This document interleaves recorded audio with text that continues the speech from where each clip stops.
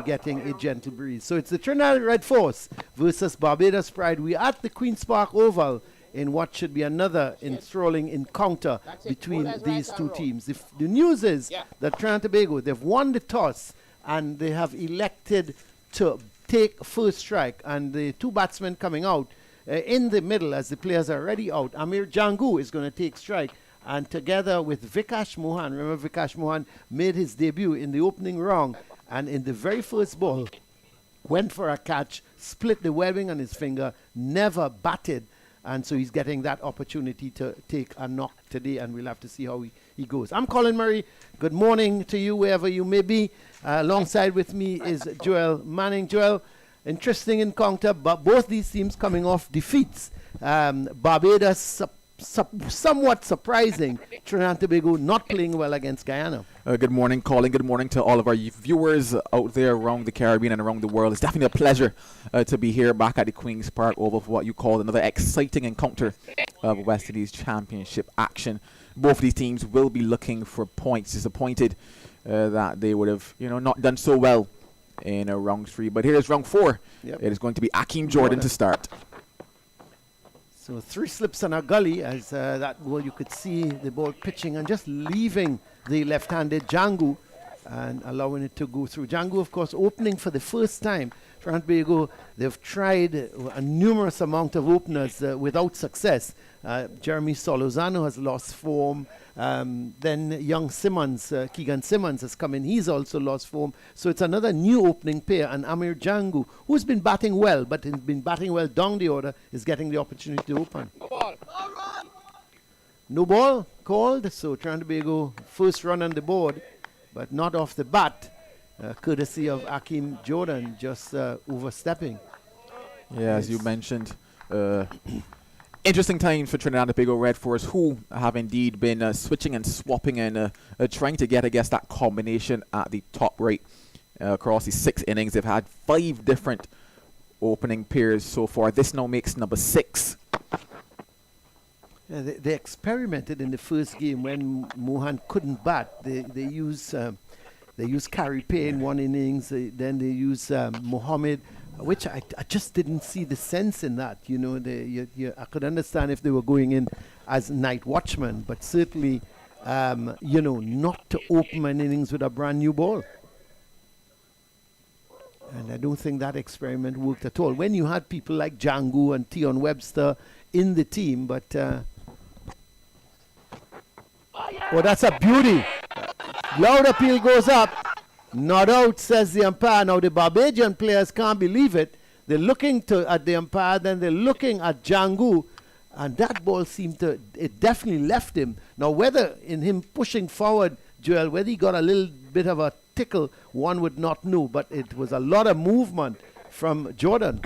Yeah, a lot of movement, and that's what we have come to expect from Akeem Jordan. He's picked up quite a few wickets so far in this West Indies Championships. Oh my goodness, that was what we call a jaffer of a delivery on that particular occasion. Just straightening somewhat and going away from the bat of Jangoo, playing inside the line. I don't think he got an edge onto that, probably bat onto pad on that particular occasion, but it was certainly worth a shout. Oh my, that was a beauty of a delivery. I tell you what, after this delivery, and this one a little wide of the off stump, and Jangoo quite happy to allow it to go through. I tell you, he would have been unlucky to get an edge. It was such a good delivery that it would have taken a really they always say top quality batsmen and batsmen of international standard, they get edges. But and no disrespect to Jangoo, it was just a fantastic delivery. And I thought he would have been unlucky if he got an edge to that one. It was such a good ball from Jordan.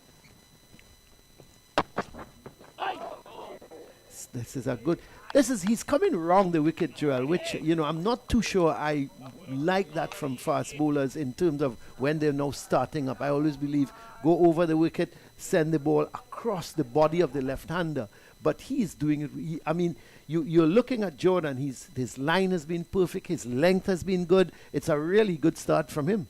Oh, absolutely fantastic start. He's not missed a beat because obviously he missed round 3, having gone across South Africa to join the Test team, back into it, and he's delivering some beauties. It's a little too wide of the off stump again, and Jangoo allowing it to go through. He's taken 12 wickets, missing that third wrong, as you rightly said, but still has 12 wickets to his name. So it's the end of the first over. Well, just the one run coming from it, which was a no ball delivered by Jordan, and Jangoo couldn't get off the mark. He really didn't get a bad delivery, nothing too short, nothing too full that he could have capitalized on it. So it's been a really good start from Jordan. I'm just looking to see who's going to operate from the Branlar Pavilion and McAllister is the man. He bowled very quick, didn't he, in the round 3 game. I thought he bent his back, got something out of the pitch, delivered some short rising deliveries at the Leeward Island batsmen that had them in problems. Yeah, John McAllister picked up four wickets in round 3 versus Leeward Islands Hurricanes. He was certainly pacey. He was certainly that X factor, you would have to say. And it'll be interesting to see how the Red Force batters go about it here in terms of this prospect. Because the interesting thing for McAllister and what he has going for him is that nobody knows him. This is his first season here at the first class level. And in terms of footage and all these other things that batters like to see, there's not much available when it comes to Jerry McAllister. So it'll be a new challenge for them here. Vikash Mohan to face his first delivery at the first class level. He would be happy with that. It's wide of the off stump, so it's the more deliveries he can leave early in his innings, getting the pace and the bounce, he would be very happy with that. No, he certainly will be. Obviously, I guess he would have obviously told himself he's a little unlucky in round number 1, having just been there for all of the first over, coming back and scoring 100 before the start of round 3 and not getting a nod there, finally getting the nod in round 4. Yeah, he did well in the trials leading up to the selection of the Trinidad and Tobago team, and he also did well in the North-South Classic. He was the only South batsman really to do very well. So you had to say that he was a little bit unlucky. And who would have thought that you're playing your first game and you split the webbing on your finger, on your thumb before you get a chance to take a knock? Oh boy. And you always say when you're making your debut, it's nice to go and feel first, get acclimatized to the whole atmosphere. This has not been a first cup, 3 deliveries bowled so far, and all wide of the off stump, too wide from McAllister. Probably trying to bowl a little too quickly, Joel? I wouldn't say that, because he's just that raw factor to him, and it is, I guess you shouldn't really say it, but you have to say it. This is what you kind of expect from him. I was having a conversation with one of the coaches, and I was saying, with Jerry McAllister, I guess that's where his X factor really is. He gives you the wide sprays around, and then all of a sudden he's bang on target. That's where your surprise is. But yeah, he happens to be just all over the shop occasionally. Another wide delivery. Well, he's just got to get closer to that. Well, he's got to get onto that off stump, make Mohan play, because Mohan obviously would be a bundle of nerves in a way, because it's his first game, first time batting for Trinidad and Tobago. He's a young man wanting to do well, and he would be happy if McAllister bowls all 6 deliveries wide of the off stump. It would certainly give him a chance to get that eye in. And I guess in terms of a coach's perspective, is it an interesting task to have to deal with somebody the likes of Jerry McAllister, because he has that pace coming behind him. Another wide delivery. He's working up a pace. You could see that ball going hard into the gloves of Dorich, but it's far too wide of that off stump. 5 deliveries that really and truly Mohan didn't even have to think, should I play or should I leave? I mean, from the time it left his hand, it was going wide, almost heading towards between wicketkeeper and first slip. That's to tell you how wide it was. And not wide enough to be signaled a wide, but certainly too wide for Mohan to even think of going after it. Well, this is his final delivery of his first over. And yet another short, wide delivery. Really and truly, you have to say a wasted first over from Jerry McAllister. All the deliveries wide of the off stump. Yes, he had some pace, but if you have pace and no direction, it makes no sense. Dorich is going to have a word with him, and obviously may have telling him, look, you got to get your line back. He could certainly take a leaf or a page out of the book of Akeem Jordan. Certainly not the first over that skipper Shane Dorich will be hoping to have there. John McAllister obviously started a lot better versus Leeward Islands Hurricanes. As I mentioned, he picked up 4 wickets in that particular encounter, but I guess I want to go back to the interesting little dynamic whereby it's a case of, do you attempt to refine him a bit more at the expense of maybe having him lose a yard or two of pace, or do you let him just keep going raw as he is? That's a good delivery again from Jordan, lifting just outside that line of the off stump, and Jangoo played it well, leaving it alone at the last minute. And yeah, the thing with McAllister, he's picked up 12 wickets already in the tournament, so he must be doing something right when he does get it right. But you just think that, you know, when you have your openers, they've won the toss, and I would have thought that they may have a little juice in the pitch to start with, that you would want him bang on target from first ball. I tell you, Hakeem Jordan is bowling really well. I can't fault him for one delivery he's bowled. He's been thereabouts. Even that delivery was just angled more into the maybe middle and leg, rather than it going away. But he's bang on target. You think is he going to get any quicker, Joel, or you think this is he's at optimum pace at the moment?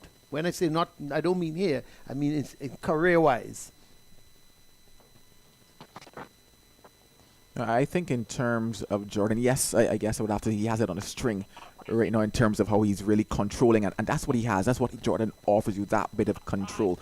In terms of whether or not he could probably get a yard or two faster, I guess maybe in terms of maybe the development, in terms of probably just getting a bit stronger maybe in that upper body. But as you realize, in terms of how he approaches crease, he's very smooth, that's very right, light on the feet. And then you realize that in terms of how his arm comes over, he's extremely controlled with it.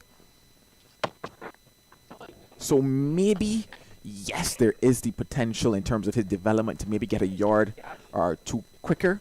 However, it's just a case of, in terms of that development, does that then cut down maybe on his ability to control and how his arm comes over, that kind of stuff, because with the chest maybe getting a bit bigger, the arms getting, you know, that kind of stuff. No, I'm no expert in terms of coaching and physio, but, you know. Yeah, I suppose where you gain in one area, you may lose in another area. But you know, he must be very much on the lips of the West Indies selectors, not only in terms of making the squad. An appeal goes up, but certainly it seemed to have come off the pad, or the thigh pad, and went back into the air to the bowler. Yeah, you know, you're talking Roach is 34 now, Shannon Gabriel, mid-30s as well. You know, I would think in the next maybe 2 years or so, they're going to be a new crop of fast bowlers led by Alzari Joseph and Jaden Seals. So they will be looking around maybe for a couple other players, and he must be one that is going to be highly considered. The thing is, I would just like to see maybe a yard or two more of pace. But it's the end of the over from Jordan. Yet another maiden over. So 3 overs have now been bowled, and the only run on the board has been a no ball. So both batsmen yet to get off the mark. Jangoo, he's faced 13 deliveries, and Mohan, he's faced 6. Certainly Jordan is an interesting prospect, and one that I do believe will be considered as we head in to, obviously, I want to say losing, but obviously changing the guard in terms of the fast bowlers that we have right now at the top. In terms of whether or not he needs that extra yard of pace, I'm not sure if I would say need, but it would certainly be desirable to have as well. But I think that I'm thoroughly impressed with how he's really gone about his work across this first class season. I know you mentioned the how he decided to go around the wicket to the left-handers. I'll get back to it after this. Well, McAllister is totally out of control at the moment. He's working up a pace, but again, pace without direction is really no pace at all. No, certainly wasted. Sorry, you were making the point, Joel? Yeah, no, and especially, I guess, for Hakeem Jordan, I really believe he's a very thinking cricketer as well, because in terms of watching how he's gone about his work, especially to the left-handers, I think back to the game against Jamaica and how he got Kirk McKenzie and just getting that ball to angle in and just leave nicely. He really has perfected that skill. Well, that's much better from McAllister. Finally gets a delivery on target, and Mohan is in defense. Yeah, I mean, I'm looking at him, and I think he's doing a wonderful job, because you're right, he's getting that ball to angle in, and then on pitching, it leaves the left-hander. You know, I just sometimes I feel it's good to start over the wicket, and get it to leave him, get it across his body. And, if it doesn't work for you after a few balls, then you go around the wicket. But I always believe and left-handers tend to like bowlers coming around the wicket. Because when you're coming as a left-hander, when you're coming over the wicket, you gotta open up a little slightly because of the angle of the bowler. So it's interesting but he's developed that. Oh, naughty from Mohan was short, but he couldn't. You could see him be a little bit tempted because that was a little shorter and a little closer to him. But still, he's got to be careful because there's 3 slips and a gully in position. If he doesn't get it right, could certainly fly to one of them. Yeah, you're looking at him though, and he's got it right. He's round the wicket. He's got his line right. He's getting the movement away from Jangoo, and he's not really delivered a bad ball to Jangoo. He's not given him the room outside the off stump. He's not gone short. It's been a good couple of overs from him. That's gone down the boundary. I thought the man at gully had got his hands onto it, but there was Mohan. So he's off the mark. Pushing at a delivery full outside the line of the off stump, got a thick outside edge, and it flew between third slip and gully down to the boundary for 4. Yeah, that was certainly make Vikash Mohan feel good. He wasn't totally in control of it, that one flying off the edge, pushing at it.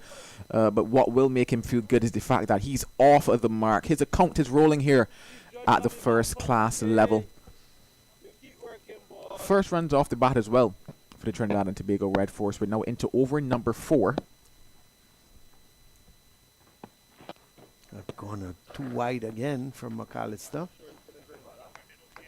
Just hasn't. I don't. You're looking at. You talk about him being raw, and he is, but it's just. He just needs to get a little closer in terms of when he delivers, a little closer to the stumps.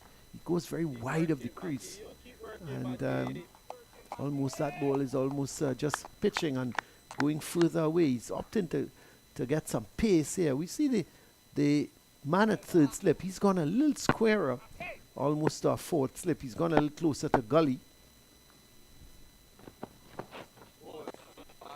Another delivery outside the off stump. So the end of the over, just 4 runs coming from it. So Mohan is off the mark with that boundary. Jangoo yet to get his account going, and after 4 overs, it's 5 without loss. If you're now joining us, Trinidad and Tobago Red Force, they won the toss and opted to bat first. Just to run through those teams very quickly. Darren Bravo captain, Vikash Mohan, Amir Jangoo, Jason Mohammed, Imran Khan, Jade Gooley, Tion Webster, Joshua De Silva, Brian Charles, Anderson Phillip, and Kar Pierre. That's the 11 playing today for the Red Force. 12th and 13th, Uthman Mohammed and Kamil Puran. For the Barbados Pride, a couple changes there. Shane Dorich captain, Jonathan Drakes, Shem Holder, Akeem Jordan, Jar McAllister, Zachary McCaskey, Shane Mosley, Rashawn Primus, he comes in today. Jamel Warrican, he's in as well. Kevin Wickham and a debutant in Rashawn Worrell. So out today, Kamari Boyce and Dominic Drake. So those are the 11s playing today in round number 4 for the Pride and for the Red Force. A couple guys getting their first outing of this first class season. So it certainly should be an interesting prospect here. Both teams looking for points, not the position in table that they would like. So all to play for on these 4 days of cricket at the Queen's Park Oval. Here's Jordan is coming in with his third over. This time it's too wide of the off stump. You can see him actually getting that ball to leave very early, which is very much unlike him. So it left, from the time it left his hand, it was leaving the left-handed Jangoo, and he had absolutely no problem in letting that go through to wicketkeeper Dorich. It'll be interesting to learn what Akeem Jordan was able to gather from his experience heading off to South Africa with the West Indies team. That's better. Jangoo very patient. Jangoo is, it would be very interesting to know, because both himself and Athenaeus, they went down there just to learn, because neither of them, who I thought should have got a game at least, and that's the problem you see Joel, when you play 2 test matches, you don't have enough time. Had there been 3 test matches or even a 5 test series, you would certainly one of them would have made their debut. But when you play 2 test matches, you'll have to think that the selectors may have felt that it would have been unfair to, after just 1 test, to drop either a fast bowler or one of the batsmen. But I certainly think both Athanaze and Jordan deserved some sort of recognition to get a game. Certainly, you would have expected, hopefully, that if it were a longer series, that one of them at least could have gone in there and tested their skills, because we're seeing their skills at the first class level, but we want to know how does that match up now at the higher level. It would be nice to see that. Loud appeal going up, seemed to have clipped the pad on the way through. No real appeal from Dorich and anybody behind the wicket in terms of the slips or gully. Jordan was the only one who put his hand up, and you could see him just asking the umpire rather than him thinking definitely that Jangoo got a little bit of a touch. I was about to make the point as well that Jangoo, very patient so far. He tends to like to play shots. He's not one to stick around and prod and push. He's a no-nonsense kind of batsman. That's well left again. That was very close to the off stump. And Hakeem Jordan he's looking back at Jangoo as if to say, well, oh boy, that shaved your off stump. But you have to give Jangoo credit. He knew exactly where his off stump was, and he allowed it to go through. Yeah, it's interesting here for Jangoo as well, who was actually batting down at number 7 in the game so far in this first class tournament. So a different proposition, a different task for him coming up top, having to face that new ball. Yes, we know he's been at the top before,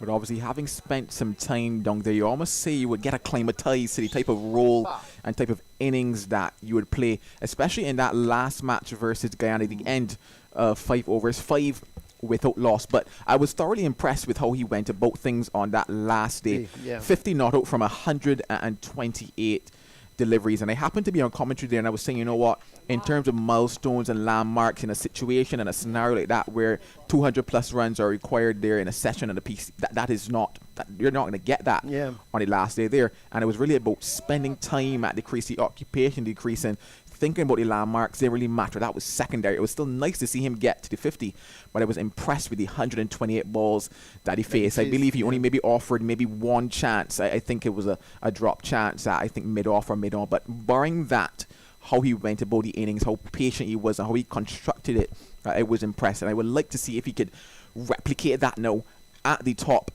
of the order. Yes, there's a bit more movement on offer at the top. Probably have to be a little more patient.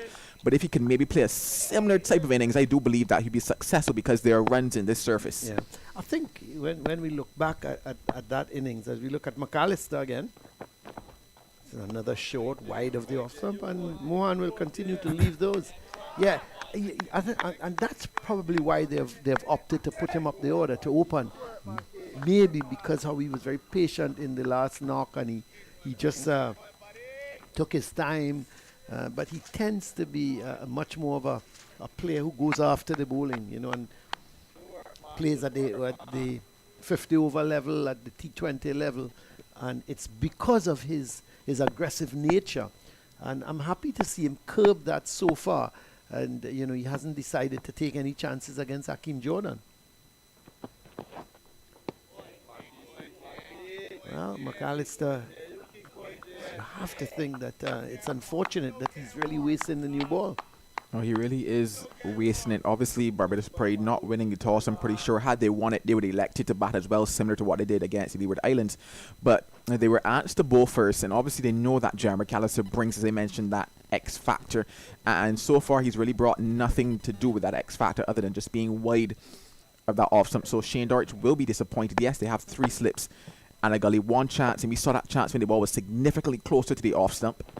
I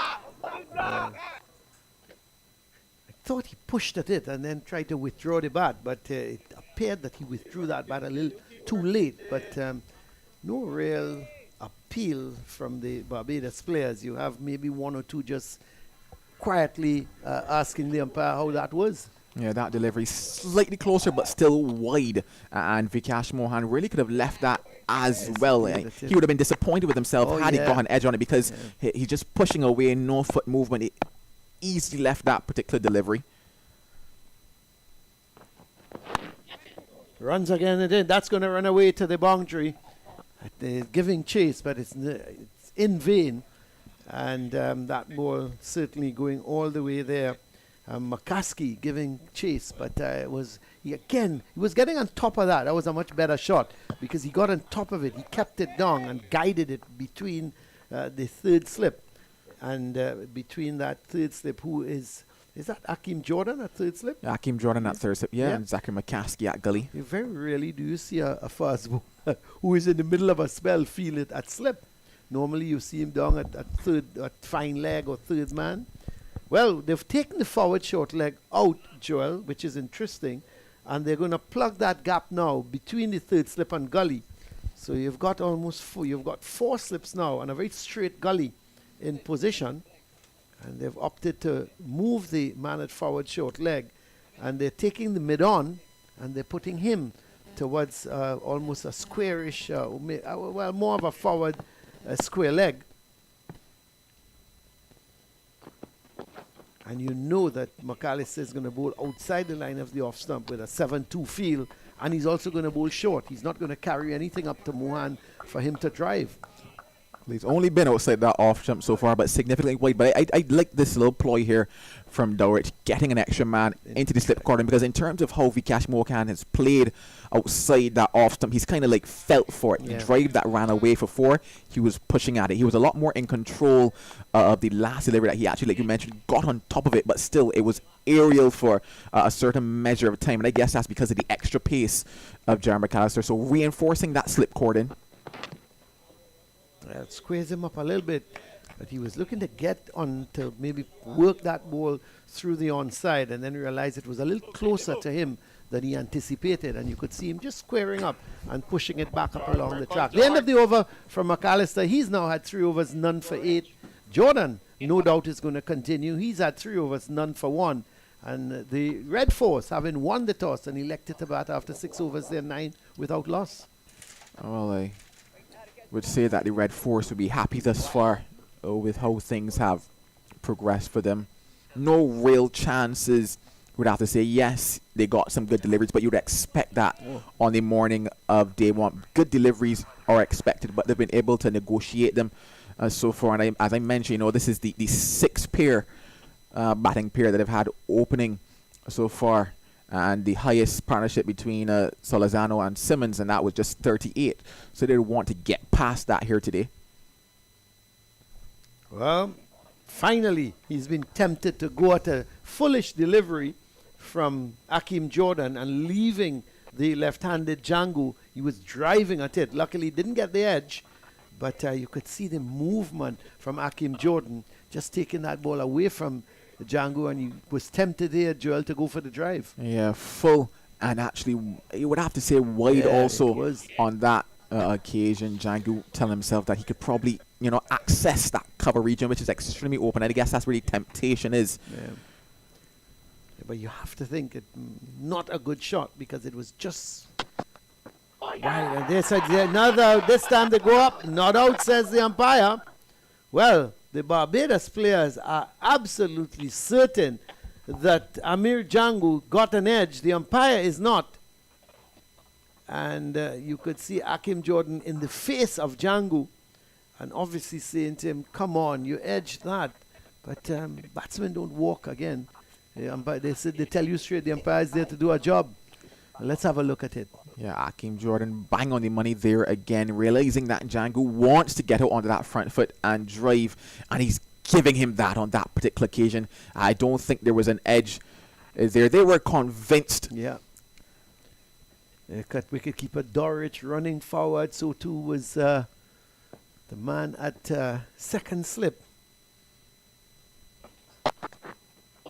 He's leaving that delivery. Seemed to have just straightened on Jangoo more than anything else, rather than leaving him and taken by the keeper. Yeah, that's what Akeem Jordan offers you in terms of keeping the batters thinking. 2 deliveries full and going away. This particular delivery just a bit, I would say, fractionally short in terms of length, but holding its line and coming back to Jangoo. So he's cognizant of the fact that Jordan can also bring it back towards those pads, and I guess that's what's going to keep him playing at delivery and possibly bringing about that edge that they're looking for. 3 slips in the gully now waiting. Still, Jangoo can't get off the mark. A good delivery again, carrying it up to him, but not half volley length. And Jangoo could only defend. You could see him just maybe trying to open the face and get it between gully and point, but unable to do that. And in a case like this, Joel, Mohan has to be on the alert, looking for the single, because Jangoo obviously starting to feel the pressure. He's not off the mark. He's facing the 4th over from Jordan. You have to look for the single. You got to get him away from the strike, because sooner or later he's going to play an individual shot. It's much better. He allows that to go through. And when you're not off the mark for 4 overs, you suddenly you play shots, or you try to get after deliveries that not there. And I think you talked about so many times in the last round about shot selection, and Jangoo is so far he's been only tempted once. He was driving at a ball outside the off stump, but other than that, it's been very patient. He's been very measured. But sooner or later, you just have the feeling that he's going to go after one that is not there to go after. Oh, that's it. He gets the edge and bounces just in. Finally, he gets the edge, and luckily for Jangoo, it drops just in front of the man at first slip. And who is that at first slip? Is it Jonathan Drakes, I make it. Yes, it is Jonathan Drakes at first slip. So it dropped just in front of him. So when he does get the edge, it drops before him. Let's have a look at it. Certainly a fantastic delivery there by Akeem Jordan, just coming just outside of that off stump. Jangoo forced to play on that particular occasion. The ball leaving him and just dying before it gets to Drakes at first slip. Hands go into the air, and Jangoo survives another Akeem Jordan over. The end of 7, 9 without loss. I want to say something here, Colin, and it goes to what you're talking about, Jangoo potentially playing that rash shot, that loose shot, because of the, in inverted commas, pressure that is building up. Because we look at it, we say 4 days, in theory, there is no pressure, because there is time to bat, there are overs to be bowled, so in theory, there is no pressure, but batters put the pressure in their head. And I was talking to Riyad Emrit, who would have been the assistant coach in the first one and the coach in the last one, not here today, but he said when I was doing an interview with him, the team that is more patient over the 4 days is the team that will come out on top of this encounter. And I'm going to see how that plays out here for these two sides. We talked about the fact that they have batters that like to get after the ball. So who is more patient? Yes, they go through for the quick turn. That's what that's it. That's what you're looking at. And I think the two batsmen were having a chat in the middle after that over. And I'm absolutely certain they would have been talking about, look, we got to rotate the strike. I've been taking McAllister all the time. You've been taking Jordan. I'm going to look for the single. Let's get it quick. There was some hesitation, but you could see Mohan playing for that single. And you know, going back to that little discussion, Joel, even though you're playing 4 days and you know a batsman knows, well, I've got enough time, I can play myself in, I can bat all day and make 100, it doesn't matter. Just the psychological effect of you being a note for 4 overs, it must take its to bat. It's a short, he struck somewhere, is it on the, he struck somewhere on the chest, is it? Or I was thought for one moment it was the arm, but it appears that it's somewhere to the side of the chest, somewhere near the rib cage. Let's have a look at it, Joel, exactly where he's hit.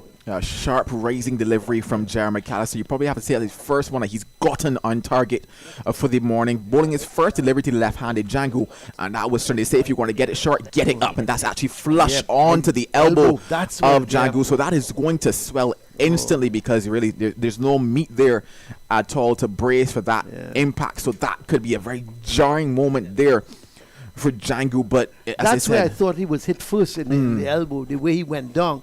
But then when he swung, I thought maybe could that be chest or something like that. But it's flush on the elbow, and you're right. There's no protection there, is it? No fat.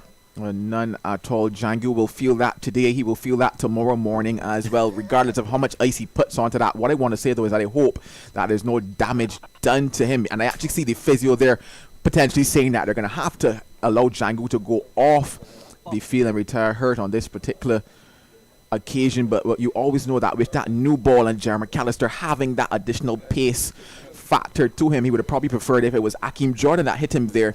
Probably not have done as much damage, but yeah, you could certainly see it in the face there of Jangoo. That is going to hurt. That is one of those ones that will leave a mark on him. And I really do hope that there's no permanent damage. Well, I think he's coming off. I think he's coming off, which is a blow for Trinidad and Tobago, because certainly you would have thought that these two were just about weathering the storm. Because we are in over number 8, and yes, he's coming off. He's definitely coming off. So that's a bad blow, and it was the first ball. Now, it was the first ball he was facing from McAllister. Different pace, than Jordan, and he may have felt that he would have been able to swing this ball down to somewhere backward of square. Yeah, that one certainly got onto him a lot faster than he expected, and once again it tells you about the extra yards that Jeremy McAllister has and what that extra pace can do as well, and hence why we're questioning, what could Akeem Jordan be if he could maybe get, just a couple more coming on to his bowling, probably being able to surprise maybe a batter with something just a length shorter than always having to go up full and look for those edges. But on that particular occasion, Jeremy McAllister just slamming into the arm of Jangoo, and you could see it in his face instantly there. So we really hope that Jangoo is able to obviously come back and bat at some point. Let's hope so. But the skipper is making his way out, Darren Bravo, and Michael on the back of his shirt. But number 46, and he'll be hoping to get much more than 46 today. He's been in good form, has Darren Bravo. You look at his, he's already scored 371 runs from 6 innings, 200s and 150. So he is in some really fine form, averaging 74 at the moment. But this is going to be a different type of innings he will have to play. He must have felt he would have been able to sit more than an hour in the pavilion just looking at the bowling. But he's come out here because of the injury to Amir Jangoo. And it's going to be interesting. We see for McAllister, the 3 slips and the gully. There's a leg gully, a forward short leg. So 6 men around the bat for Bravo. There's no one at cover. There's a mid-off, a wideish mid-on, and then there's a fine leg. So a 5-4 field for McAllister, as Darren Bravo just about taking strike here. And that's short, not well lined outside the line of the leg stump, and Bravo just gets inside of it. Yeah, I definitely knew that it was going to be short in terms of the tactics that would be here employed to Darren Bravo. He's a batter that you really want to get under his feathers very quickly, because you know if he settles, if he gets set, what he can do. You mentioned the fact that he had those 200s. One was not out, got 95 in his second innings of round 3. So you know that he is certainly going to be the key to how Trinidad and Tobago Red First go about setting up this innings. So if you can unsettle Darren Bravo very early, take the wicket, what could the prospects be? Yorker length, and it goes through that mid-wicket region. It's going to just a single in it, but a good delivery. It was a Yorker length. He had to come down on it quickly, and he did that well. Got it out towards vacant mid-wicket, and they were able to pick up a single. So he's off the mark with that single. 11 without loss. Yeah, that was a brilliant follow-up delivery, you would have to say, from Jeremy McAllister. And I guess he's been a lot more settled and easy bowling across to the left-handers. He's really lined it up well at them. So it's now to see if he can just do something similar in terms of the right-handed batter coming over the wicket. Can he just get it to start a bit straighter? We saw that Vikash Mohan wants to get out there and drive. Oh, you see. nibbling at that. No real appeal from anybody behind the stumps. McAllister just turned to umpire, is that umpire Gustav, and just asked the question. But there was no real support from anybody else. But again, Mohan, he's standing there, Joel, and just hanging the bat. He's got to get those feet moving, get across. And once you line it up, you can. Bravo is going to have a word with him, obviously saying to him that there are 4 slips in a gully. You've got to be careful how you're pushing at that delivery. But again, that a little closer to the off stump, still probably not as well lined. Again, he's opening the face, and there's protection there now because it went straight to McCaskey at that gully position, and there is no run. So the end of the over for McAllister. He's now completed 4 overs, none for 10. Jordan, on the other hand, he's had 4 overs, none for 1, and is going to continue to bowl to a left-hander. So he's going to be bowling to Darren Bravo. So this is going to be another very interesting matchup. Don't think Jordan is going to be short. When I say short, like McAllister, he's not going to look to attack Bravo with short deliveries somewhere around the rib cage. He's going to look to take it up to him, move it away, and try and tempt that. We know Darren Bravo loves to drive, loves to get onto that front foot. And he's probably going to try and tempt him into driving, and with that ball just leaving him. Oh, he certainly will. 3 slips and a gully waiting. Cover is open, an area that we've seen Darren Bravo exploit time and time again. But an interesting matchup and an interesting battle on our hands here at the Queen's Park Oval. Here's Jordan. Immediately, Bravo is off the mark, getting that ball down towards sorry, not off the mark, but first run off the bat off of Jordan. And it's now 12 without loss, so Bravo is on to 2. Now this is the contest that I want to see in terms of Vikash Mohan wanting to get out there and drive. How will he now approach Akeem Jordan, who is really and truly there and thereabouts when it comes to that line and length that he might probably tell himself that he can actually stride out and drive. And I was just waiting to see when it would happen. This is the first delivery that he's going to face from Akeem Jordan. What will Akeem Jordan give him? 3 slips in a gully as well, waiting. He should be able to move this ball both ways to Mohan, probably getting it to duck back at the right-hander. And there he opens the face of the bat, does Mohan. He was thinking of the second. Bravo was not interested.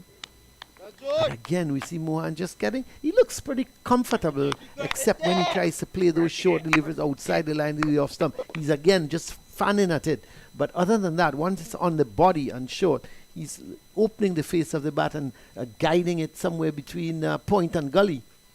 Yeah, I just almost have to remind myself that in technicality, this is still his first class match. Yeah. You know, and it's a case of, well, you still have those nerves about you, things in the back of your mind, like, maybe I should have played the match before, but I didn't get to. I am here now. You just want to get in, get settled. He's not totally looked settled yet, but I guess slowly but surely he's getting there, Vikash Mohan. And driving in there, but just away from the man at that short cover position. And we knew Darren Bravo is going to get onto the front foot, looking to drive. He wasn't to the pitch, so it was airborne.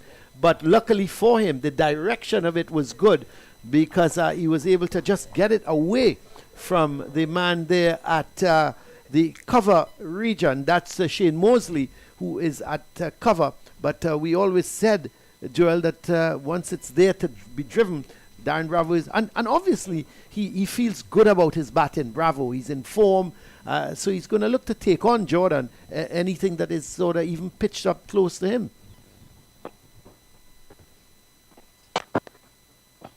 It's a little too wide of the off stump.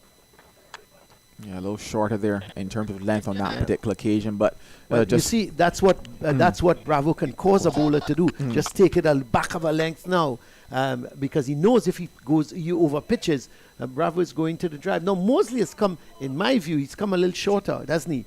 But he's just walking back. I think he's gone more towards cover than a straightish extra cover with after that shot from Bravo.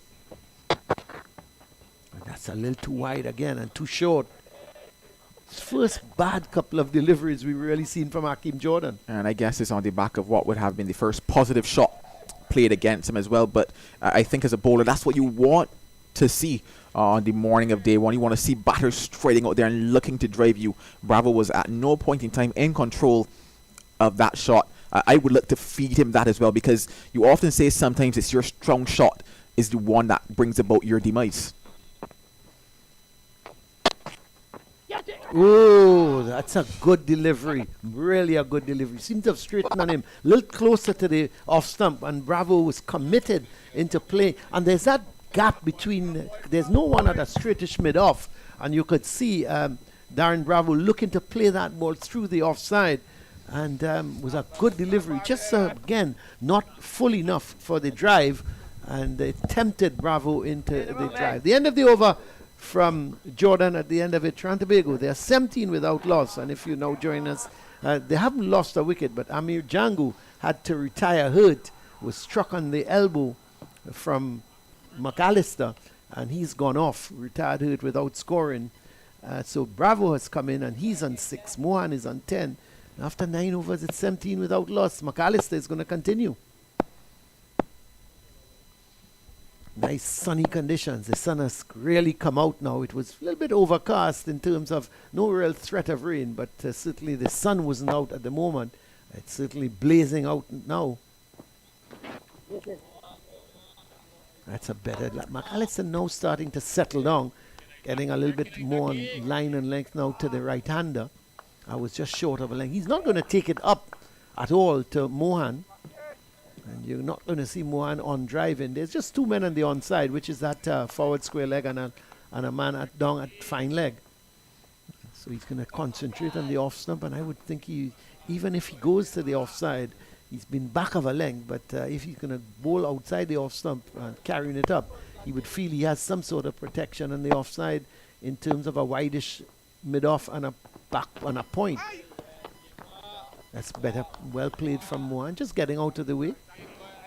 Easily under that one there was Mohan. Jerry McAllister, no, I guess getting in to gear, getting into stride, getting a lot more deliveries in the type of channels and areas that he would like to, and probably that his skipper would like him to. But I just think with Mohan probably just camping out on the back foot, if he could just maybe get that ball coming a bit fuller to Mohan, he could be in business here. Mohan obviously knowing that majority of these deliveries will be pitched back of a length, just up to go with the different tactic and get that ball a little fuller. Jerry McAllister. Another short. That was quick and more head height. And Mohan again doing the right thing and just getting out of the way. Yeah, this is easy pickings, you would have to say, for Mohan. No trouble in navigating these deliveries, and hence why I just would hope that Jerry McAllister would opt to go a bit fuller. We saw when he was bowling to the left-handed batters, yes, the deliveries were, I guess, short as well, but they were a touch fuller than what he's been bowling to Vihash Mohan, and it forced Jangoo to play at it, hit him in the elbow. And there as well was talking about the fact that Vikas Mohan is camping on that back foot, not really looking to get a stride out to delivery on that particular occasion. That ball actually rushing Vikas Mohan, so you would have to say the ball played him instead of him playing the ball, and I guess that is a lot better there from Jerry McAllister. If he can be there and thereabouts a little more often, things could look a little different for him.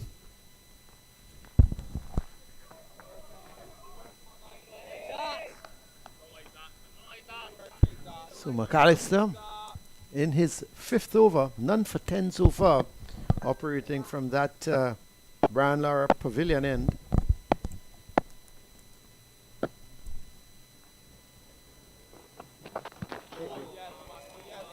Better line, just angled into the right-hander Mohan. It's comfortable once the ball is that short and he's able to get on top of it. I love this, man. I love this, man. You boy your balls, man. Yeah, hearing that encouragement coming there from Kevin Wickham. They all know that it's still early days for Vikash Mohan. 10 from 28.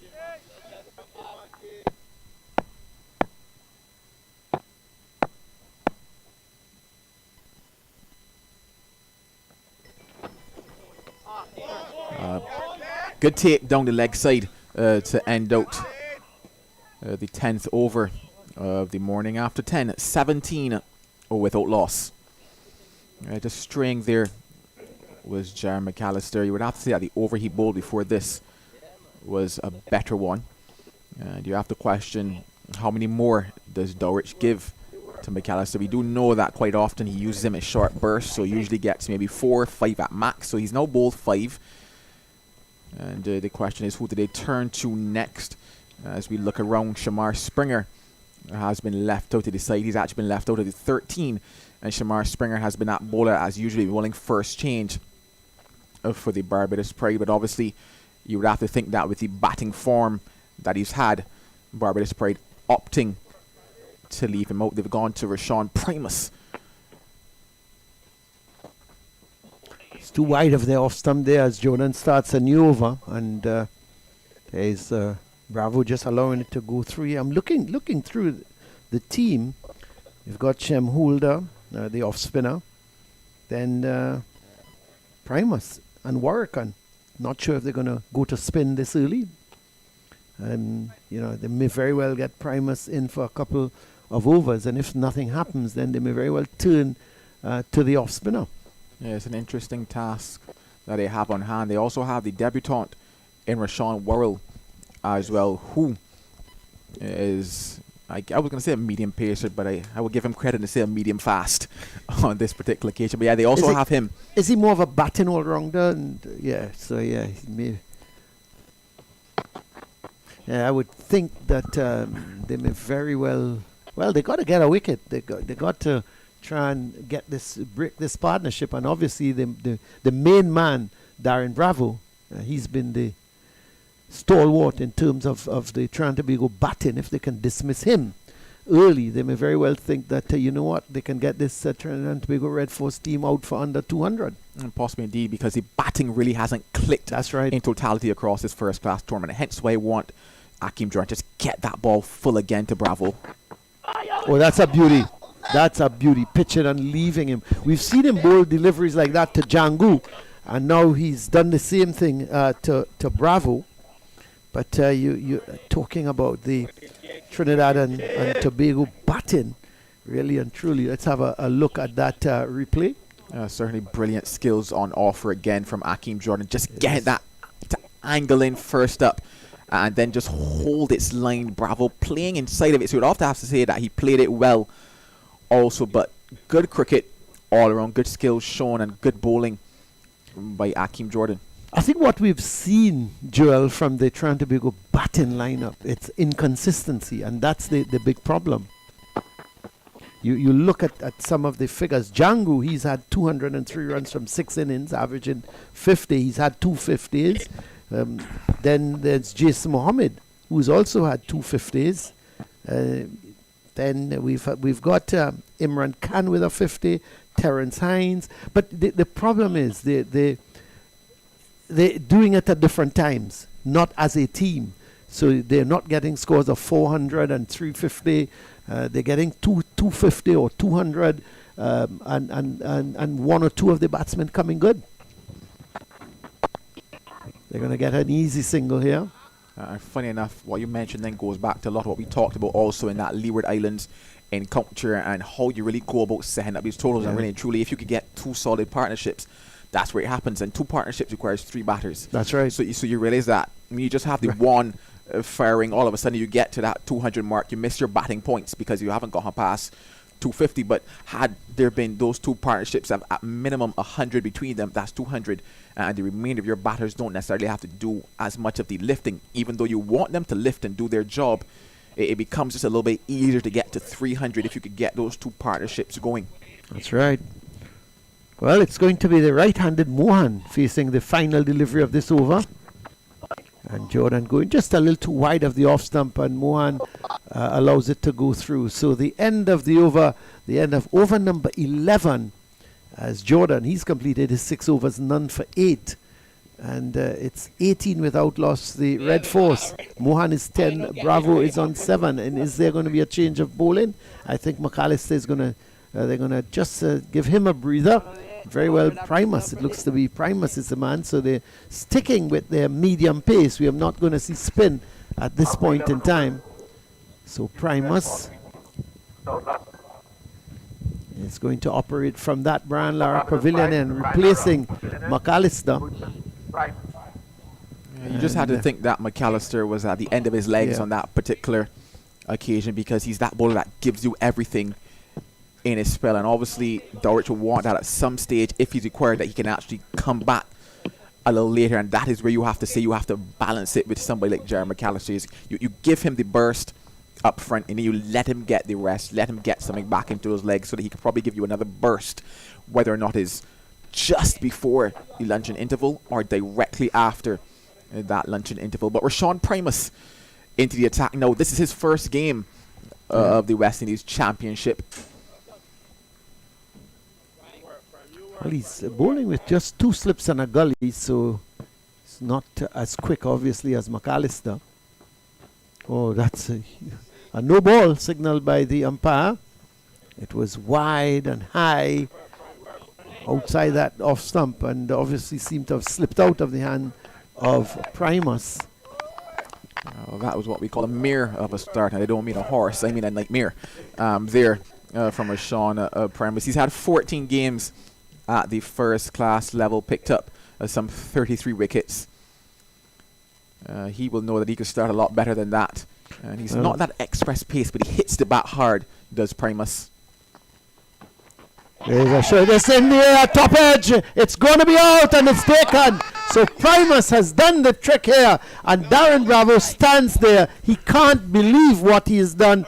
It was a short delivery. He was looking to hook. He did hook, but he got a top edge, and Worrell, who is down at the fine leg position, just had to run in, take a couple steps, and came up with a easy, comfortable catch. And Darren Bravo goes back to the pavilion, a very, very disappointed man. And you know, you could see him. It was a nothing ball really from Primus. Let's have a look, Joel.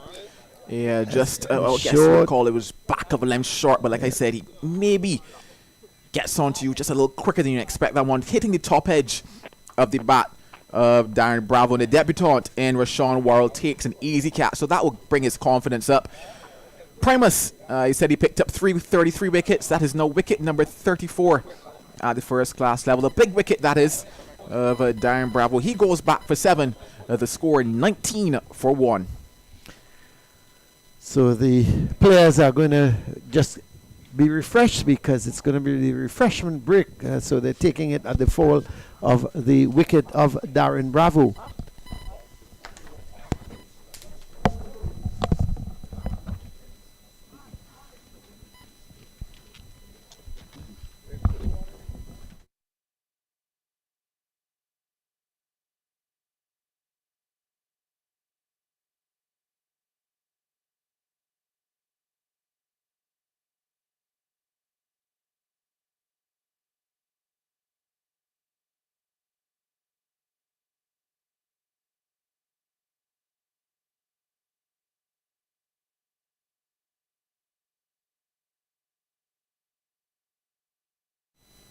And really and truly, you have to think that Bravo looked very, very disappointed as he makes his way back to the pavilion.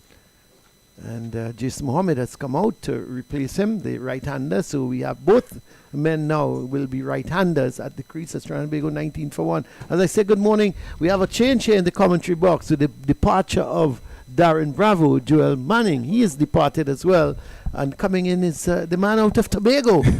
Marcus Daniel is coming into the commentary position. Marcus, good morning to you. Yes, obviously good morning to you, and of course good morning to the viewers of this live stream here at the Queen's Park Oval. You had a good flight. I know you're coming all the way from Tobago, People can't get flights, and you get. How do you get a flight to Tobago? Can you advise me? I booked last week. Oh, last week. Oh, you had to book a week before. Yes, I hear you. I'm trying not to miss the flight as well. You can't book a week before Easter, though. You're in trouble. You gotta book months before if you're trying to get to Tobago for Easter. Try standby. I know how standby goes. Standby?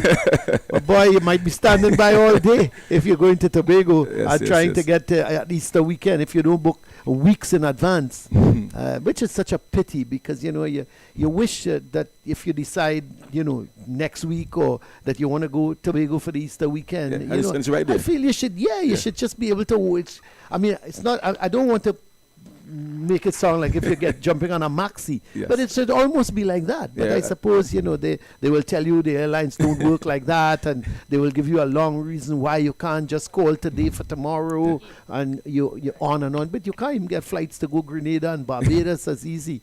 But anyway, that's we're not here for that, Marcus. We're here to discuss the Red Force losing that first wicket of Darren Bravo. He looked very disappointed. Obviously, it was a delivery you would think 99 out of 100 times Darren Bravo would have been able to put that over the deep backward square leg position. He got a top edge and was caught at fine leg. Yeah, and I mean, considering the form Bravo has been in this season, I mean, he has to be disappointed with the way he got out there. As you mentioned before, nothing delivery. I think one in which he could have actually left or applied more control to it. And the captain of the team, 200s already this season, missed out on the third last game. And disappointing to get out so early this time around. Well, this is a good shot from Jason Mohammed, who faces his first delivery, and he's going to pick up a couple runs. Delivery from Primus, full in length, angled into the right-handed Mohammed, and he was able to work that ball nicely through the mid-wicket, so that would make him feel comfortable. What Joel was saying before you came on air, Marcus, he was talking about Primus being a little bit deceptive in terms of the ball tends to come onto you quicker than you anticipate. He runs up very leisurely. You look at him, you see his run up. He's not bursting with energy. He's just running up very leisurely, and then delivers. And what he was saying, Joel, maybe he feels that the ball comes onto the bat much quicker than you anticipate, and that could have probably happened to Darren Bravo. Yeah, and he's when you call what you will call balls a heavy ball. That's Russian Primus. Yeah, had the opportunity to see him some years ago down at the Beach T20 League from a very short run up, and he had. I mean, he's a strong boy. The pace that he was bowling from a very short run up, very deceptive, and any batsman wouldn't want to face a bowler such as Russian Primus.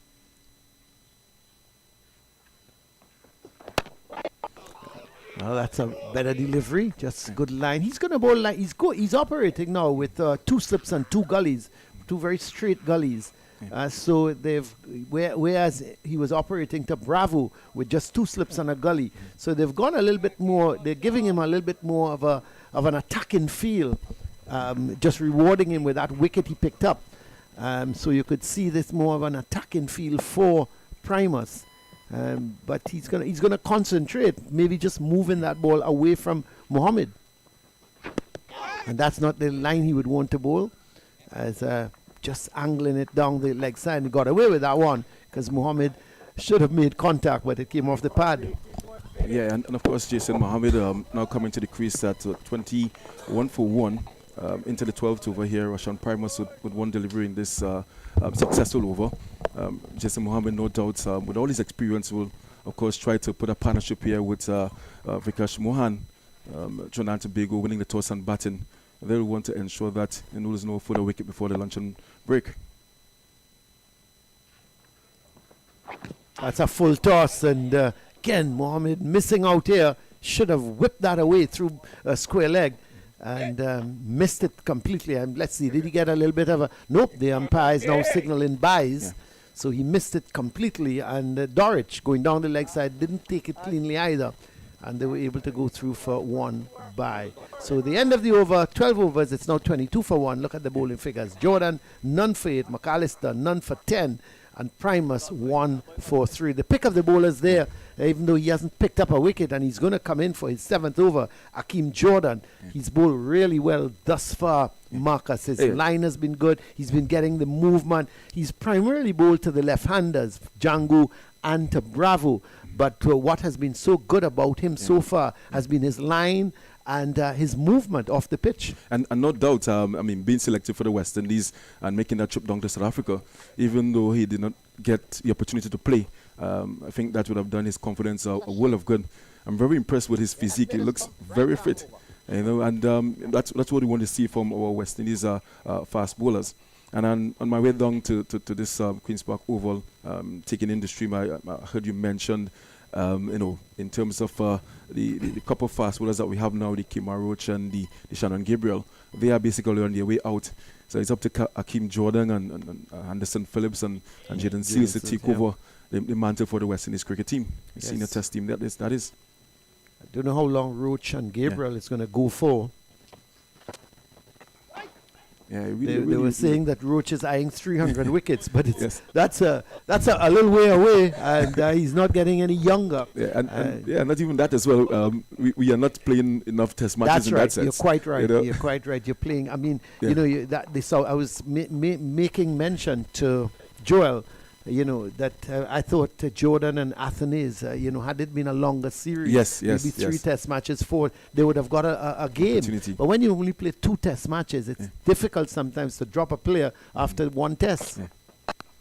And so, I'm certain if there was a 3rd test, Athenaeus might have got a look in, and so might Jordan. Yeah, and of course, he's looking to add to his 12 wickets already taken this season.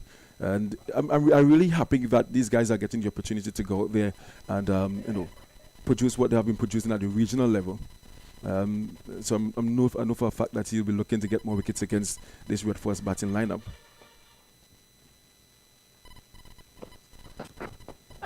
That's not well lined, but angling it into the right-handed Mohammed. And then one thing has been very impressive with his length and his lines as well.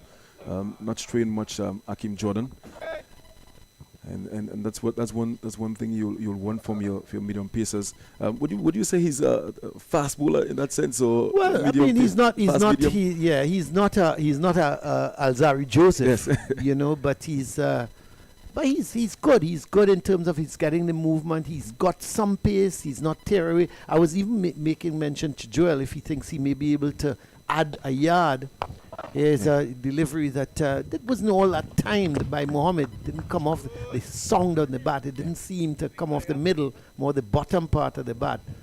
Yeah. And the thing about it, you look at him and you would think, if he can just add maybe a yard, to his pace, he would be a little bit more of a handful, because he is moving the ball. He tends to move it both ways and gets movement off the pitch. Yeah. Very windy out there, as you can see. The batsman, Jason Mohammed, taking cover there from the dust of the strips there. So I'm not sure who was it there, lost his hat. But yeah, good length. He's hitting the back of the length, a line there, relying on a bit of a sideways movement. But Jason Mohammed really equal to the task thus far. But I mean, you look at Kemar Roach, for example. When he started, Kemar Roach was quick. Yeah, but very skiddy as well. But since then, he had the injury problem.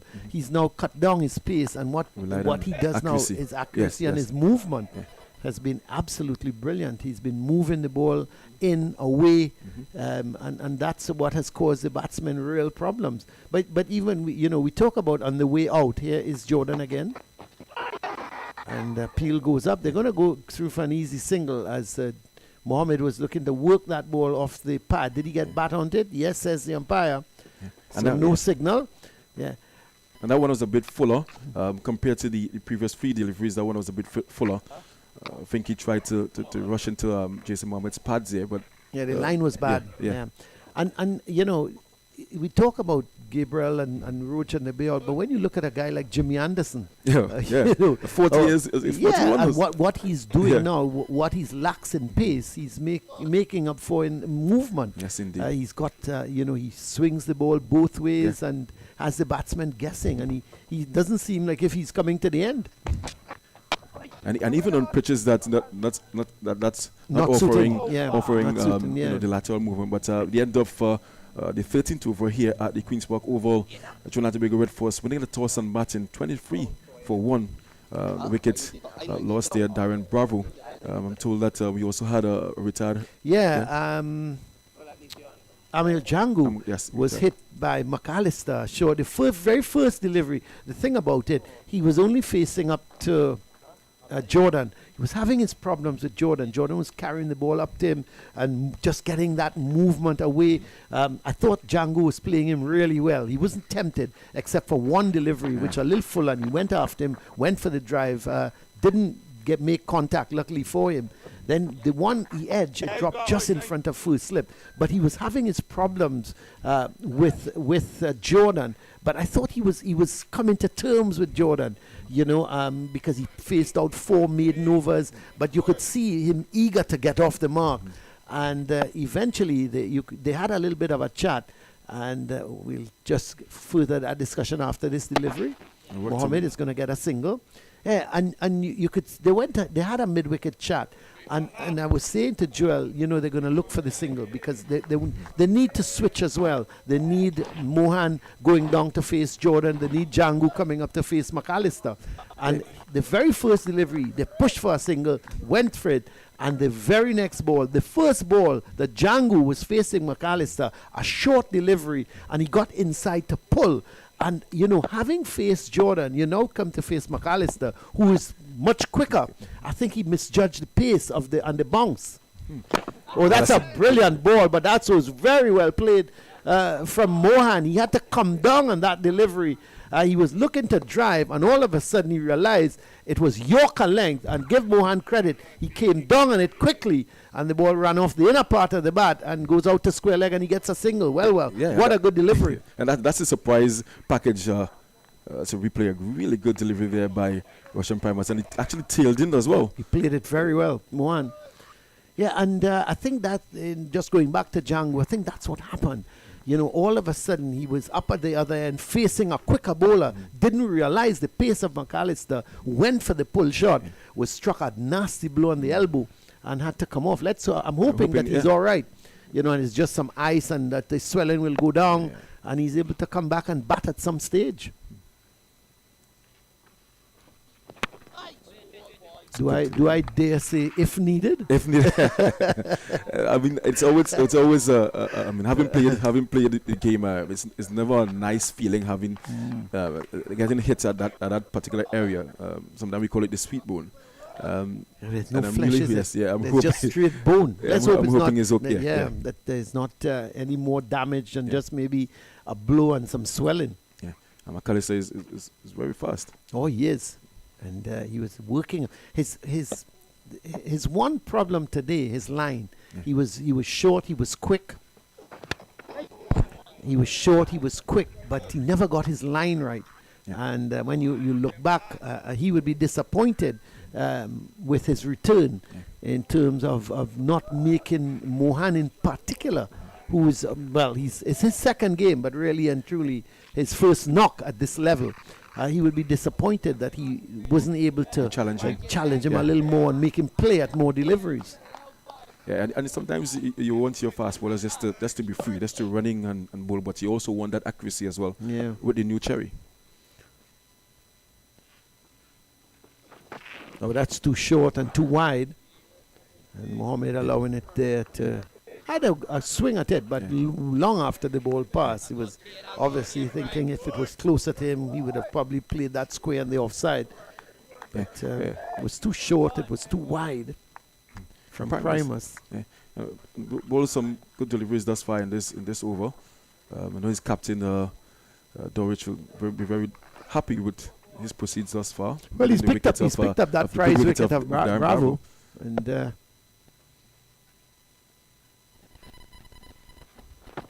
Oh, that's the shot that Mohammed was playing, shadowing just now. This time it was a little closer to him, and it was too short.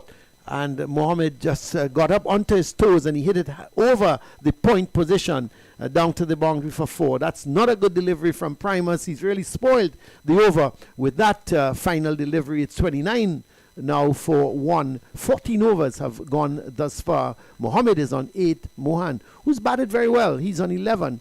Yeah, that delivery got what he deserved. Short ball, sat up outside the off stump, and Mohammed, of course, obliging hitting that to the boundary before. 29 for 1 after 14 overs. Winning the toss and batting, you think that Trinidad and Tobago team are very happy with this particular position? Well, they would be. I mean, they've lost the wicket of Bravo, which obviously is not the wicket they would have wanted to lose.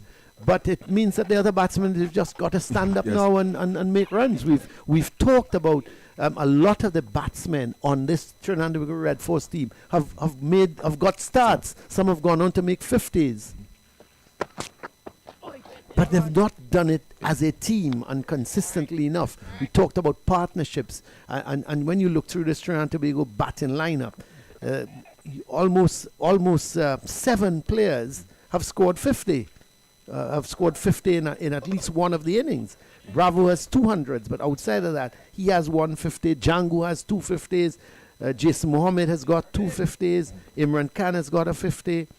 Tion Webster, he's got 250s. So it tells me that these guys can bat for long. This is one of his favorite shots, Mohan. He scored basically most of his runs in that area, somewhere backward of point. He just tends at the last minute to open the face of the bat, and he guided that one away from the so much so they've put 2 gullies in place, but he's able to get it away from the second gully down to the boundary for 4. That's 4 good runs for Mohan. Yeah, that's not a short delivery there. Not as short as in the previous over where Jason Mohammed got the boundary, but this one very close to Mohan and as well controlled, I must say, there. And he picked up 4 lovely runs there. So he moves on now to 15 from 34 balls. So he has a really good start here, which I think he should be able to carry on. Right behind this one this time. This different type of delivery, just angling it into him this time, but the line wasn't good. Yeah, a good into his 8th over here, Akeem Jordan. I mentioned how physically fit he looks, looking like an international bowler. Yes, I would just like to see him, if possible, if he can add a yard onto his pace. But again, what you lack in pace, you make up for in movement, swing, getting the ball to hit the seam on the pitch and move away. That's well played from Mohan. He looks solid now. He seems to have got over whatever tension he had, whatever nerves he has. He's been out there for over an hour now, an hour coming up to an hour and a quarter.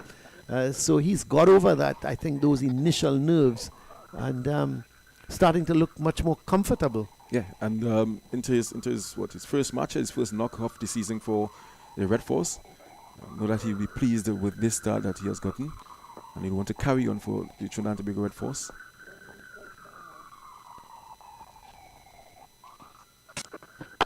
A lovely drive, straight to the guy in short cover there. The score remains on 33 for 1. Mohan 15 and Mohammed on 8. They want to get a partnership here for the Red Force, having lost the captain, Darren Bravo. There's a sprinkling of spectators in today.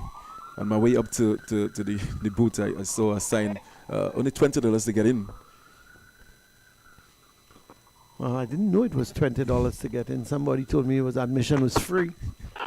Well, here is Mohan just coming across outside the line of the off-stump and working that delivery, so just angled back into him. Got a lot of bat onto it and goes down to fine leg. So the end of the over from Jordan.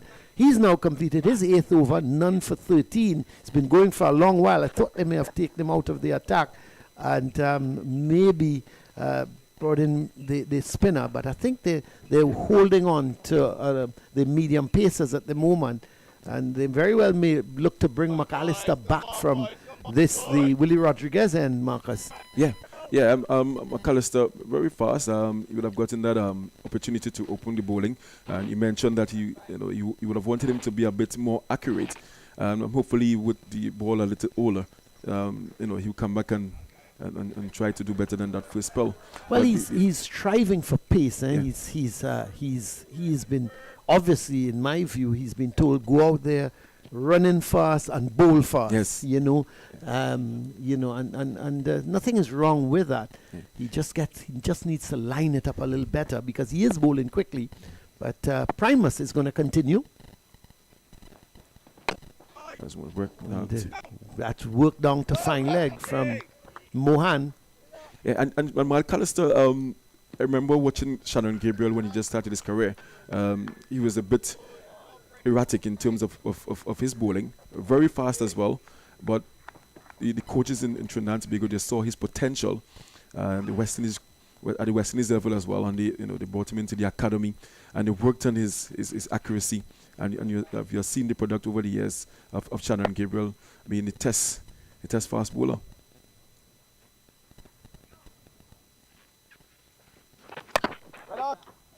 Cutting into the ground. He would be disappointed he missed out on that because it was short and Mohammed was getting in position. Now they've relaxed the field a little bit. There's not just the 2 slips and a gully. There's a backward point, cover mid off.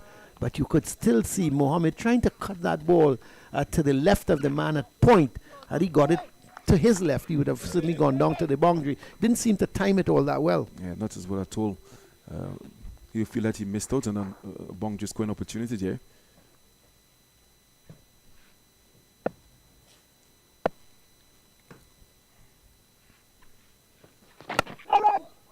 Right behind that one, tucking it to mid-wicket, Mohammed.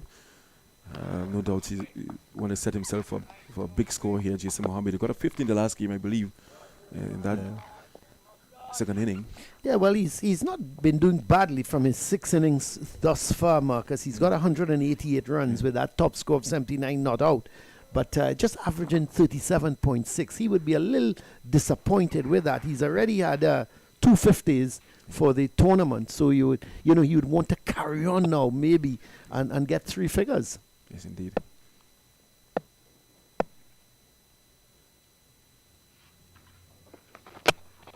Forced drive there. The thing with Primus, he's carrying that delivery right up to the batsman. Slingy action. And almost Yorker leg deliveries. And the thing is when he tries to mix it up a little bit, he goes a little too short. I would prefer, and I'm sure skipper Dorich would want him to take that ball up to the bat because he's got the protection. He's got that backward point cover mid-off, and he's got 2 slips. So you've got to take that ball up, tempt them into driving, take it just outside the line of the off stump. Very well. It seems like the helmet is about to come on the field. Maybe McAllister is going to be back into the attack. That's too short. That's again, it's probably going to run to the boundary just about now. It hits the boundary ropes, but again, too short. Yeah. Once you go that short with Primus's pace, and it's close enough to Mohammed just to open the face. Let's have a look at it because he's far too short with that delivery. Yeah. And with this particular shot, he was able to climb into this one and apply the full face like a punch. The first one he slapped the first one. That's in the previous over of Primus again there, and once again short outside the off stump. And this time they would have actually left the fielder out at. Yeah, well, they've taken the man from backward point and they put him right out on the boundary. Now I'm not too sure I like that because you're catering for the bad ball. Yeah. Put him back in and tell Primus carry it up. But it's the end of the over from Primus. He's now completed his 3rd over, 1 for 14. And the TNT Red Force, having won the toss and electing to bat, they are 39 for 1. Mohammed is 12 and Mohan is on 17. Yeah, and already we are seeing a partnership about to beginning to develop here between Mohammed and Mohan. And they'll want to take this right up until the luncheon break. Just about 11:20 in Trinidad and Tobago. Cool atmosphere here at the Queen's Park Oval. The clouds have joined us. We have had wonderful sunshine this morning.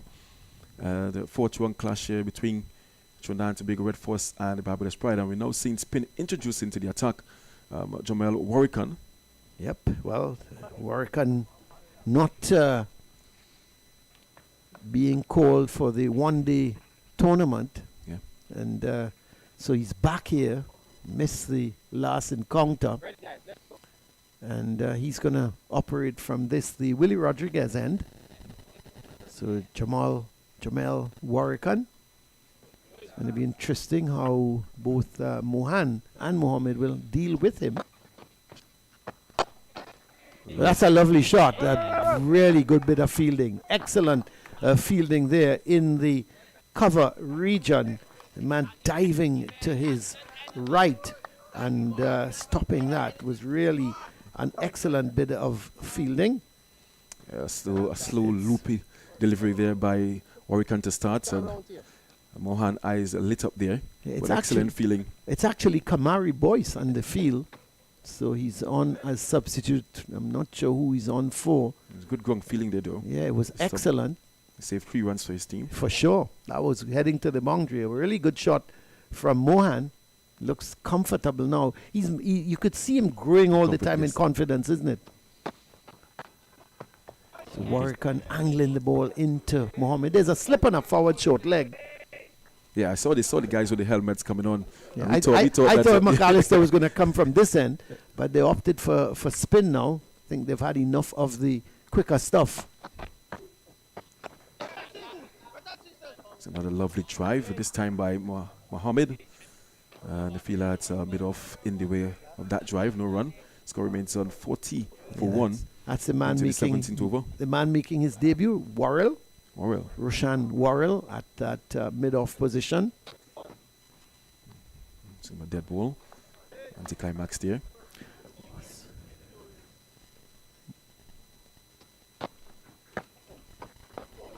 So not giving it any spin, more or less you could see Warwick just angling that delivery into Mohammed. A little bit more bounce, and with that they've taken the man out from forward short leg and they're putting towards a silly point. So this partnership so far worth 21. That's much better from Warwick, and giving that one a little bit more air. And Mohammed opting to play from the crease. Not a bad start here by Warwick. No, his line has been good. His length has also been good. Maybe the first delivery slightly overpitched. But outside of that, it's been a pretty good over. Just the 1 run coming from it on that, the first delivery when Mohan was driving through the offside. And Boyce, who is on the field as a substitute, dived to his... He is left-handed, but he dived to his right and stopped it. And they were able to just get a single. So 40 now for 1. At the end of over number 17, and is Primus going to continue, or are we going to have a double change? Let's just wait and see. It seems that Primus is going to continue from that the Brian Lara Pavilion end. Yes, he's handing his cap to the umpire, Roshan Primus, and is making his way to the top of his mark. Yeah, and the Pride, they have done well to control the scoring rate this morning. Red Force, they are scoring just about 2.35 runs per over. And I've picked up that big wickets of Darren Bravo. Me being in the field right about now, Culling, I would love to take another with me to lunch. Yeah, they would. They certainly would. And they have maintained the slips. Yeah, and Trinidad and Tobago obviously wouldn't want to lose another wicket. No. They would want these two to bat out until lunch. Doesn't matter if they get to 70 for 1, 80 for 1. They're more interested in keeping their wickets intact. Yeah. That's a naughty shot from Mohan. It was wide. It was wide of the off stump, and his eyes must have lit up because it was short, it was wide, and he went after it. But to me, it was a little too wide of that off stump for him to play that shot. Yeah, it was what I call floating with danger, because it was a nothing shot. He did well. He has done well thus far in terms of knowing where his off stump is and leaving some of those deliveries. But he would have been disappointed to get a nick on that one. Yeah, it would have. Well, he settles again. It's an 18 from 41 deliveries is Vikash Mohan.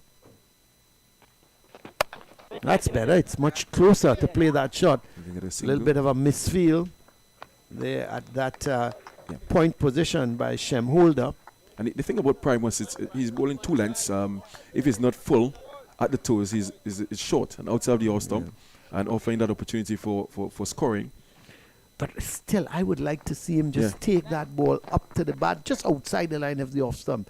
Let the batsman drive. Yes, that in between you got 2 slips. Look, Dorich is just making some changes to the field. He's taking the cover out. He's giving him the protection. Yeah, but he has a man right out at deep, a point position, cover point on the boundary. And he's brought a backward point now, almost in a catching position. It's a lovely drive. But what Mohammed and Mohan have shown thus far is that once the ball is short and wide, they are going to have a go. I think that's what Dorich would have given the protection by putting the guy out on point boundary. Yeah, but you've got still, you still want to attack. You want to be more attacking. You've got to be careful though, because you sometimes as I said, these short balls outside the off stump, your eyes lit up. But if you're not close to that delivery, you're going to be reaching for it, and you could so easily get the edge. Indeed. So far, they've been lucky that they've not been able to get the edge. Here's a delivery angled into. Yeah, and I like that particular delivery. In terms of getting the batters to play, when they come a bit straighter, I mean, it can be a little bit more straight, but he's making the batter play. Mohammed working out one to leg just off the back foot, but I know that you would prefer him to bowl that length instead of that short and wide.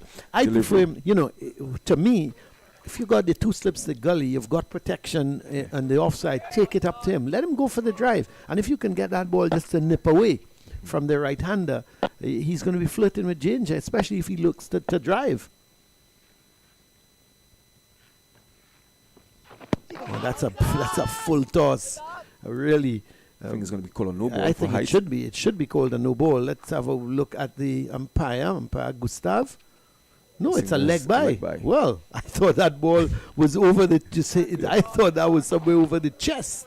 But it was well played there by Mohammed. Yeah, let's have a look. Let's see where did this ball. Well, we know just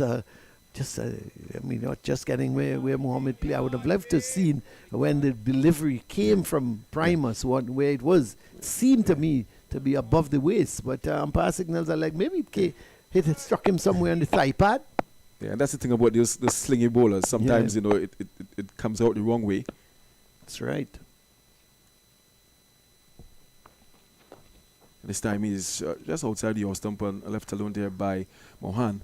And the end of over number 17, the score Trinidad we got Red Force 42-1. Russian Primus ending his fourth over there, operating 1 for 15 thus far. That wicket of Darren Bravo. Mohan on 19 and Mohammed on 12. A decent partnership thus far. Trinidad and Tobago scoring at 2.33 runs per over. And no doubt they'll want to ensure that they suffer no further loss before the luncheon period. That's 30 minutes away. And Warwick is going to continue for the media center end. A lovely atmosphere here at the Queen's Park Oval in terms of the weather. We have a sprinkling of spectators in. Obviously coming to support the Red Force, Warwick for his second over.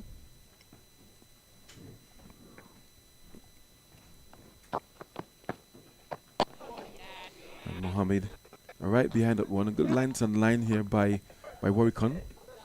Yeah, he's got good control. Jamal Warrican, he tends to bowl a good line, good length. That's well driven, but the field well set on the offside. I was just going to mention that. Yeah, because he's got the slip, he's got the silly point for the little prod. Yeah. Then he's got that backward point, cover, short extra cover, in case Mohammed doesn't get over the ball. That's a little too short. He got away with that one. Mohammed got on the back foot, but again, it came on to him much quicker than he anticipated. Yeah, and the good thing about him, he kept the bat straight there, playing the bat down the pitch. Most times we, as batters, when you see the ball short, they want to go across the line. And back of a length this time, and Mohammed right behind that one. Always a good player of spin, Jason Mohammed. So Warrican in his second over, just one run off the very first delivery that he bowled, was driven by Mohan for the single. Outside of that, they haven't been able to score off of the left-arm orthodox bowler. It's McAllister. That one was a bit faster and flatter. So just one delivery left in his second over.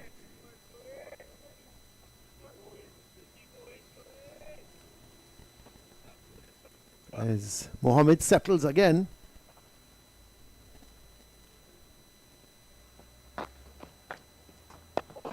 And a maiden over from Warrican, so he's completed his second over. Just one run coming off of it after 19 overs. The Red Force, having won the toss and opting to bat, they are 42-1. The man out, Darren Bravo, He went for 7, caught by Worrell off the bowling of McAllister. Amir Jangoo, he was hit on the elbow. He had to retire hurt without scoring. And Jason Mohammed is there. He's on 12. Mohan is on 19. And I'm going to leave you in the company of Mr. Joel Manning. Marcus, the man out of Barbados. So be careful what you say about Barbados. Don't talk anything about flying fish. I know you're from Tobago and all of those things. Keep it to cricket. Yes, indeed. Yes, of course. We are here at the Queen's Park Oval, West Indies Cricket Board 4-day championship. This is round 4. This clash, TNT Red Force up against Barbados. The two teams at the I don't want to say the bottom of the table, but positions that they will not feel comfortable at. Trinidad and Tobago in 5th position and Barbados in 4th. Both teams coming off defeats in the last round. They want to get back to some form of winning ways. McAllister back into the attack. And he starts with the delivery down the leg side. He's bowling there to Mohan. Been there from the start of play. He's on 19 from 44 balls. McAllister into his 6th over. He bowled a spell of 5 overs in his first spell. No wickets for 10 runs. He bowled very, very fast in the first spell. Mr. Murray, Colin would have liked him to bowl a bit straighter.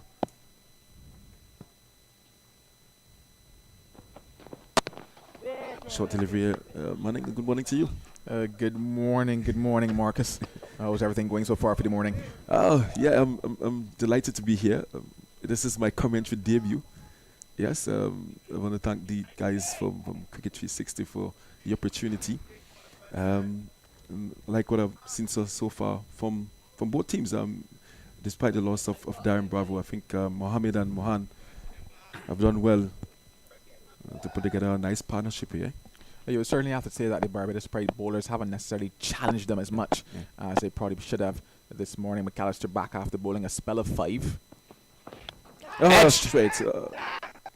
And taken on the second juggle by Akima Jordan. So McAllister strikes into his second spell, and now the second one goes down in Vikash Mohan for the Trinidad and Tobago Red Force.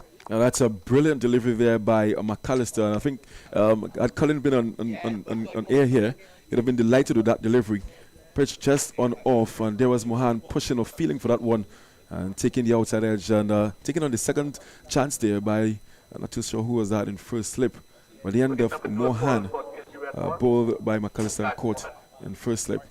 McAllister was just there and thereabouts earlier this morning, and Vikash Mohan pushed at a couple.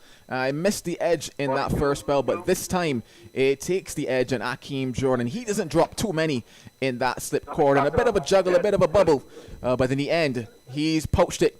He's happy. Barbados are happy. And Vikash Mohan, he has to go back to the pavilion. Good bowling there by Jerry McAllister, and I think the captain will be very delighted with that change. McAllister replacing Russian Primus, and once again we see a bowler coming into the attack and getting a wicket. Mohan would have done all the hard work. I know that he will be disappointed with that dismissal. What I want to say on his stroke of lunch. New batter, Jangoo, left-handed, and he is going to join Jason Mohammed. The Trinidad and Tobago Red Force 42 for 2 into the 20th over here this morning. The Red Force winning the toss and batting.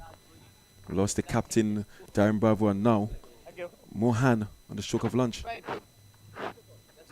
Certainly not what the Trinidad and Tobago Red Force would have been looking for Vikash Mohan. He started to look settled at the crease. While I was off commentary, that he was letting the ball come to him. He was playing well off the back foot, getting out and striding also on the front foot. On that particular occasion, though, hands going away from the body, neither really committing to the shot in terms of coming all the way forward, and he's had to perish because of it.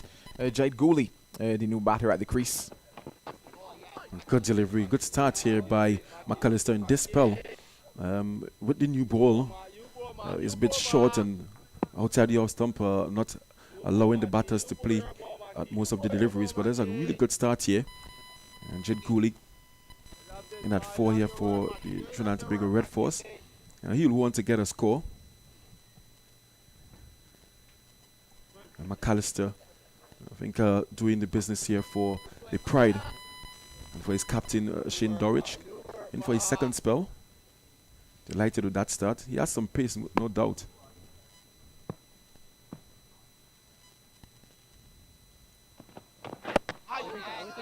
Sharp and rising delivery on that occasion from McAllister. He's really been a lot better, you would have to say, to the left-handed batters in the first spell that he had this morning. An interesting task on the part here of Gooley, who would have come in to the side in round number 3. He got scores of 22 and 18. So you would have to say that he got starts in those innings, and he would need to get a start here again. However, the first task for him and the Trinidad and Tobago Red Force is to get to lunch. I'm looking at the time now and seeing 11:38 a.m. So some 22 minutes to navigate for him and the Red Force before lunch. Yeah. He's right behind that one again. This is a really good start here in this second spell by McAllister. The captain, ensuring that he has the feelers in the position should there be an opportunity. And that's the end of over number 20 and the end of the 6 over there by McAllister. Trinidad and Tobago Red Force 42 for 2. Jangoo, 3 balls, still yet to get off the mark there. And Mohammed still out there on 12 from 24. Yeah, I question in terms of the use of McAllister across this match, and the fact that usually he's using those short bursts. So he had 5 this morning. He wasn't what the captain Shane Dorridge would have wanted in terms of his lines and his lengths. I said he got it a lot better to left-handed batters, but since he's come back, and I question, would he bring him back just before lunch or just after lunch? He's opted to bring him back before lunch, and it's brought about dividends for them, as it's going to be the experienced Jamel Warrican to continue from this media center end. Mohammed right behind this one. Always a good playoff spin. A bit flatter there from Warrican. You see that since he has been introduced into the attack, he has been mixing up his pace, his length, his lines, and they have also been rotating the guy on the short leg there.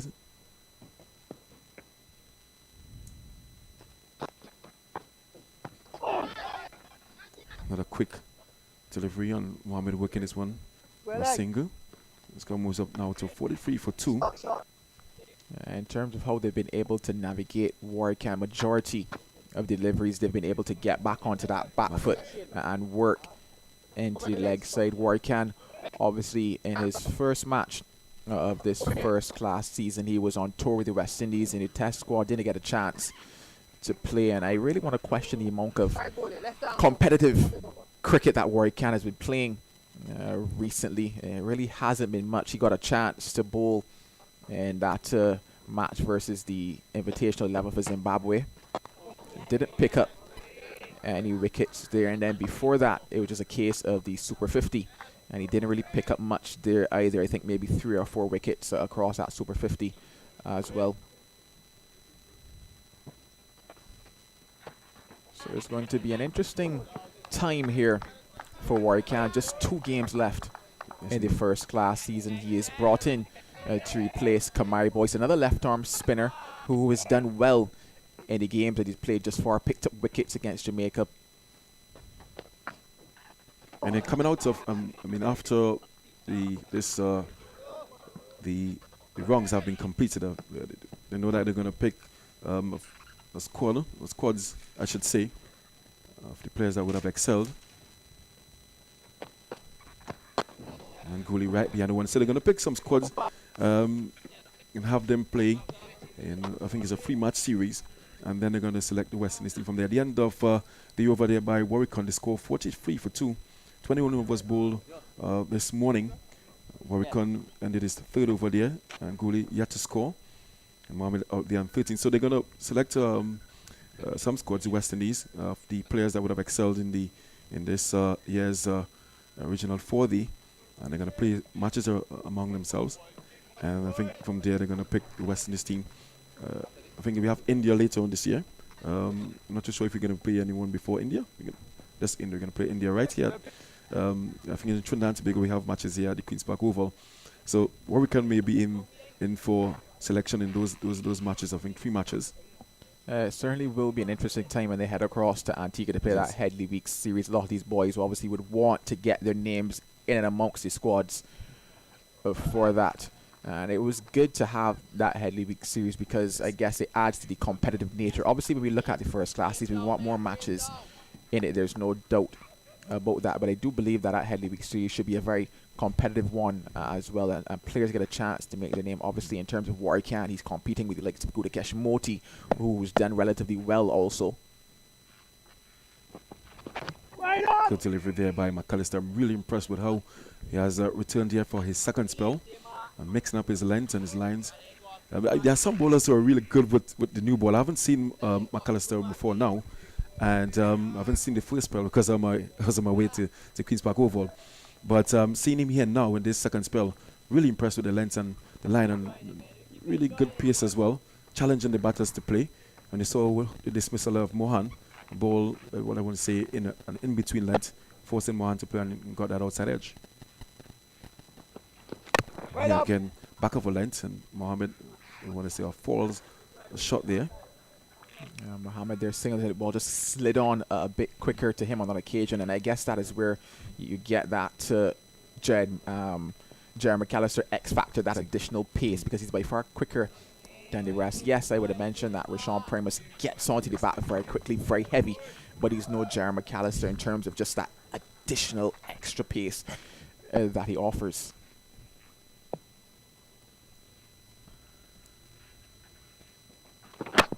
Lovely delivery. I told you I've been really impressed with him. That one was fuller and faster, but good stuff there by Mohammed negotiating that one. May have missed the leg stump, but this is what you want from your fast bowler. You want him to challenge the batters with that pace.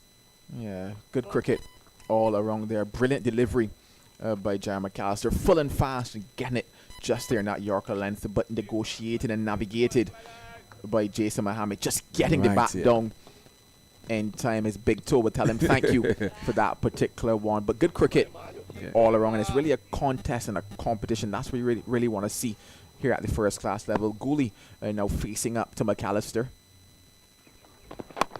It's right behind that one, and he's hitting the pitch very hard here. McAllister energized, not too sure what he had in between his first spell and now.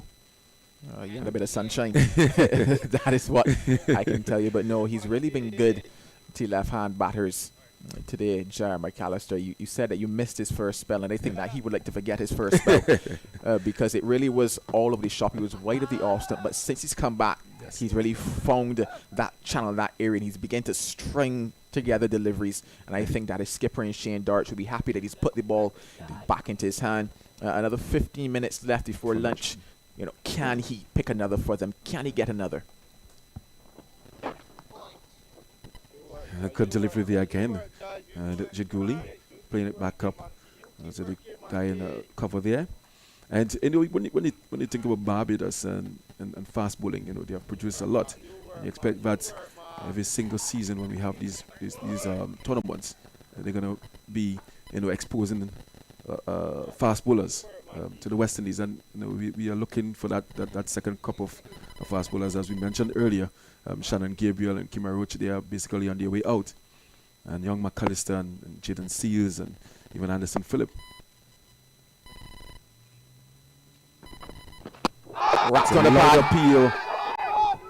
And not all, says the umpire there. I think that one would pitch just outside the leg. Yeah, given the angle that McAllister is bowling from, you just have to tell yourself that probably pitching outside leg at the end of another over. They're 22 gone, 42 for 2. But yeah, you just have to tell yourself pitching outside leg, and once that is confirmed, you would have to know that it was a good decision on the part of the umpire. Yeah, certainly pitching outside leg there. The height was certainly not a question had it pitched in line, and it seems to have done some damage to goalie there. Also, the physio having to come onto the field for the second time today. They missed. I think it missed the pattern. I would have hit him on knee. And that's going to hurt. And we already saw earlier today Mayor Jangoo having to retire hurt, being hit on the elbow. I'm hoping that Gulli can continue here. But that's a really good start to this second spell by McAllister. And this is what you want from your fast bowler. You want from your leading bowler to hit the straps running, especially to the new batter. And Jangoo is still trying to find his way at the crease. He placed Mohan. He's still yet to get off the mark. He's out there, faced 10 balls thus far. Mohammed on 14. And the experienced Warwick to continue into his fourth over. And he conceded 2 runs. I love the field set here by Dorwich. A bit slower. And Mohammed feeling for that one. No run offered there. Yeah, I talked about the fact that several of the deliveries, the batters had a chance to just get onto the back foot and negotiate Warwick. And I like that he gave it a bit of air there. He also slowed it down as well. Brought Mohammed onto the front foot. Again, Mohammed driving this one. This one is a bit fuller. Very competent on the front foot there, Jason Mohammed. The field is set really well for what Warwick is offering up here. Slower and no ball signal there by umpire. Yeah. That takes his score up now to 45 for 2. He would have heard over the crease there. Cardinal sin for spinners.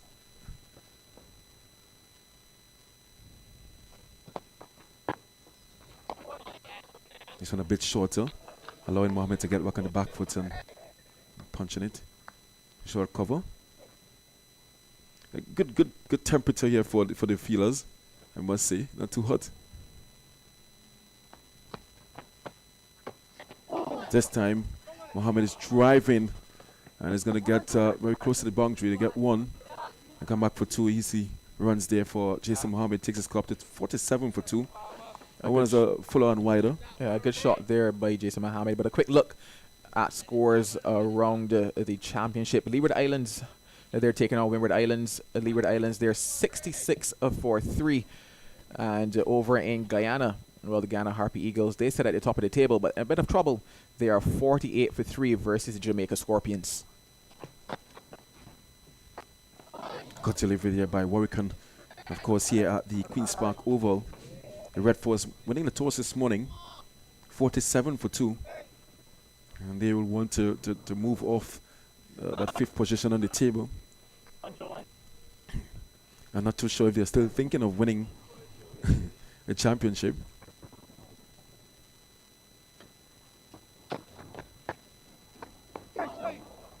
And a tight delivery here to end the over from Warwick, his 4th over. At the end of it, the Red Force 47 for 2. Mohammed on 16 and Gooley still to get off the mark. Yeah, I mentioned those scores around the region. Just quickly to those batting cards. Over in Guyana, I mentioned 49 for 3. The Harpy Eagles, Tejman Shandapal, back from West Indies duty. He went for a duck bowled by Minley. Matthew Nandu, he went for 1. Caught Thomas bowled by Minley. And Kemal Savory, he got 100 in round 3. Well, he went for 1. Kevlon Anderson and Leon Johnson, the batters at the crease for the Harpy Eagles.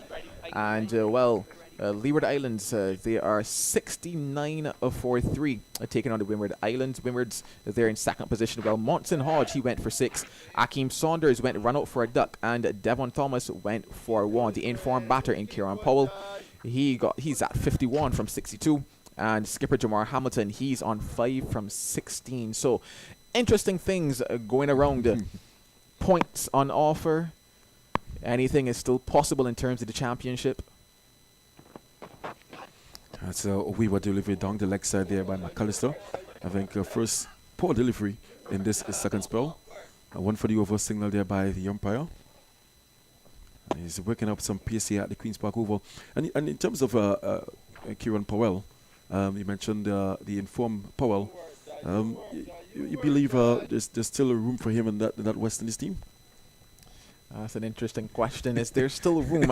I believe that to answer those questions, he would have to score some more runs. I mean, that is really and truly how we look at it, because when you look at the way the top order is set up in terms of Tage Ryan, Shanda Paul and Craig Brathwaite, runs are the only thing that will move those guys. Yeah. Good delivery there by McAllister. Shoulder arms there. Jid Cooley. Yeah, and interesting, and begs the question: what's the motivating factor for a lot of for the players at this level? Jason Mohammed have represented the West Indies on at different levels before, and what do you believe is the motivation for them? Is it that to represent the country and ensure that they lift the regional title? Are they still motivated to get into that maroon and white? That's an interesting question. I would never dare speak on behalf of them, but I'll get back to it after this delivery from McAllister. Wrapping up there is Gooley. He's into some good work here. Is Jared McAllister just ahead of lunch? But in terms of the motivating factors, I still believe that they love the game on a whole and they enjoy being out in the middle, especially when it comes to their country and the pride that they have for that. In terms of whether or not a couple of the more experienced, inverted commas, senior guys still have the interest in playing at the highest level, I think maybe for some of them not so much. You know, their days in terms of that have kind of gone almost for them, and maybe they say, okay, well, I've had my chance, I've tried to get back in, it's not there for me, and I'll enjoy this level and, you know, help to bring along some more youngsters who want to get to that level.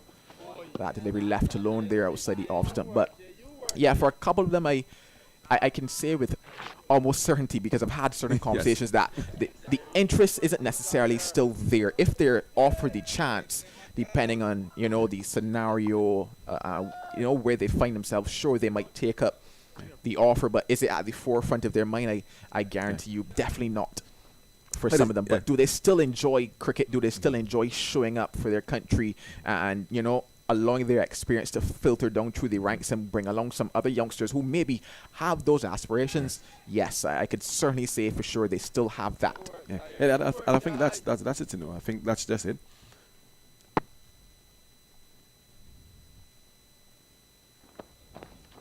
Down the leg side there by McAllister. I think once you have had that that mindset that you have represented your country, represented the region, and you don't see yourself getting that opportunity again to probably play for the West Indies. Your job now is to ensure that the other youngsters, just as you have been given the opportunity when you were that age, you are now there to mold them, ensure that they understand the rudiments of regional and international cricket.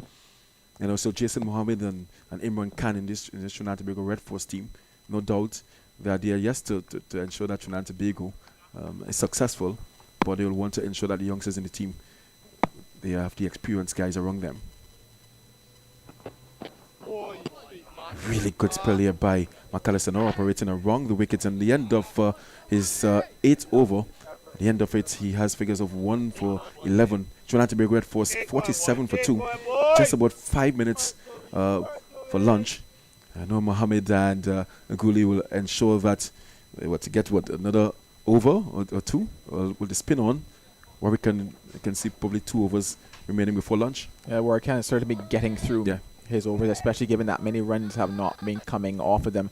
And I guess that also presents a challenge for Jared McAllister, who works up a lot of energy. Yes. You know, he's like, oh, I need a couple more minutes in between there. But Warwican in that last over, I liked how he gave the ball a bit more air. He slowed it up and he drew the batters on to the front foot. I think that if he could do a lot more of that in this over, maybe there could be something in terms of somebody coming forward, the ball just coming off of a glove or something.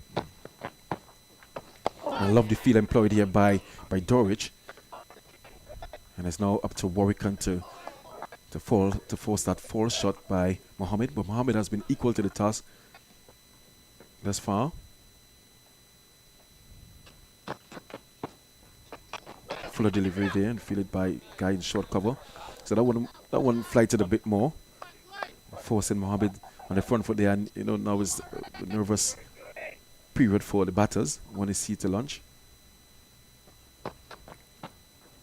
I love that delivery. Slower. And that's exactly what I was talking about, just in terms of that length that he was bowling that last over and the pace, that push and pull nature, and something just potentially coming off of the glove. Not going to hand on that particular occasion. Opting to go now a lot flatter, and I guess playing with the mind almost of Jason Mohammed. But I think if you just stay in that rhythm of giving that ball that air and just there and thereabouts in terms of your length, having Mohammed come forward, because I do feel that spin will play a very big part in this match. It played a part versus Leewards, and I believe that it really came into play maybe from the second half of day 2 into day 3. This surface looks a tad drier than the one we played on last week, and because of that, I think that spin might come into play just a little bit earlier. I look at the fact that Trinidad and Tobago Red Force will be bowling last on this surface, and I look at the fact that they have 3 spinners in their side also.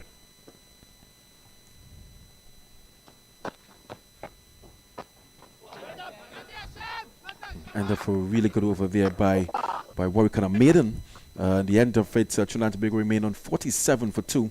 25 overs bowled here at the Queen's Park Oval. 4-1 clash. Red Force versus the Pride. The Red Force would have won the toss this morning, and they opted to bat. They've lost the wickets of Mohan, Mohan, and Captain Darren Bravo. And I think this should be the final over for the lunch break.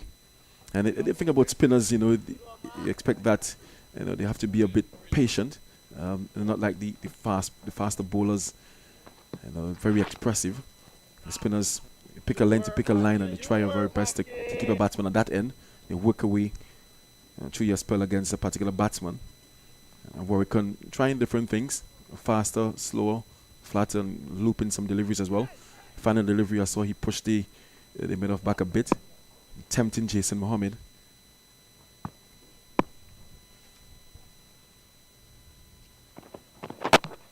Good start here again by McAllister.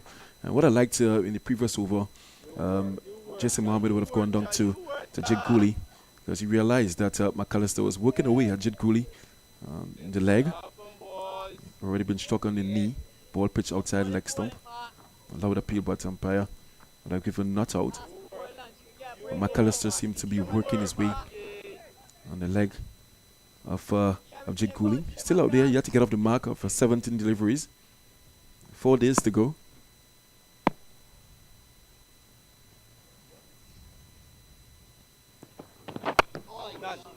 Another good delivery. Three steps, yes, go ahead. I just think that McAllister probably could just get a touch of Fuller in terms of the surface. Not many have really jumped out of it in terms of causing that problem in terms of the ball getting up to the head of the batter. You always say, if you're going to be short, be short. And Goalie is just able to really and truly get in and behind those deliveries and negotiate them very easily. We saw that the one was just a touch fuller. It rushed him for pace, got onto the pad. Maybe if he could just look to get there as we head to lunch, that could potentially cause a problem. But in terms of where he's hitting right now, certainly it's going to be easy pickings for Goalie to just get behind those. He's opting to now go around the wicket, changing the angle. But still, in terms of that length, I think that for these last 4 deliveries, get it a touch fuller. You have that extra yard of pace to you. You realize that you're rushing Goalie. Maybe something could happen if you get it fuller. Yeah, and I have to concur there, because on the occasions that you would have been fuller, you've seen the discomfort by Goalie. Every batter will want to get that first run and get off the mark, and of course this should be the final over before lunch. You don't expect Goalie to try anything extravagant, so the more he attacks the stump, you expect that chances are an opportunity will be presented to him and his team. 3 deliveries in this over remaining. Right behind one is Jangoo. Looks really composed. And when the bowlers opting to go around the wicket, you'll want that ball to pitch and straighten and get that outside edge, bring the slips into play. But Captain Shane Dorich, I think he'll be very impressed with the work put in by his bowlers this morning, and keeping the scoring rate in check. 1.83 runs per over, 47 for 2. And I got that big wickets of the captain Darren Bravo.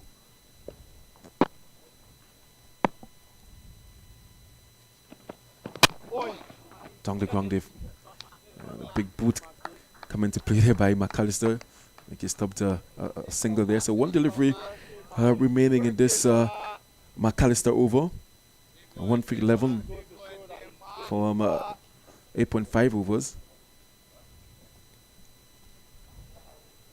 Red Force in 6th position on the table, and Pride in 5th. You think they can improve on that position with the remaining rungs? Oh, can they? Ma, you work, ma. Yes, they can. Will they? That is the question at hand. McAllister the ball to find delivery now. Short. And under it is Gooley. So umpire Patrick Gustave walks to the stumps, flicks the bails, and that is going to be lunch on day one of round 4 of the West Indies Championship. Trinidad and Tobago Red Force 47-4-2. You'd have to think that having won the toss and opting to bat first, they wouldn't necessarily be too happy with that position. However, Barbados pride on the flip side of things, they would tell themselves that they're happy with the 2 wickets that they were able to pick up. Were they guilty of maybe bowling a bit wayward? You would have to say maybe yes, but 2 wickets nonetheless. So to run over that scorecard for you, Amir Jangoo, he had to retire hurt after being struck on the elbow by Jar McAllister. Vikash Mohan, he went for 19, caught off the bowling of Jar McAllister, and Darren Bravo, he was the first to go. He was caught off the bowling of Rashawn Primus, not out batsman. As you know, Jason Mohammed and Jaid Gooley. A quick look around the region at the other games. Over in Guyana, just waiting on my scorecard to reload very quickly. Guyana Harpy Eagles, well, further trouble for them at 55-4. And the Leeward Islands, as they are 71-3. So interesting times around the region. A lot of points still on offer, and a championship title that nobody has claimed just yet. So lunch on day 1 here at the Queen's Park Oval. We're going to take a quick break, and when we come back, more action in round number 4 of the West Indies Championship.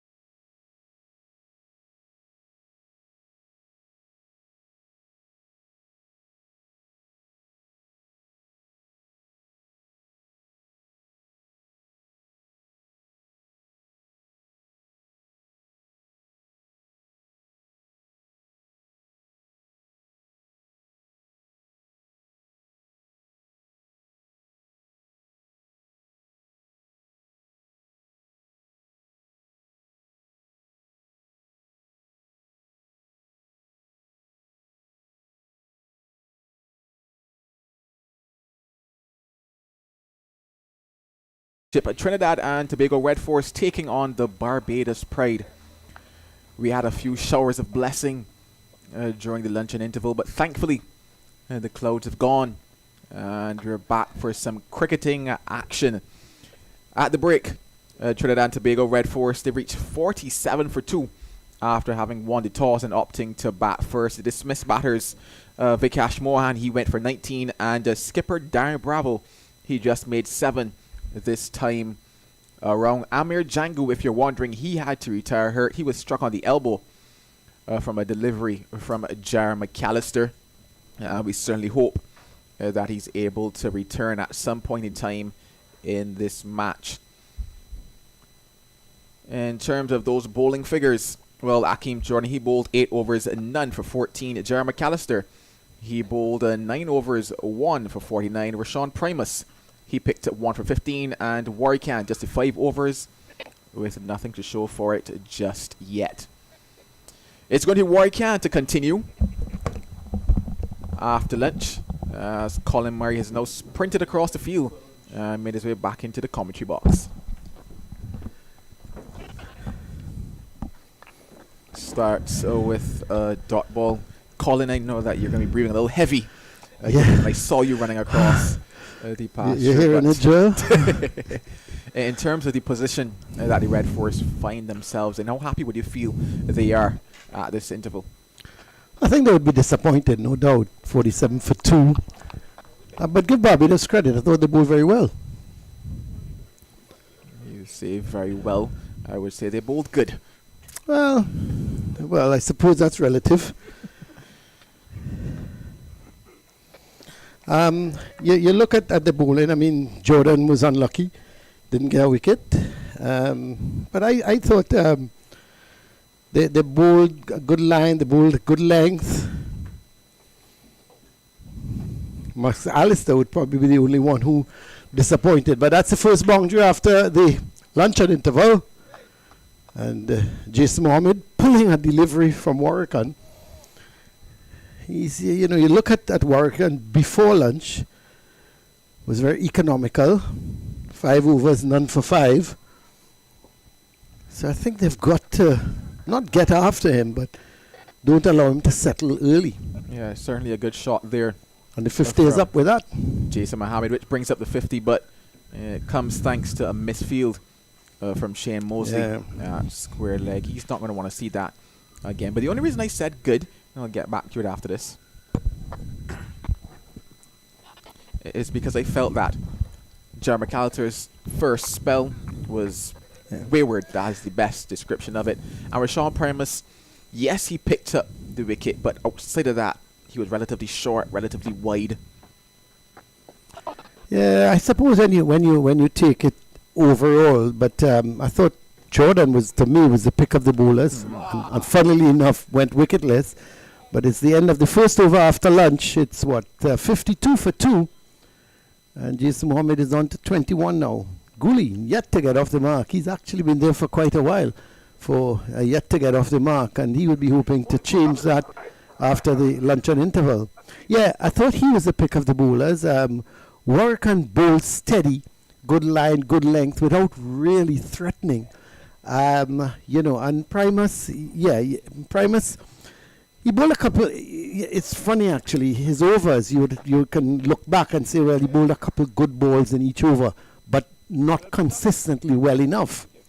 I thought he bowled a couple of very good Yorkers. He bowled one, I remember, to Mohan, which one was just able to dig it out. But yeah, I suppose if you're looking at 6 deliveries, 3 were good, 3 were wayward. He was too short, sometimes outside the line of the off stump. So all in all, it was not bad bowling performance, but you're right, it probably could have been better. No, certainly they will look at it and say that things could improve, and hoping to improve on those things is Akeem Jordan.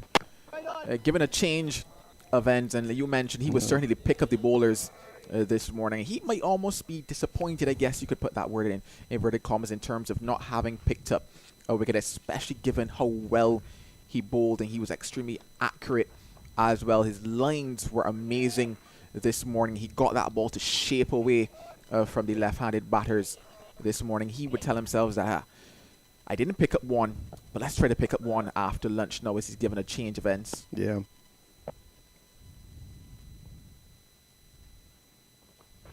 That's too short, too wide. Mohammed not going after him, deciding it was far too wide for that. So he just allowed it to go through. So Jason Mohammed on 21, and you'd have to think, as far as the top order batting goes, Joel, he is the one really to try and bolster things for the Red Force and get them. I would think they need to get as close as possible to 300 to be a very competitive. That's a good shot. It doesn't get any for it. It was hit a little too close to Primus. Yeah, he's got to do the bulk of the batting. He hasn't got 100 for the season. 250 is, as we mentioned, but he's got to do the bulk of the batting. And you would think if Trinidad and Tobago Red Force will get to 300, he would have to score 100. Yeah, certainly. And also, what is also interesting is the fact that because Jangoo has gone up to the top, it's a case of who now fills that number. Because Jangoo was doing a relatively good job coming at the bottom. Well, that asked to be hit really. Again, it was short, but this time it was far closer to Mohammed to just rock onto that back foot and hit it sweetly square on the offside, but much too short from Jordan. Yeah, after lunch, you would have to call that a very sumptuous shot there on the part of Jason Mohammed. He was given that width, and he was given it relatively short as well by Jordan. Didn't need to do much on that occasion. Rocked back onto the back foot. Just needed to find the gap, and he did just that. And collects his first boundary, or rather his second boundary after lunch.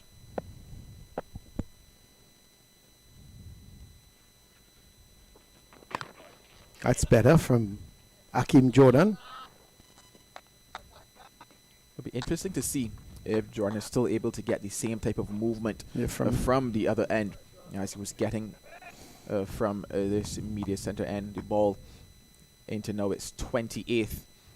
Over Jordan, usually someone that, when it comes to the right-handed batters, brings the ball back into them. I haven't seen much movement on offer so far in this over, but obviously he's going to get a good little run, maybe a 6-over burst here. It's going to be interesting to see the type of movement he gets. That's a much better shot. Good straight drive this time. He drove him in the couple balls before, but he hit it more or less to the right of Primus, who was at mid-off. This time he went much straighter. Really a good shot. And he picked the gap to the right of Primus, who had no chance. And the ball sped across the boundary. So that's another good over from Akeem Jordan. You have to think 8 runs there. Let's have a look at that shot.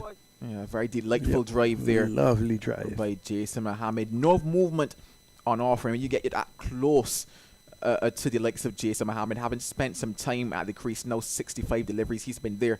That is meat and drink, you would have to say. Just has to line it up. And he played it beautifully back down the ground. A shot that certainly gives you confidence as a top order batter. Yeah, and it's interesting. I would think that Shane Dorridge would have a lot of faith and confidence in Akeem Jordan, and he would be relying on Akeem Jordan to get the wickets. I would have given Akeem Jordan, send him right back here at the media center, Willie Rodriguez end, and let Warrican go from that Brian Lara Pavilion end. Because the kind of movement he generated in his first spell, you have to say, well, I want you back at that end. Try again. But he's gone to the Brian Lara Pavilion and not getting the same movement. Yes, I know the ball is slightly older, but still. He's good enough and capable enough of getting movement both in the air and off the pitch.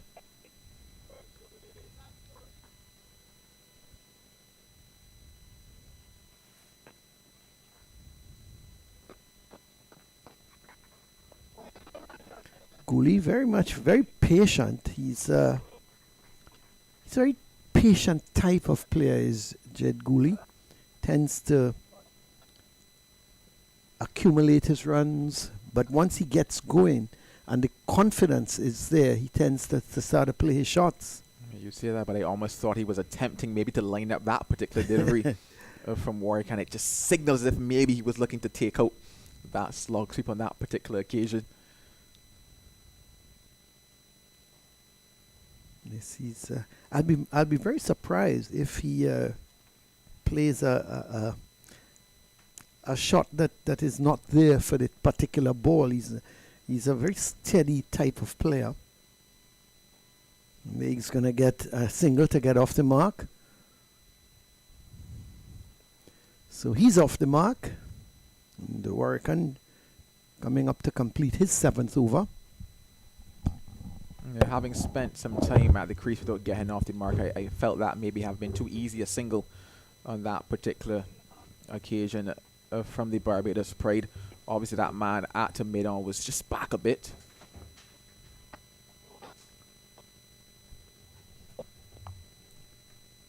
So a dot ball to close it out, a single from that Warrican over 61 for 2. Conversation going on between the Pride skipper and Akeem Jordan. It will be Jordan to continue.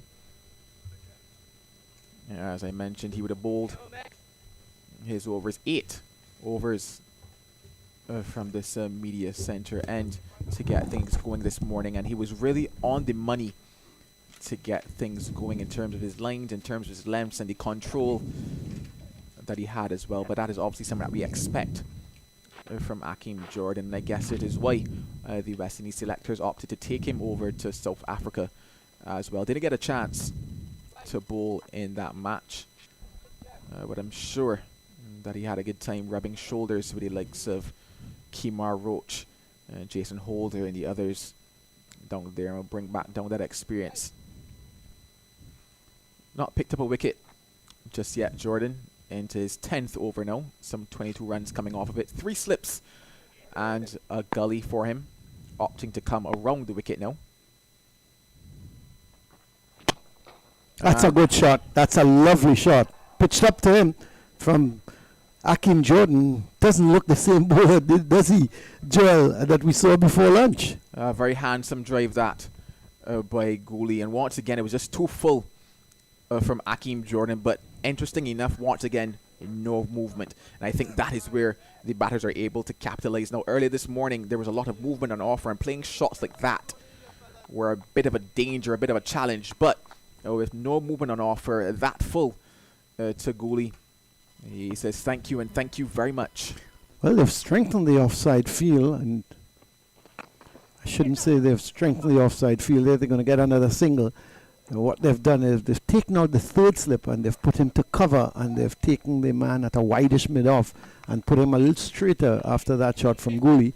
But it's not going to make a difference because they get a single, so it means that Jason Mohammed is now going to take strike. And Colin, I think this is where that pace factor now comes into play that you'd have mentioned earlier in scenarios where maybe he was just a yard or two faster when the ball stops moving, so to be. What then becomes his threatening factor, almost.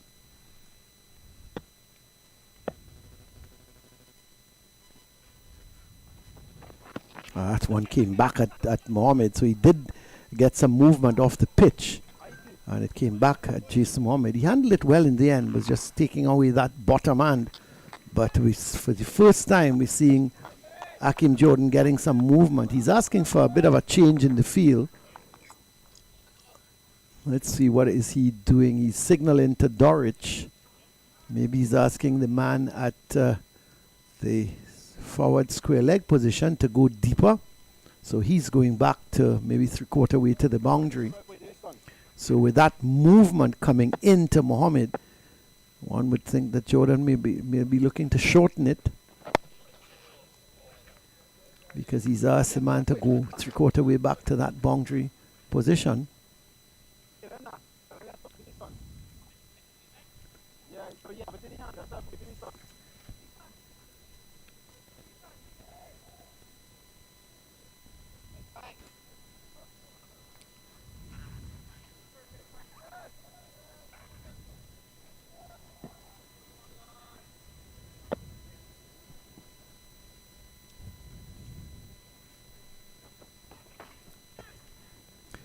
Straying down the leg side. So it's 5 deliveries so far in this over.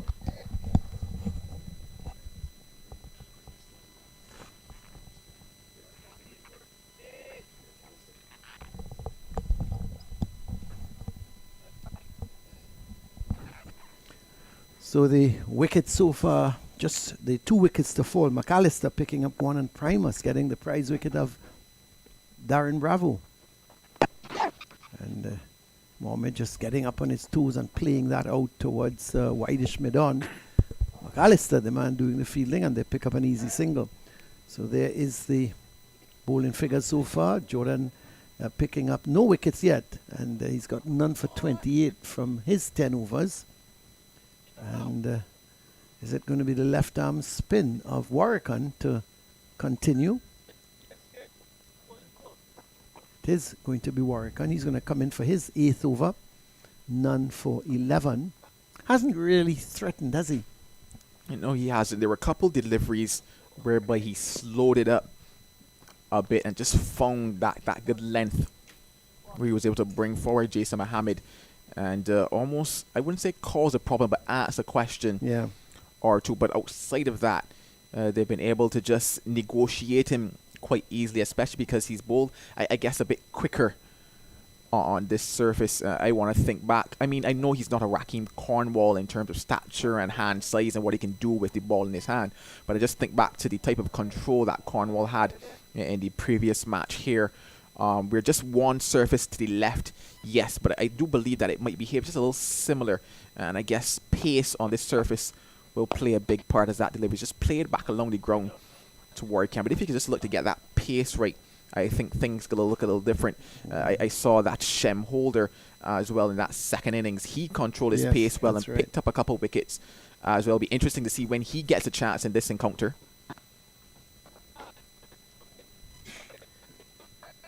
Yeah, I think Warrican, I think he needs just to give it a little bit of air at the moment. I think, to me, it's just a little bit too flat.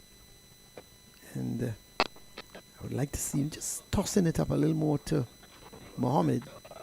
Let him think. Maybe he may want to use his feet. Who knows? And, so these two so far have put on 25 runs. Gully is just on 6. Mohammed doing the bulk of the scoring, 30 from 73 deliveries. More the arm ball this time. And Mohammed was badly lined, just maybe on middle and leg. So he just had the easy task of pushing it out towards mid-wicket.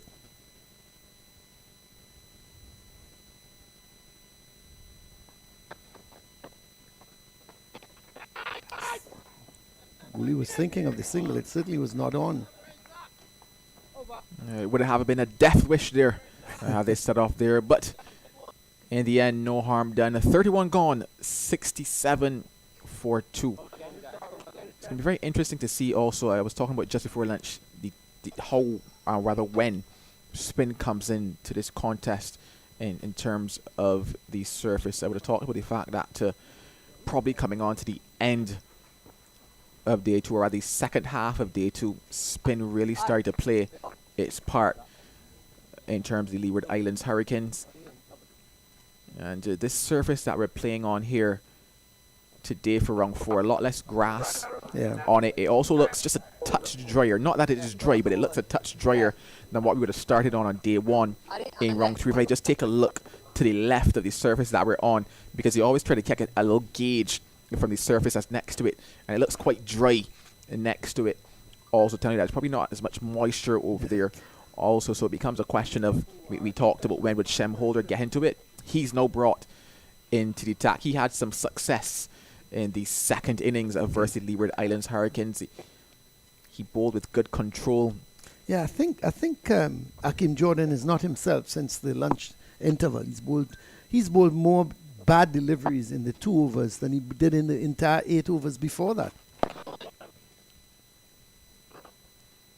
A single to get things started for Shem Holder.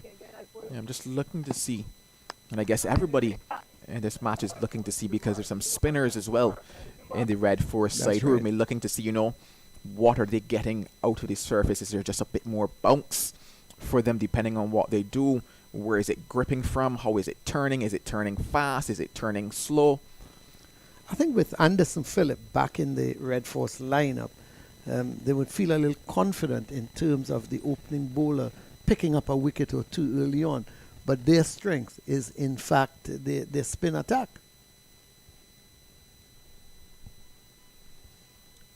All right, so just a bit of an update on Jangoo. Yeah, bruised elbow. Told that is not a broken elbow, so that is good to hear. And if required to bat, he will come back out. Well, runs here for Mohammed. That's probably going to run into the boundary. It's slowing up, but it gets there just about now. So 4 runs to Jason Mohammed, and not a good delivery from Holder outside the line of the off stump, and driven. More or less came off the outer part of the bat and raced across the boundary for 4. Yeah, so Jangoo, if you're now joining us, was hit on the elbow from McAllister and had to go off retired hurt. But they're saying it's no more than a bruised elbow, which is good news. Certainly good news indeed for them. Jangoo obviously having scored some runs so far in this first class tournament. He would want to get back out there and get some more as well, especially given how we harp on the fact that it's a very short tournament. There's just one more round after this for them before you start to get selected for that Headley Week series. I don't want to talk too much on that because my thoughts on that. 5 games for first class cricket in the West Indies is not enough. You got to get these guys. You're talking 6 teams with, let's say 15. Each team use 15. You're talking 90 players playing 5 first class games. It just has, they need to do something about that. And I know the series, you pick the elite to go on to the next series, but still, what happens to those who don't make the cut? You can almost think about the likes of like a Vikash Mohan, who got injured in that first game. Now has a chance to come back in round 4, but after 4 and 5, where does Vikash Mohan go from here? That's right.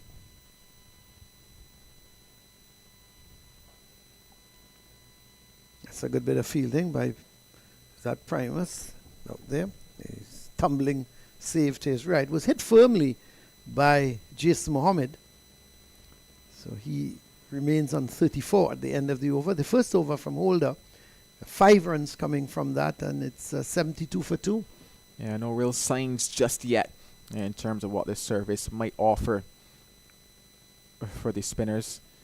We'd have to say no real threats just yet from Shem Holder, but then too, you might probably tell yourself that he hasn't necessarily found his line and length just yet. You think about the fact that that delivery that went for 4 was a full toss, splicing off at the edge, and then there's a couple other deliveries put together there. So Warrican now opting to change to over the wicket. Or in fact, he's back around.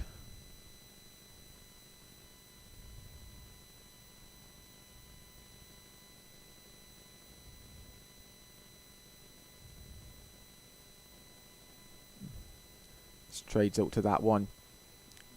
Does goalie in quite easily at that, and it goes back again to that pace that Warrican has been bowling.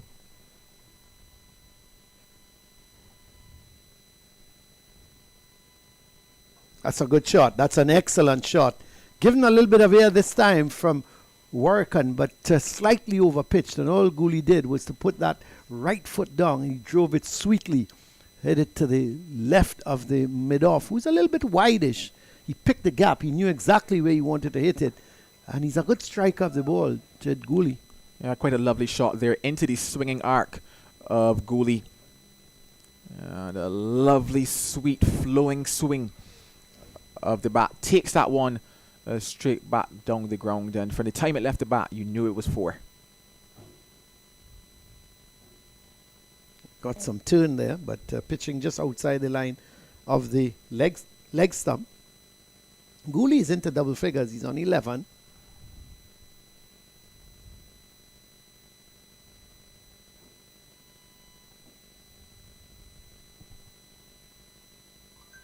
He's another one, Joel, that you think need more cricket, Jed Gooley, for him to come on. You know, playing 3 and 4 first-class matches for the year is just not good enough.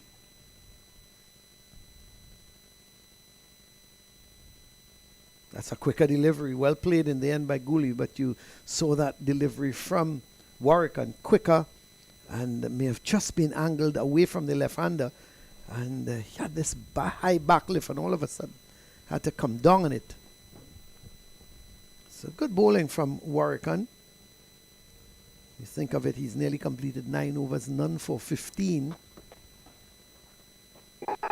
Well, in the air from Gooley, and he's hit it straight into the hands of the man at deep mid-wicket. Well, that's a poor shot for somebody who I would have thought would have just been playing around, pushing the ball around, and really and truly, Warwican tossed it up to him and said, well, have a go. And the man was positioned right out there at deep mid-wicket to take the catch, and boy, it was a sitter in the end. But Gooley, really and truly, giving away his wicket. Partnership between those two, Mohammed and Gooley, worth 34 runs, and he hit it straight down the throat of the fieldsman out there. And I'm not sure, Joel, did you make him out? Yes, that was Shane Mosley that took that catch on that particular occasion. But I talked about the fact that the over before Gooley appeared to be going towards that leg side with what you could say was a hefty swing. He opted to do it this time around, and to his demise, as you rightfully said, he gave it away. He got a stir. He spent time at the crease and simply lost patience, and with that, lost his wicket as well. So Gooley goes for 11 off of 35 deliveries. Warwican picks up his first wicket. The score after 33, 76 for 3. Yeah, and to me, it's a little bit out of character of Gooley. You know, he tends to be a little bit more patient, a little bit more watchful. Maybe he just felt he had the better of Warwican. He was on top of Warwican. He had struck him for 4, and sometimes overconfidence can lead to your demise. Yeah, it goes back to the conversation where Rad Emmett was saying it comes down to patience. Whoever is the more patient of the two sides, well, they probably will come out as the victors in this particular round. That was a shot that you would have to say that Gooley could have left alone, especially given that there wasn't much troubling him out there from Warwican. No deliveries really looked threatening. You would have to say like he can no longer trust his defense or anything of that nature. But in the end, offering a very simple catch to Mosley out at deep mid-wicket, and Barbados Pride, they're certainly going to be happy with that. Yeah, I think they're going to be happy so far with their day's work, picking up 3 wickets just after lunch.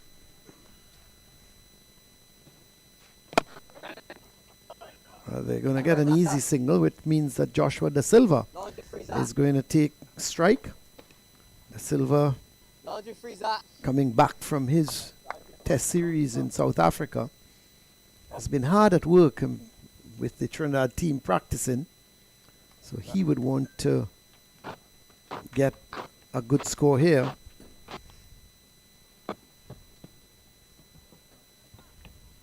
And he's going to be facing up to Shem Holder. A slip in place and a forward short leg. A 4-5 field, 4 men on the offside, 5 on the on.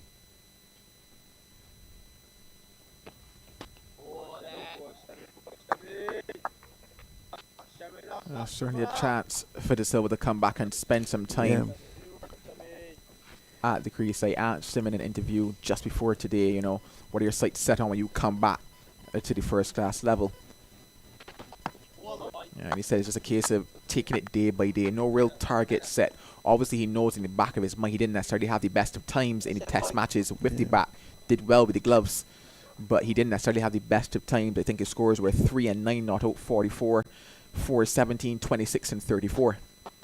Yeah, he got some starts in some of the innings and just didn't carry on, especially in the South Africa games when the West Indies lost some early wickets and they were tottering a little bit.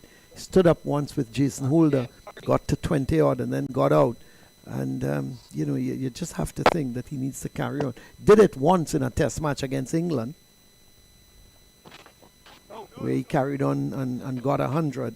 But I think if you have to find a fault with Joshua De Silva in terms of his batting, he's not been able to get big scores. He's been there or thereabouts, getting into the 20s, maybe sometimes into the 30s, even getting to 15 to 20, 15, 20, and just not able to carry on. Oh, gosh. So the end of the over from Holder, just a 1 run coming from it, and it's 77 for 3. Jason Mohammed, he is on 35 not out.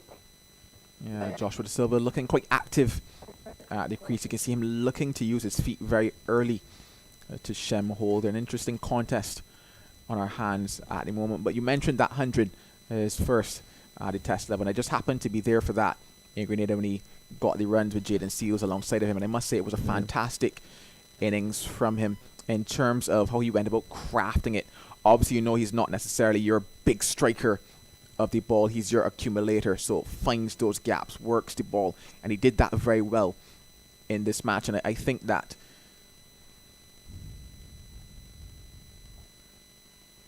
single to Jason Mohammed there, but I just think that obviously you can never pack up runs and take them with you, or pack up surfaces and take them with you. But if you could just maybe think back to how you went about it and how you crafted it, then there's certainly runs out there for Joshua De Silva. He's a very talented young man. He's a thinking cricketer, and I love that about him. And I certainly know that he will look at a chance like this, a red force 78 for 3, and he will know that this is a surface that he could probably raise his bat on today. Yeah, that's right. And it's his home ground as well. He plays for Queen's Park Cricket Club in terms of in the domestic competition when he's available. So he knows, started with the Queen's Park second team that participated in the Premier First Division. Couldn't get into the first team as a wicket keeper, and plied his trade in the second division with Dominic Drakes, who in fact came over. And a lot of the times you would see in the scorebook, caught the silver bowl Drakes against the opposition.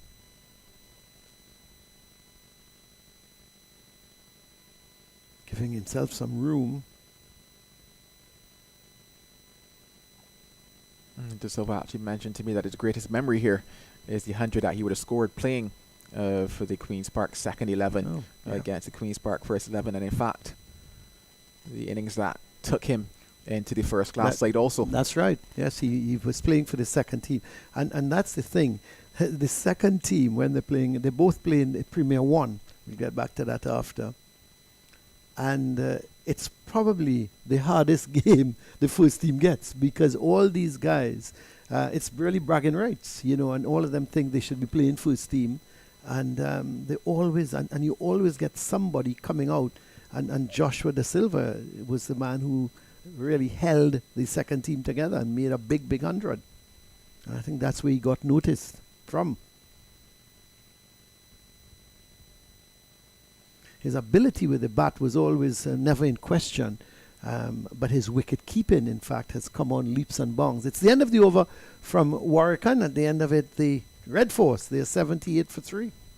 Yeah, and I think that's his wicket keeping has really come on leaps and bounds, and I think the critics will now want to say, look, his batting needs to also come up a notch or two.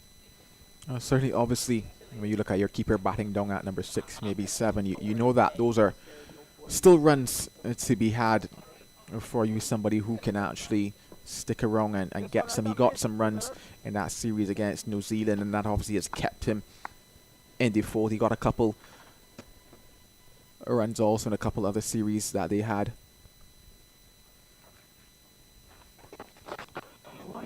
Holder continuing, and that ball seemed to be spinning down the leg side. Mohammed didn't make contact. There's a man at short, or almost a short fine leg, and then there's the deep mid-wicket, the orthodox mid-wicket, a long on.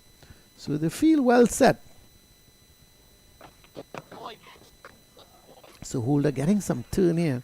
Yeah, but, that pushing it through. Yeah, that first delivery from him this over is the first real delivery that I've really seen turn from him. Turn quite sharply at that. Also,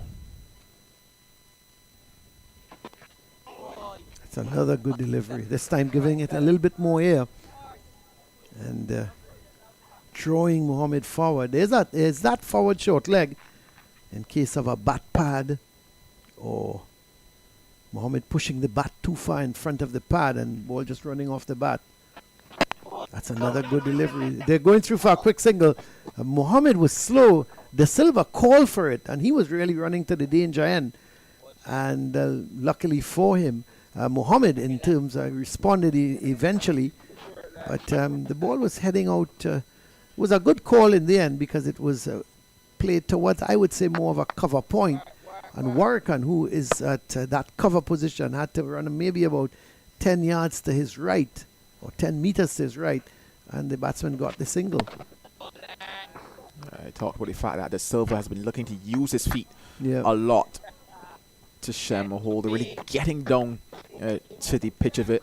It's interesting to see the differing approaches between Yes. batters. Jason Mohammed opting to stay in his crease, De Silva opting to get out there. Quicker delivery. Shouts of catch it, but I think it came off the pad. The end of the over from Hold, another good over, just one run from it. He's now completed 3 overs, none for 7, and it's now 79 for 3.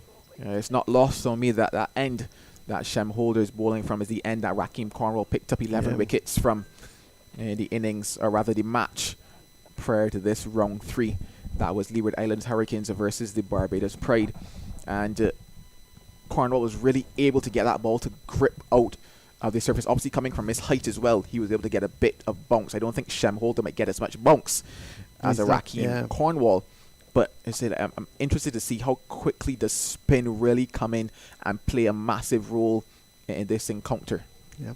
Well, Warrican is going to continue. So Warrican is going to continue here. 79 for 3 and is bowling to Jason Mohammed. He's well set on 37.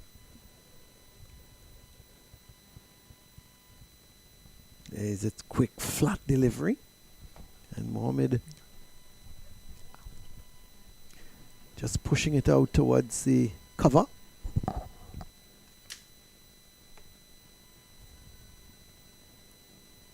That's swept, but doesn't present. Oh, McAllister.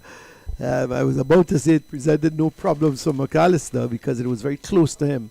His throw was a little wayward, but no damage done.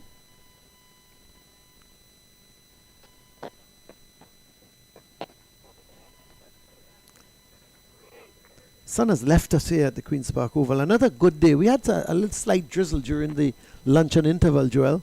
Yeah, the but first nothing of rain since I've been here in Trinidad. It rained yesterday. Where were you? Sleeping. I hear you. I wish I could say the same.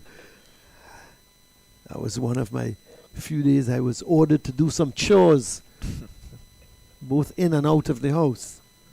Because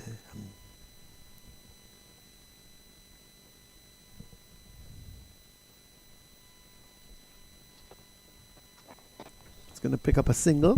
A sensible batting from Jason Mohammed, knowing the man is at long off, and just getting to the pitch and stroking it nicely, not trying to be over ambitious. So it brings Joshua De Silva. He's yet to get off the mark. He's faced 12 deliveries. But I think the bowling has been pretty tight, both Warrican and Holder. Certainly, I would say, especially from Shem Holder's perspective, he's really started to get into a very nice rhythm. Warrican is starting to get there as well. Still no run for De Silva. It's the end of the over. And at the end of it, Mohammed is 38. De Silva yet to get off the mark. It's 80-4-3. The Red Frost having won the toss and opting to bat. They've lost the wickets of Mohan. He went court Jordan bowled McAllister for 19. Darren Bravo went court Warrell bowled Primus for 7. And Gooley, after they were 47 for 2 at lunch. Mohammed was 16. Gooley was yet to get off the mark. And at lunch, after lunch, Gooley has gone. Court Mosley bowled Warwick for 11. It was then 76 for 3. Amir Jangoo, who opened the innings with Mohan, was struck by a vicious delivery from McAllister. And when I say vicious, really, he went to pull, was beaten for pace, hit him straight on the elbow. And this is missing out. I thought he was looking to pull at that delivery, was short. And Mohammed, you could see him looking towards the heavens after, saying, oh, I missed out on what should have been an easy boundary. Because there's a man at that short, fine leg, and nobody deep backward of square. And so Jangoo was hit on the elbow. We understand from reports it's no more than a bruised elbow, so he should be okay. Probably just icing it, and I'm sure if Toronto will lose a couple wickets, again, he will be coming back out to bat. And this is another good delivery from Holder.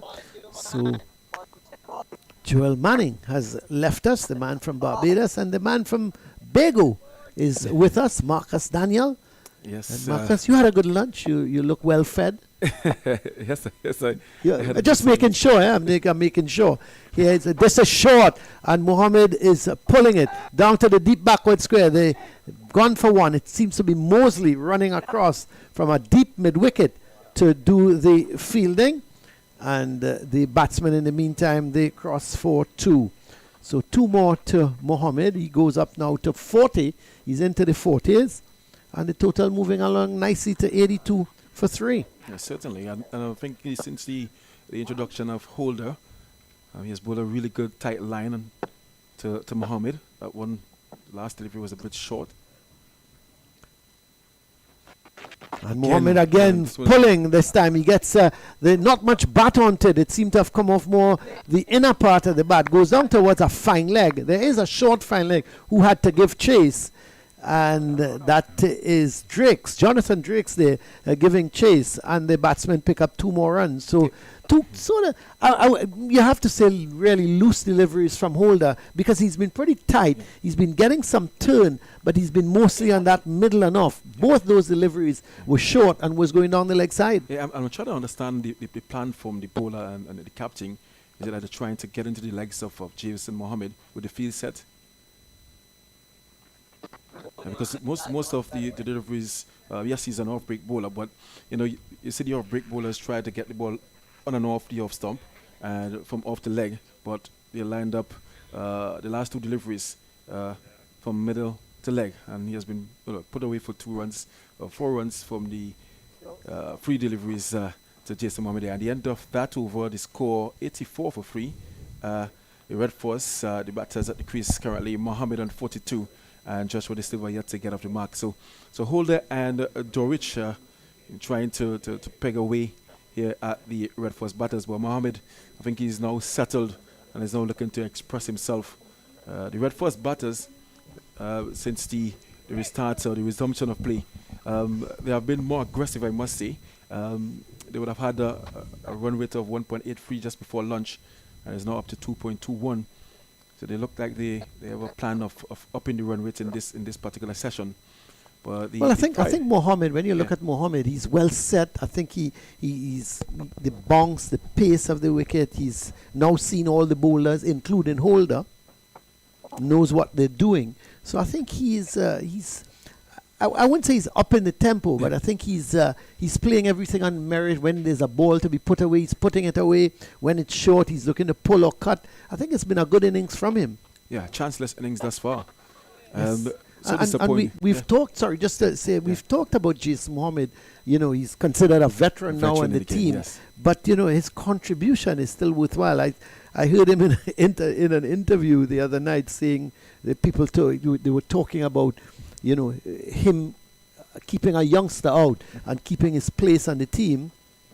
And he was very, very nicely put. He said, listen, it's a free country. Everybody can say what they want. You can talk. And if that's people's opinion, he can't change it.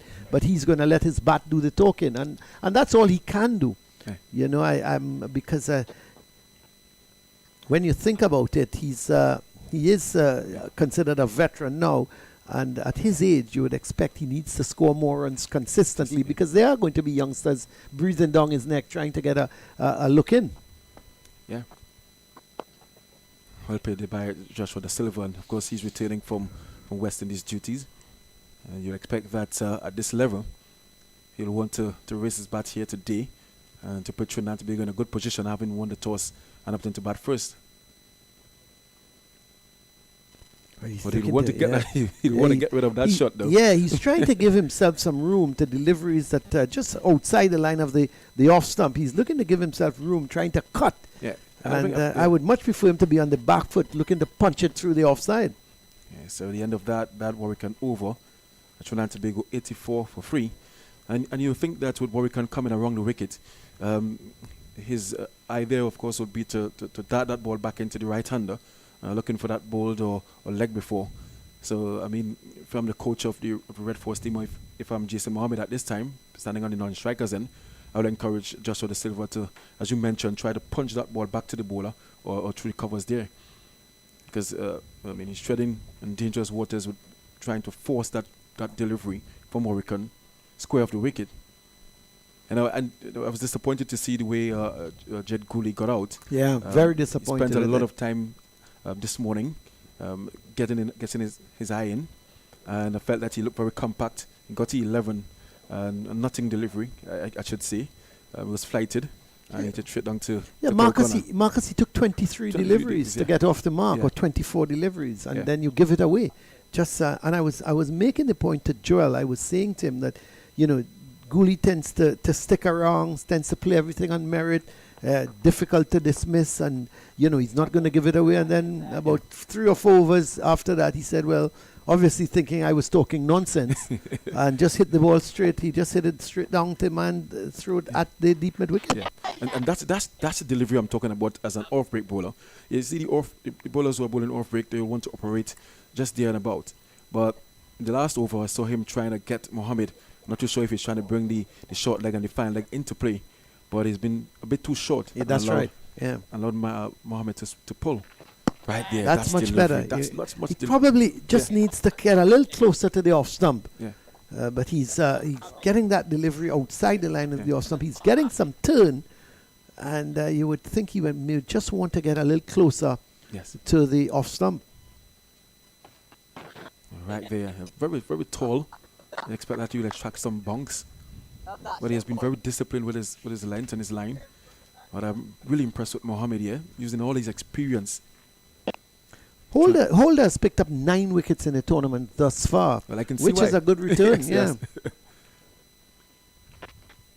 That's a good shot from Mom. He's only going to get a single because the McAllister is about 3/4 way back to the deep point position. And compare his 9 to Rakim Cornwall. And Rakim Cornwall is leading wicket taker with what, 22? 22. He's and Rakim Cornwall. he, you know, every time you think, well, Cornwall, you know, he's had better days. Yeah. He still comes back and gets wickets. He produces. He gets runs.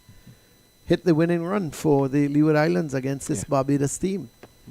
That was a topsy-turvy game. Yeah, and just get into the mind of Rakim Cornwall.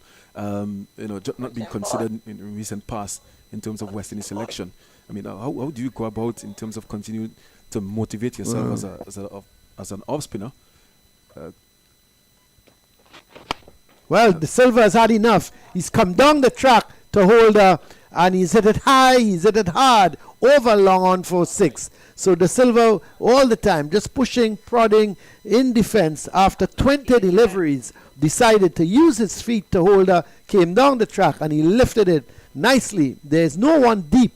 There is a mid-on in place, but the Silva hit it high over the long-on position, just in front of the pavilion for 6 runs. So he's off the mark, and at the end of over number 40, it's 91 for 3. Yeah, a lovely shot there by Joshua Da Silva. I think he was still deceived in the flight, you know, and it was all hands and eyes. And of course, you know, this being his home ground, he would have picked up the bunks and the flight really well there. And 6 runs to his name to get him going in terms of his score. 6 off 21 balls, and it's gone up to 91 for 3. Good shot there by Joshua Da Silva. So it is going to be Warwican is going to continue. And I got the feeling even before that last shot by Joshua Da Silva. He wanted to get after Chaim O'Holder. He got the opportunity on that last ball. And well played to Joshua Da Silva. You know, we as West Indians, our nature is to get the spinners to and over the boundary. It doesn't matter the format.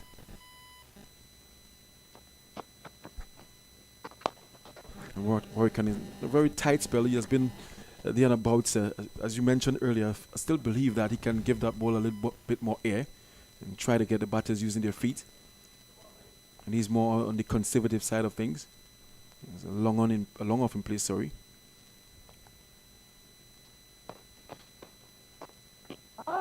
Looking the sweeper delivery was Jason Mohammed. One seemed to have just been drifting in with the arm from Warwick and didn't line it up all that well. And Jason Mohammed would be disappointed that he was not able to sweep that fine. He was looking to do it, but didn't make contact there. There's, when you look at the field, just 4 men on the onside. There's that short backward square leg, a forward short leg, mid-wicket and a mid-on. He's now bringing the mid-off, the long-off in. Yeah, he's bringing him into the orthodox mid-off position, saving a single. Maybe just tempting Mohammed. And that was a bit slower, yeah? No, I would have given it a little bit more air. I would have said, okay, because Mohammed would have seen the mid-off come, the long-off come into mid-off. There is a mid-on. Give it some air. Yeah. Let him go hit you over the top. If he doesn't, it gets 6 well. Great. That's a what do you call it, a chance? Well, it is a chance. It is, but just as we were suggesting, he gave it a little bit of it, and Mohammed used his feet. Now he was looking to, he knew there was no long off in place, but he was looking to go straight back over the bowler's head. He just didn't get in. He didn't get in line. And when I say he just was reaching for the ball in the end, and we're gonna have a look at it again because he wasn't to the pitch and he still carried through with a shot. Yeah, and this is Jason Mohammed, really good player of spin, and just Warwick giving the ball some air, and Jason Mohammed down the pitch. Oh, that was hit really hard. I'm hoping that he doesn't do any damage to his hand, the Warwick, his non-bowling arm. I think it's more damage to his how should I put it? He's more disappointed that he put it down. Yeah. And you'll need those to stick, yeah? Hit the palm and stick. But Jason Mohammed, I'm liking the approach here. Once the opportunity presents itself, he's looking to score. And that's having spent 107 balls. He faced 107 balls, and he's on 43. And this has been the trend for the Trinidad and Tobago batters. Jason Mohammed now in what they call it, boy, in dangerous waters. Because we have had players, I like that. Starts. Dangerous waters. So he's got 43. Yes. It's not a situation of him, hey, I'm going to carry on now and get 100. It's dangerous waters. Okay, Marcus, I hear you. And I'm hoping that he can carry on for the sake of the Red Force. 91 for free.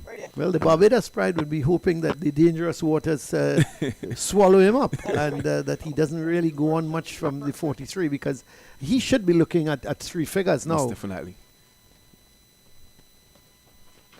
Well, Joshua Da Silva now plays the reverse sweep simply because it's not going to get into the boundary. It just gets there now.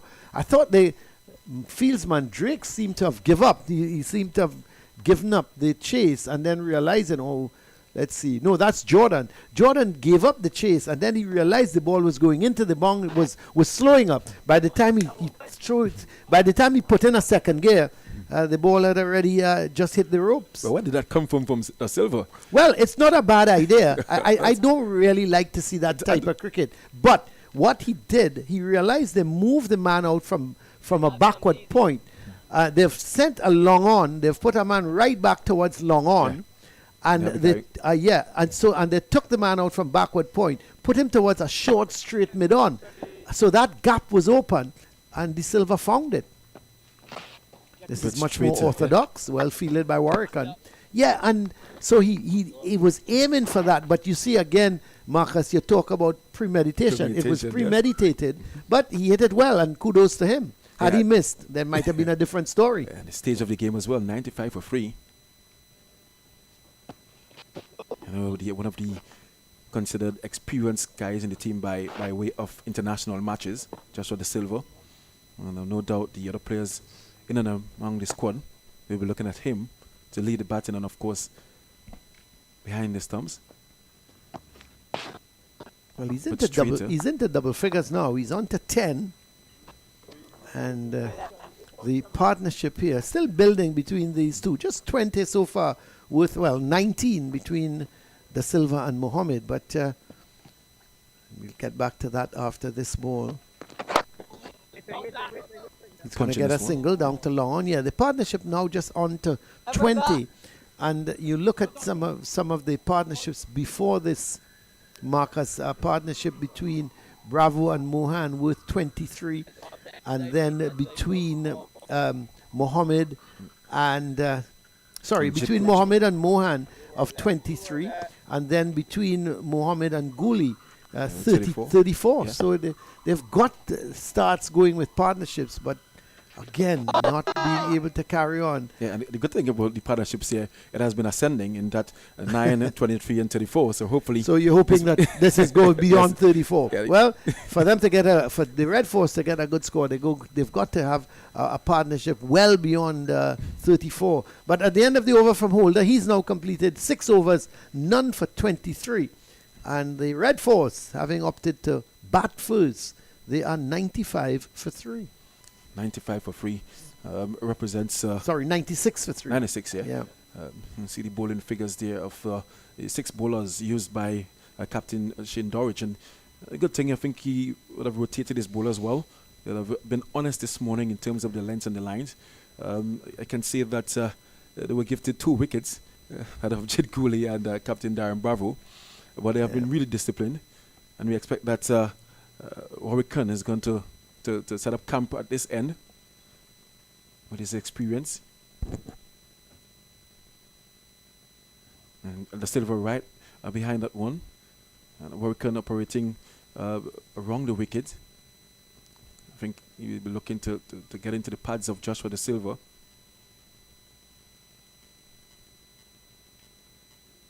The Silver and that's a nice shot. That's a lovely shot. All timing from the Silver. Gave himself some room. And did he stop it? It appears that he stopped it. The man giving chase down there. Was it, not sure if it was, it could be McCaskey, was it? Down there giving chase. But more importantly, that he was able to stop it from going into the boundary, and they ran 3. But what a nice shot from Da Silva, wasn't it? Yeah. He opened the face of them, made some room for himself, and pure timing. But I would still love to see him punching that ball in front of him. It's a dangerous ploy trying to get a ball behind point. He got 3 runs for it, but I would love to see him punch the ball in front, especially a bit slower. Tempting Mohammed this time, he would have set the long off back. Yeah, interestingly, and I'm not sure why that has happened. Why would you do that? You brought him up to mid off the over before. You induced a false shot from Mohammed where you could see him trying to go over the top. Bring him back in.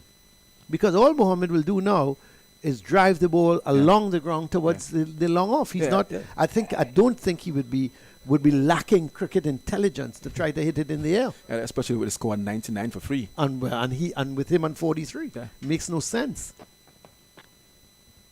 That's a good delivery, but well played. One angling again into the right-handed batsman. Yeah. And that's what you come to see here. You come to see a good contest between bat and ball. What I like to see, a straight plan. You can see a plan from Hurricane. That's the end of the over. 43 bowled thus far. Trinidad and Tobago Red Force winning the toss and opting to bat 99 for 3. Mohammed on 43 and the Silver on 14. And the sun is out in its glory again. I think that's what's a water break. We got it's a I call it now, Marcus, a refreshment break. Because in the old days, you only used to get water. Right. The sun is boiling. You're killing yourself out on the field, and then you get a break, and they give you water. Yeah. Now you get Lucozade and juice and all sorts of. You even get bananas and oranges. You get all sorts of things during so I call it now a refreshment break. Gone are the days of it being a water break. But let's just quickly recap. It's 99 for 3. The Red Force having won the toss and opting to bat. Mohan went to court Jordan Bowl McAllister for 19. Darren Bravo, very disappointing. Court Warrell Bowl Primus for 7. Jangoo, He went caught by Mosley off Warwick for 11. And Mohammed is not out on 43. Da Silva is not out on 14. And Amir Jangoo, he had to retire hurt, being struck on the elbow without scoring so far. So he will going to come back and bat at some time. So that's what has happened. We are an hour after the luncheon interval. And, it's a situation where a lot depends on this partnership, because you look through the rest of the Red Force lineup to come. And let's just quickly... Imran Khan, yeah, T.M. Webster as well. And then Brian Charles, Anderson Phillip, and Kerry Pierre. It's not very much. You're talking Imran Khan. Yeah. Jangoo, if he comes back out, and they're saying he's going to be available to bat. Tion Webster, so Webster has scored a half century. Khan has scored a half century. Jangoo, if he comes back, scored a half century. So there is some batting left. Yeah. But you would think that this pair, they need to carry on. They need to carry on, maybe to get it to close to 200 before they are separated. As a matter of fact, they would want to bat through now. They've batted through the first hour after lunch. They would want to bat through the second hour and go to tea without any further loss. So they certainly have the experience and the capability of doing such. It just takes some patience and utilizing all the experience to get Trinidad and Tobago to some. Both of them are regional West Indian players. Yes, indeed. Jason Mohammed has played for the West Indies. Joshua Da Silva currently the West Indies #1. So there's no reason, and they seem to be on top of the bowling now. Da Silva has faced 28 deliveries. Mohammed has 112. And it's going to be interesting, the Barbados tactics, because they continue to operate with the two spinners. Are they going to mix it up a little bit? Slip a medium pacer in, and switch the bowler in around? Because they've got to try things. At the moment, things are just rolling on like Old Man River. But Marcus, I'm going to leave you now, because the man who's coming to try to break the partnership, Joel Manning, I'm going to leave him with you. He's going to try his best to see if he can break this partnership. Yeah, fantastic. So just players have refreshed themselves. Not only water, but I think they got some fruits in the mix as well.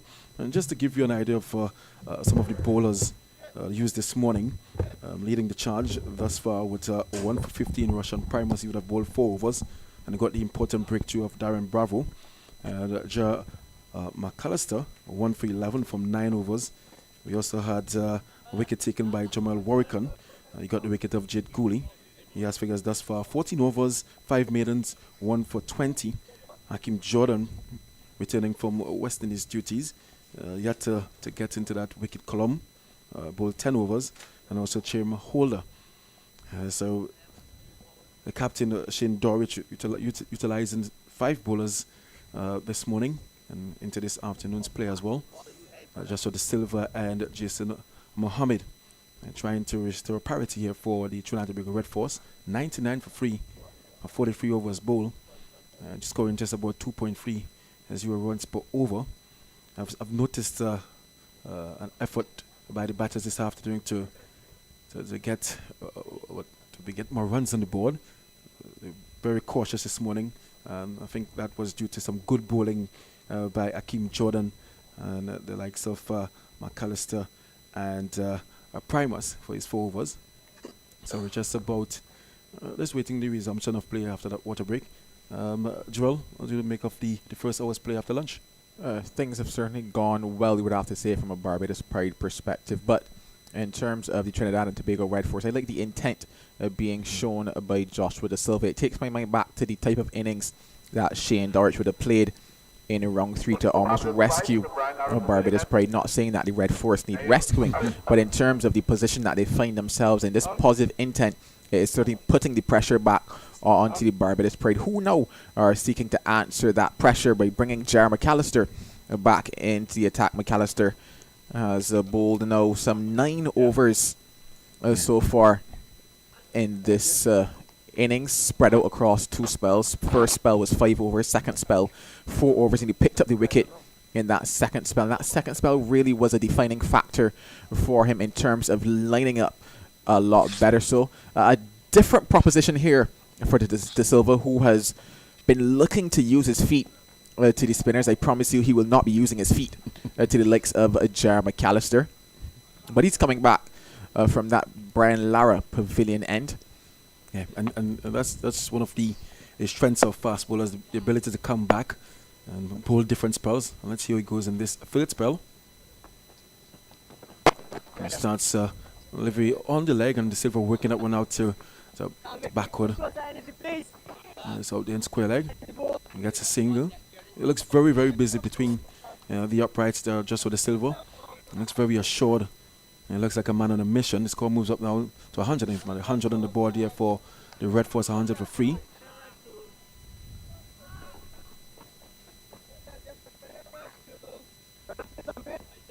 So Mohammed comes into strike. Two slips, a gully. Point on the boundary. There's a couple points middle for mid on. Fire leg and the square leg. And Mohammed is set. Let's see what's going to be the line of attack here from McAllister.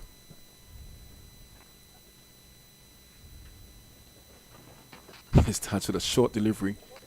There's nothing much in the pitch in itself. I think as fast bowlers, you have to really bend your back, as they say, on this turf.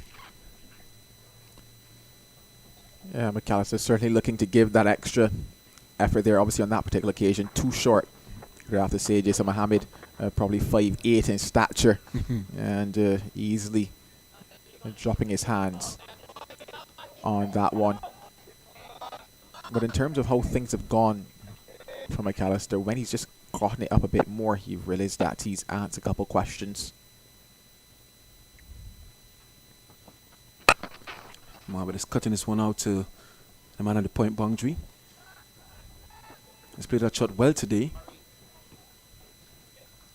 And of course, you're asking for McAllister to just get it a bit fuller. And those deliveries, you'll have to rely on some luck from the batsman playing a fall shot to be in the wicket column. And when you pitch it fuller, you bring all three modes of dismissal into play. And he certainly has the pace to chop at the batters with the ball a bit fuller.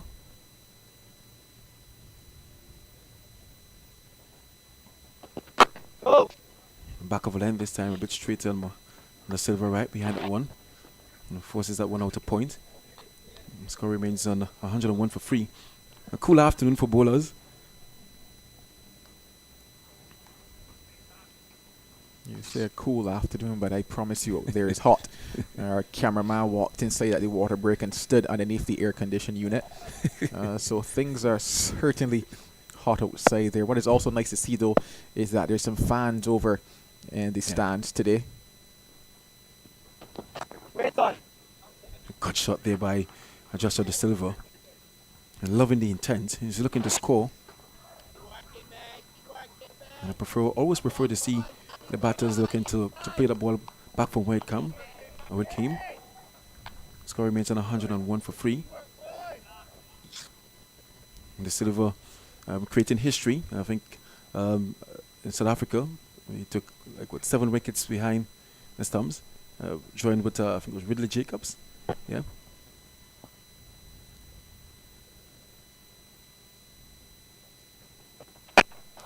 This time he's pulling this one out to a guy at square leg. Gets a single.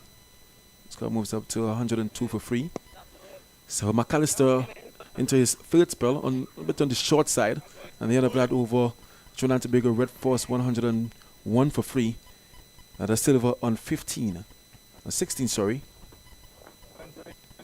And Mohammed still there on 44.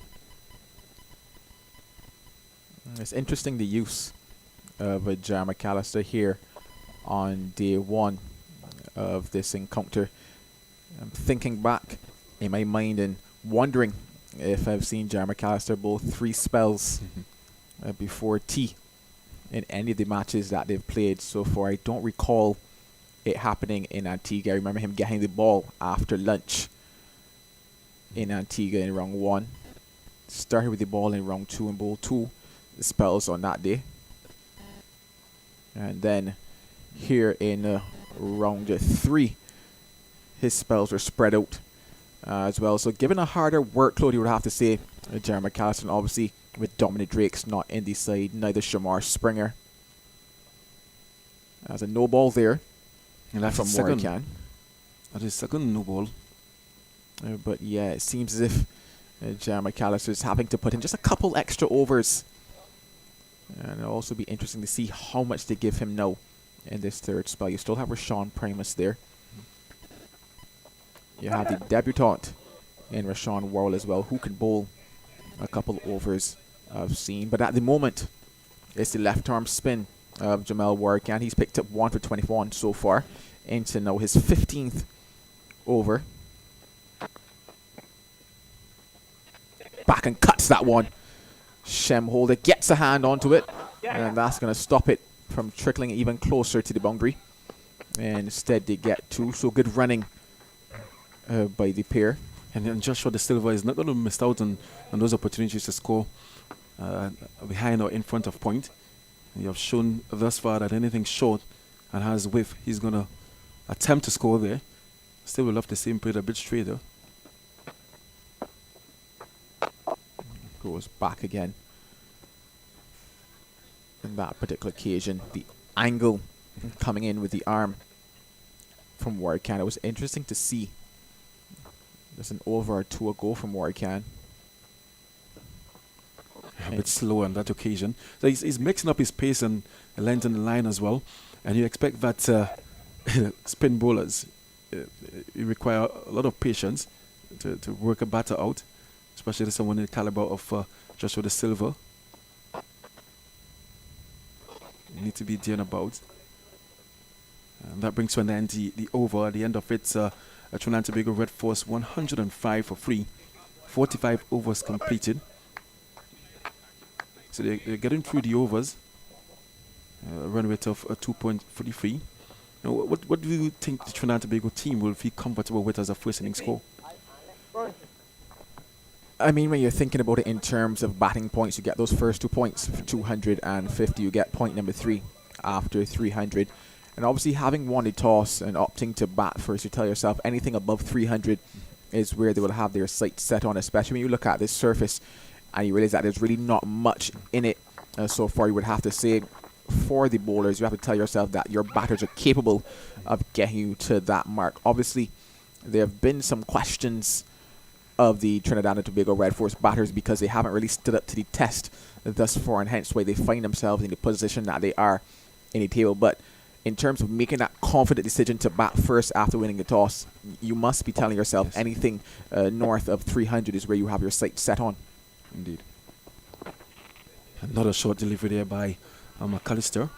I'm not too sure if that's a team plan to bowl short behind Mohammed. He's a set batter out there on 44 from 115 balls. But there isn't much in the pitch. I think he will do him well to bowl a bit fuller. And he has the pace, no doubt. In terms of the short deliveries, yes, I do, or rather, yes, I would indeed like him to come just a bit straighter and a bit fuller, but also when he goes to that short ball ploy, it needs to be a lot more accurate in terms of just being extremely wide of that off stump. There's no danger there. There's no man down that third man. So even on the slashy top edge, it will still go away for 4. I asked for it to be a lot straighter, and he does that. But the ball falls safely in front of Kevin Wickham coming off of the boundary at deep mid wicket. But yeah, as a fast bowler, if you're going to go to that short ball, you definitely want to ensure that they're playing, that the partnership now goes up to 30. So a nice little partnership building for them. But you certainly don't want that the batter can just allow the ball to go along easily. Yeah. Even if they're forced to duck, make sure that is a decision that they must make at a very last minute type of a scenario. Yeah, and of course, on that occasion, Mohammed opted to play that pull shot. The previous deliveries a bit wide, so he was able to just to leave it alone. Straight on this occasion, and the silver right behind that one. And Russian Primus fields there. Still attacking. Barbados Pride is still looking for wickets. And not daunted by the batters at the crease at this time. And I can say that they are a bit in front at this time with 3 wickets down. One player retired hurt. And they got the informed batter of Captain Darren Bravo.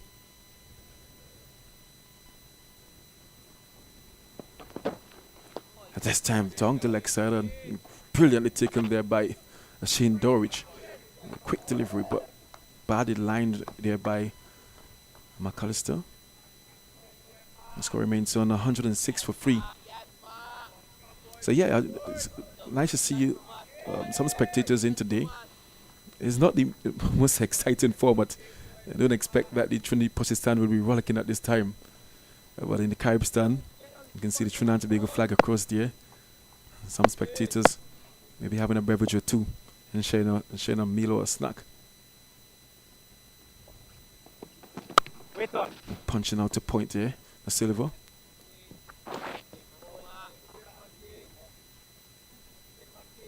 Is it the Red Force and the Pride defeated in the last round?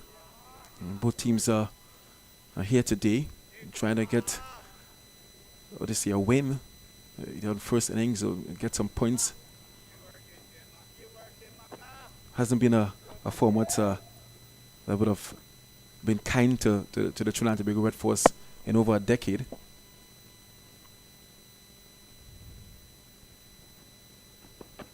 Yes. A lovely shot there by the Silver. It's going to run very close to the boundary. In fact, they're going to get 2. Looking for 3, the Silver. The only 2 runs they'll be able to take there.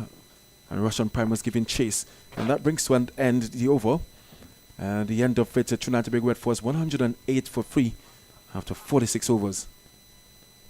And the Silver, he moves up now to 20 from 43 balls. Mohammed are still there on 45 from 116. Pressuring the fielders on that particular occasion there was the Silva. And since he's come to the crease, he's really been looking to get everything for any time. He started facing Shamholder quite quickly. He was using his feet to Jamal Warwick, and he opted to stay in the crease but get back deep and work the ball backward of square of point. And any time there were runs on offer, he's been really running hard. And I said it's really good to see that intent from him. Once again, it just reminds me of the type of innings that Shane Dorridge played, and that took him to 100 and really set the platform for Barbados. Right, of course, in the second innings things fell away for them. And that's what we want to see from our international players. When they return at this level, you expect them to push the regional players and to show that they have reached the top.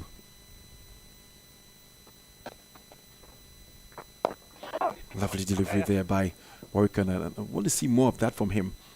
And that's the trickery, the mystery in spinners.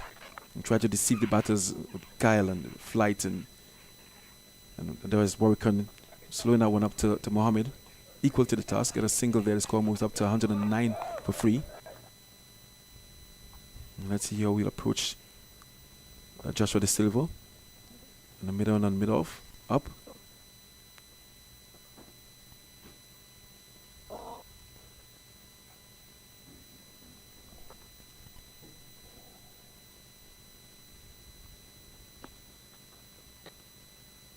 Silver right behind that one. That one was a bit on the shorter side of things, but still flat.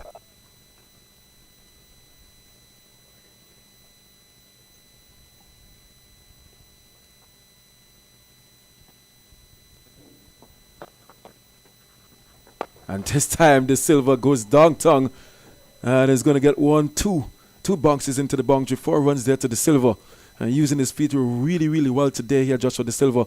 From the moment Warwick decided to give it a bit of an air, there was Joshua De Silva using his feet, and 4 runs to his name. Yeah, dancing on the track on that particular occasion. What was good to see is how quickly he made a decision in his mind to come down the track, and that I think was the reason why he was able to play that shot so well. Brilliantly executed on the part of De Silva, and another boundary to his name. Yeah, 24 he's on now with 45 balls. And there's a clear intent from the batters.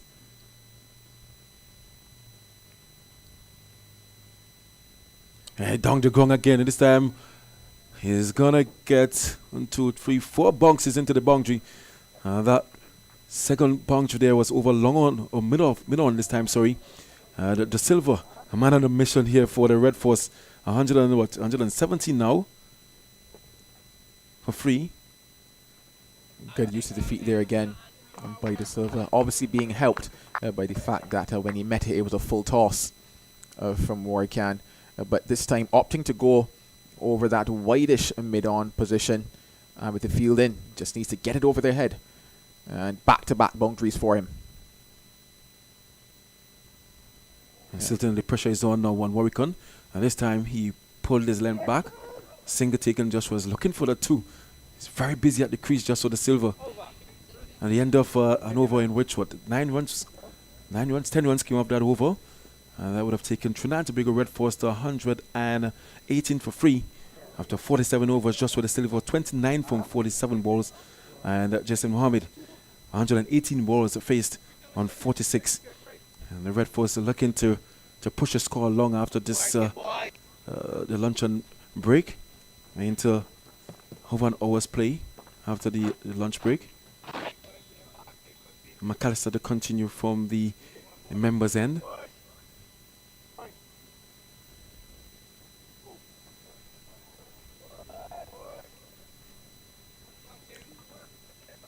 McAllister now into his third over of this spell. So far he's been used in 5 overs the first spell, 4 overs in the second.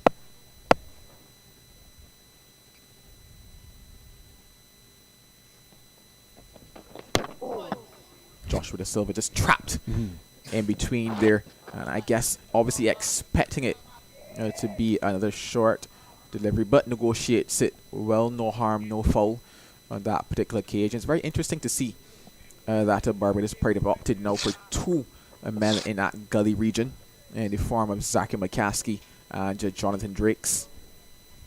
And I think with the length on the line, bowled by he's bowling here, McAllister.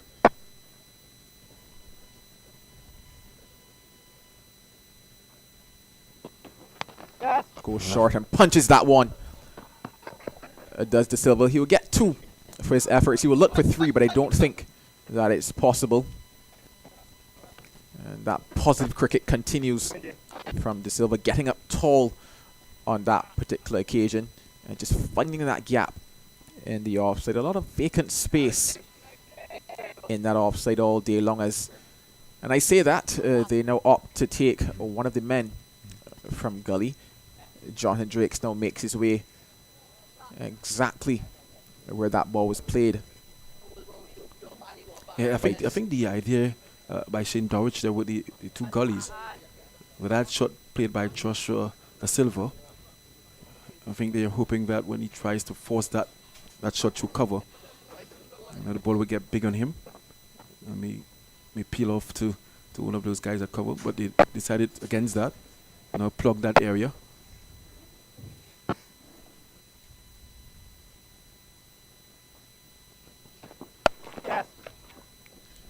Slow loopy bounce and easily played there by Joshua De Silva. He gets a single. A bit on the short side. Not the same spell I saw of him in his second spell. And this third spell just after lunch. I think he's still getting rid of that what we call in Trinidad and Tobago niggeritis. I think it could be the capital T word, tired. And I say that because, and that's why I made a reference to the spells that he's been bowling, because they said I don't believe he's had such a heavy workload in the previous encounters. To my mind, this is actually the most overs that he's bowled in a day's play, as that one is worked away. Shem Holder does have it quite covered. Shem Alexis Holder to give him his full title. But a good 2 runs there. But as I mentioned, and as I kept going back to those overs, he bowled 5 overs in his first spell, bowled 4 in his second. That gave him 9, and he's now into his third. And when I think about how they've been spread out for him in previous encounters, it's certainly been a heavier task on him at the moment. He's still been able to keep up with it, but maybe if Barbados Pride are made to field the entire day, you might not see Jar McAllister coming back in the evening. Yeah, and as I mentioned earlier, I think that's the beauty about fast bowlers, the ability to come back and bowl different spells at the same intensity.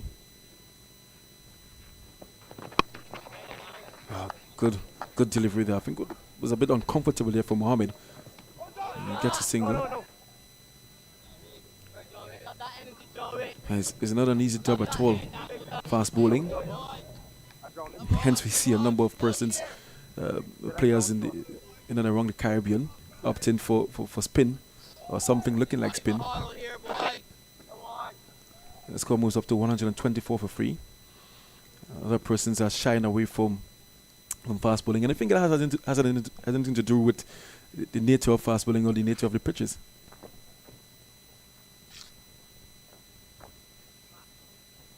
$124 for 3.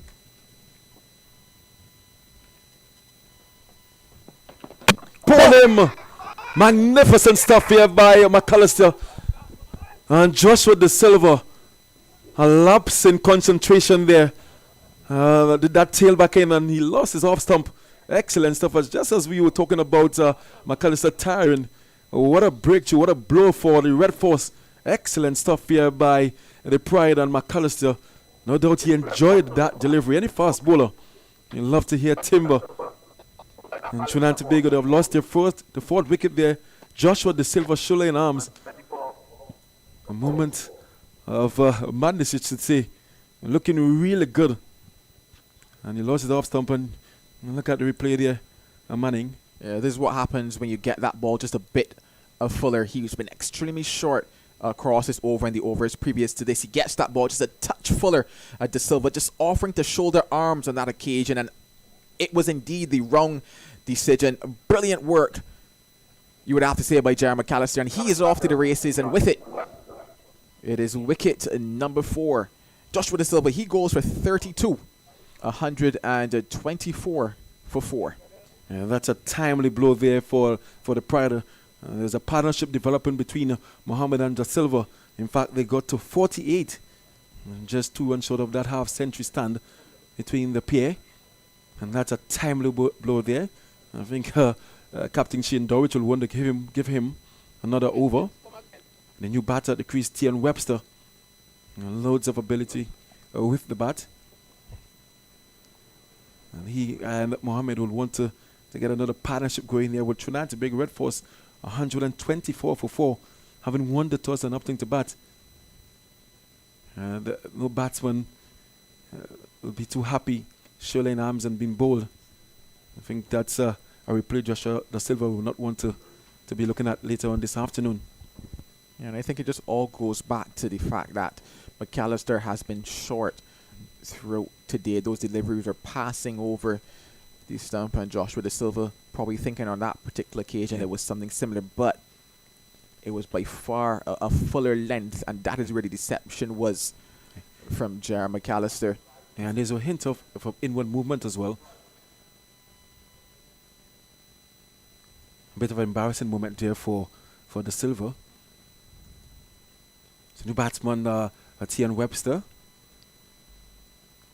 And we have is it Akeem Jordan? He's going to return on the media center end. Coming in for his 11th over. Still without a wicket to his name. And McAllister now with 2 for 23 from 12. Decent figures.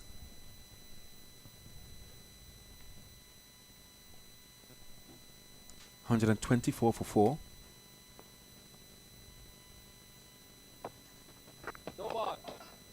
And no ball called here by the umpire. Jordan started a no ball. Score moves up to 125. 149, one away from what I will say a well-deserved half-century. A well-deserved half-century indeed. He's been the anchor thus far of this Trinidad and Tobago Red Force innings. He's kept things together, but his job certainly is not done just yet. Oh, he got the edge on this time, but just short in front of fell short in front of Warwickon. Yeah, that's been the story for Akeem Jordan thus far. He's beat the edge a lot in his first spell, and when he's taken the edge, it's fallen short of the slip cordon. Yet to pick up a wicket in this match, but he's bowled well. He's bowled controlled. His second spell just 2 overs in that second spell. Probably wasn't the best of 12 balls that he's strung together, but he's back to the end, which he started, this media center end. Cut out to point there on the boundary. Single taken to Jason Mohammed. I think he'll raise his bat here now. Yes, indeed. That is another 50 at the first class level for Jason Mohammed. It's come off of 123 deliveries. His 12th 50. Or rather, sorry, his 1950 at the first class level. Very experienced Jason Mohammed. I think you will really want to continue here. Just a change of guard. He knows that the job isn't over. But Trinidad and Tobago 126 for 4. Well, he has played well since coming to the crease. You just need a partner to be there with him and to put on longer partnerships.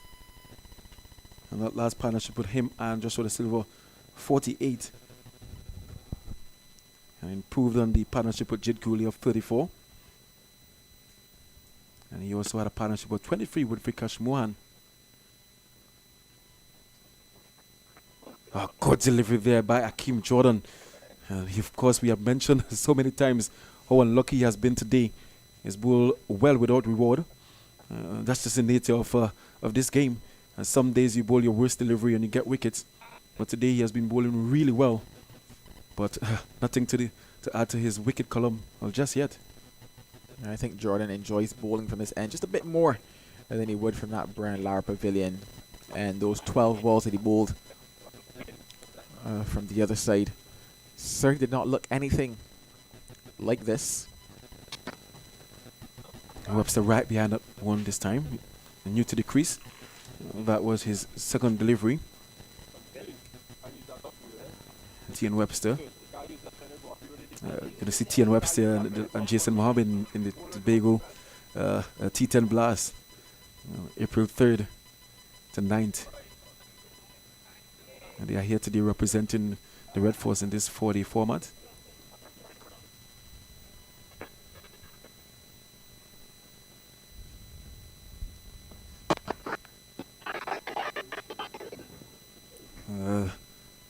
T.N. Webster, short delivery, didn't bounce as high as he anticipated. And resulted in the ball lobbing across there. And Jason Mohammed is going to have a word with him. The score 126 for 4. And Akeem Jordan looks very fit. Jordan certainly is a bowler that puts in the hard yards. Even though he opens the bowling, he's almost like your workhorse, you have to say, especially with the absence of Shamar Springer. And hence why it was so interesting to see that John McAllister was picking up the additional overs. They were successful for them. Jordan noted his final delivery in this over. Another good delivery, and that was, how to say, a lucky edge, but it gets 4. Between what's that, a third slip and a second slip. A good delivery there, good bunks, awkward bunks there. Negotiated well by T.N. Webster. And 4 runs to his name and 4 runs to the total of Red Force. You say negotiated well, but I say he's quite fortunate that that ball did not go to hand. Getting onto him, probably bouncing a lot more than he expected.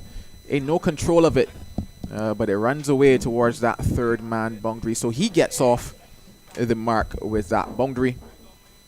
And with it at the end of 49, 130 for 4.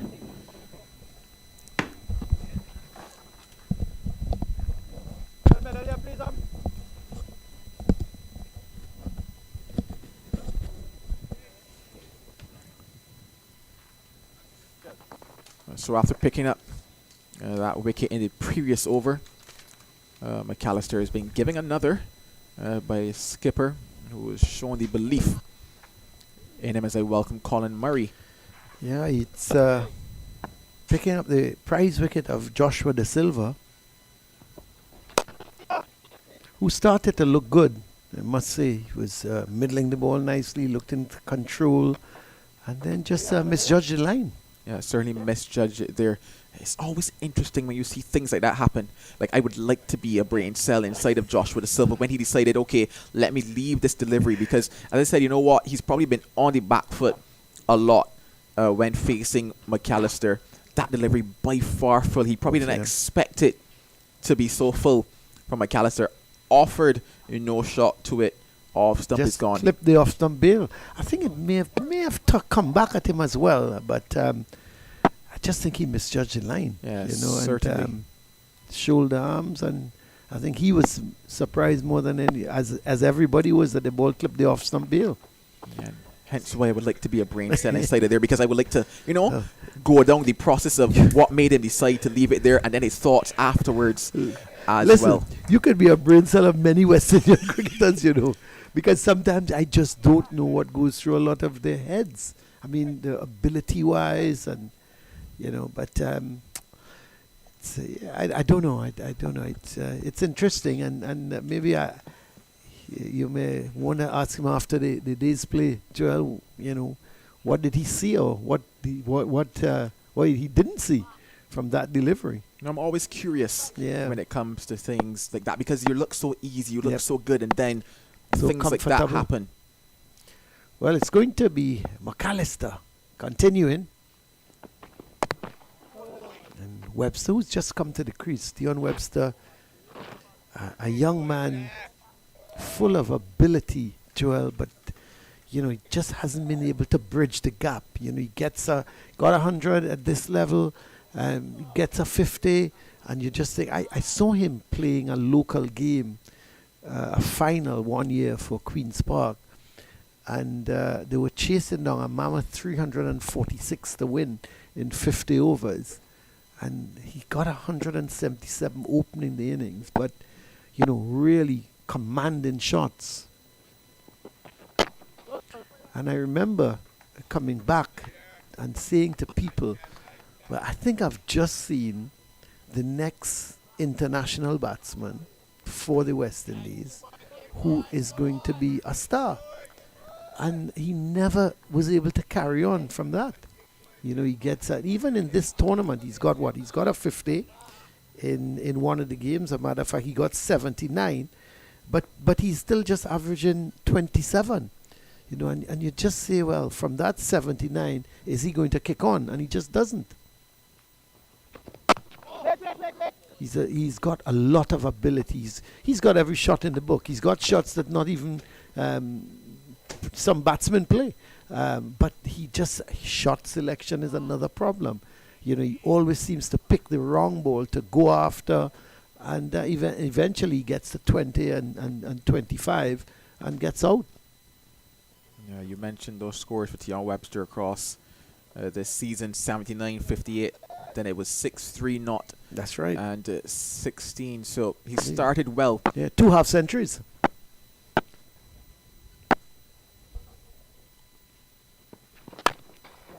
That's a good shot. Didn't seem to time it all that well. He's going to pick up a couple of runs, but don't think he timed it as well as he would have liked. That should have been racing to the extra cover boundary if he timed it well.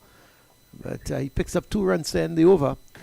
So it's what? It's 133 now for 4. And 50 overs have already been bowled in the day's play.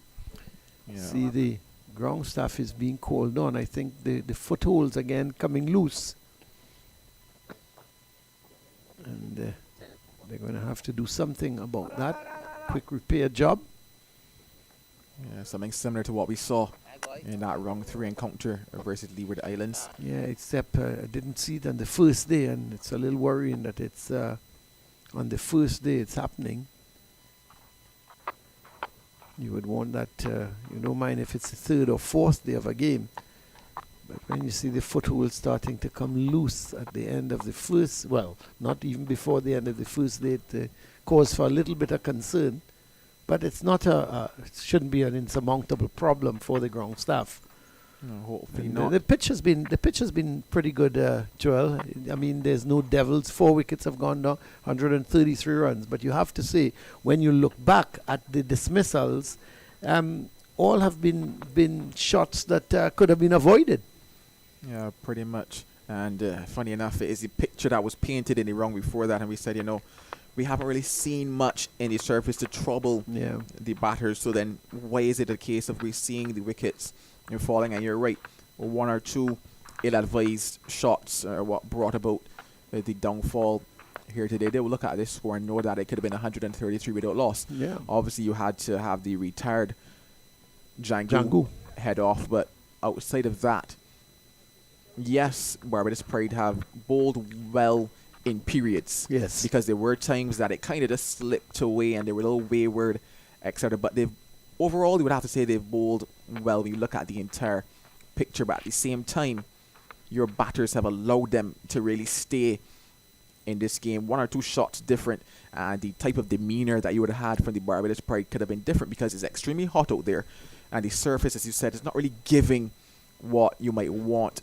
entirely as a bowler. So if you spend that time out there, if you occupy the crease, all of a sudden you do find that in that just after tea session coming on to any day, how much quicker and how much easier stroke play becomes and how easy runs start to flow. Instead, you're now kind of just looking to build and rebuild your innings each time after little intervals. Well, Hakeem Jordan is going to continue. And it's really tough to believe that he's not picked up a wicket as yet. He's got none for 34 and he's in his 12th over. I think if anybody deserves a wicket, it's Hakeem Jordan. And you call that hard work with no pay. That's right. Somewhat like what we are doing. Okay, Joel, don't let me intimidate myself. You don't be intimidated. Next thing you get a lawsuit a letter in the morning. Well, runs for Mohammed, just a single because there is a man down at fine leg, so they're going to just pick up the single. So Mohammed on to 51. It's been a good innings from him. I can't remember him really. Maybe one loose shot where he went back trying to go over the top of Warrican. But outside of that, I think it's been a good, well put together innings. Yeah, well put together indeed. He's been patient. He's capitalized on the bad deliveries. And beyond that, he's soaked up pressure. We saw guys come to the crease and soak up pressure, but then had a loose shot to kind of release. We've not really seen that release shot from Mohammed, and hence why he's still at the crease batting.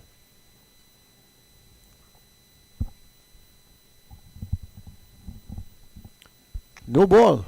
So Jordan maybe striving for a little extra pace, getting that front foot beyond the pop-in crease. Umpire immediately signaling a no ball. It's interesting, still at first class level, and of course we don't have the opportunity of the cameras to decide on if there's a no ball or not. And we don't have the side on. No, you can't go upstairs to the umpires and to query a decision and things of that nature.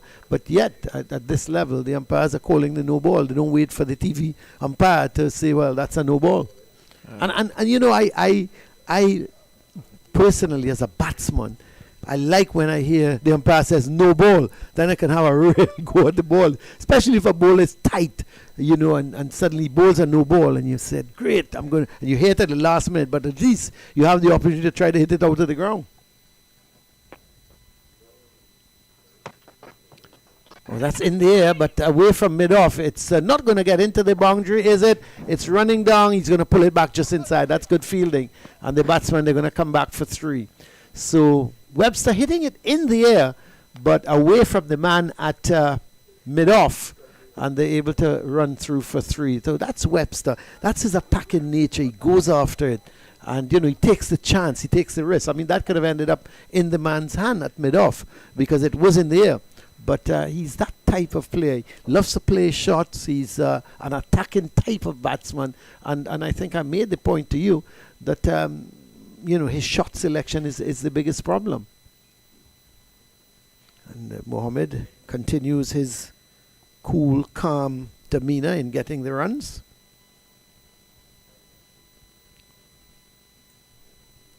Yeah, when you look at the situation that they find themselves in, 138 for 4, you would say it's not necessarily dark days. No. But on the other side of it could easily be 140 for 5. Yeah. And that is where it comes into play in terms of, yes, you know you have those shots in your armory, etc., but maybe put away 1 or to back yourself on certain deliveries. And it's a case whereby I don't mind so much that, because as you've seen, the ball really hasn't been moving much from Akeem Jordan after that first spell of the ball. So as long as he's up there, you could definitely have a swing through it. But it's a case of, other shots, you just might have to hold back on them for a little bit. So there is a delivery that had to come down on it, giving the impression that it may have come back at Mohammed. Yeah, so at the end of the over, 138 for 4, or is it one more ball? No, it's the end of the over, 138 for 4. And I would think if you ask the Red Force now where they would like to be, they would probably tell you they would have liked to have lost a wicket less. Maybe 138 for 2. They would have probably gone with 138 for 3. But I think they must feel that they've lost 1 wicket too many. No, certainly, especially after winning the toss and looking at the surface and saying, okay, it's going to almost be what you call a batting deck by the time you get to the end of day 1 into the morning of day 2. You really want to have your better batters at that time be able to capitalize on the surface. If things continue to go like this, whereby they've been losing wickets at regular intervals, all of a sudden, yes, you might get to the end of the day, but with 8 wickets down, then all of a sudden, instead of piling on runs, it's a hang-on job that needs to be done come the end of today into tomorrow to see how much more you can eke out, I guess you would have to say, from the Barbados parade. Well, I questioned how long they would keep Jerry McAllister going from that end. He looked a little tired coming to the end of his spell, didn't he? Yes, indeed. Yeah. But it's been good work from him, and I mentioned the fact that there's been more overs in a tighter space of time so far that he's bowled in this match than he's bowled across the other 3 rounds that he has played. So it's going to be Shem Holder back into the attack. He's bowled 6 overs, done for 23 so far.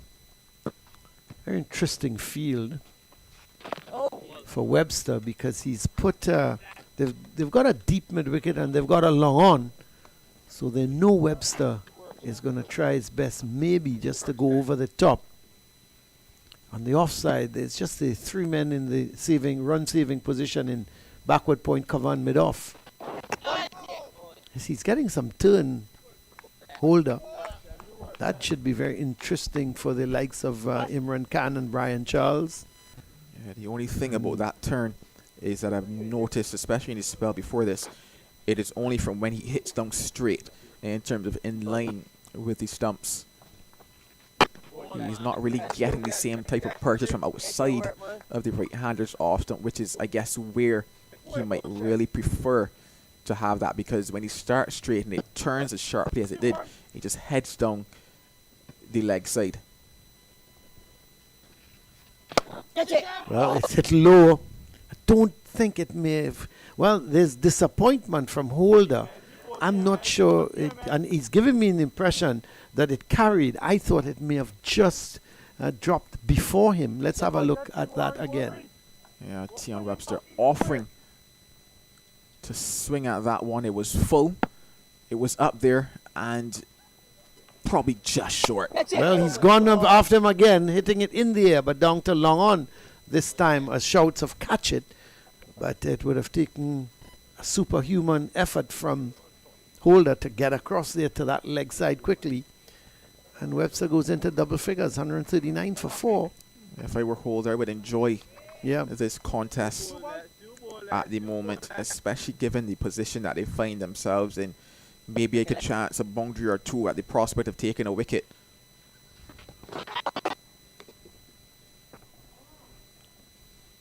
So the end of the over, the 7th from Holder, none for 24. 139 for 4. The Red Force, Jason Holder still there. He's on 52 not out and batting very well. I'm pretty sure you know that Jason Holder is still out there. And it's actually Jason Mohammed. Did I say Jason Holder? Yes, you did. Why did I? You know why? I'll tell you why. I'll tell you why. As is it a song? But there's something goes.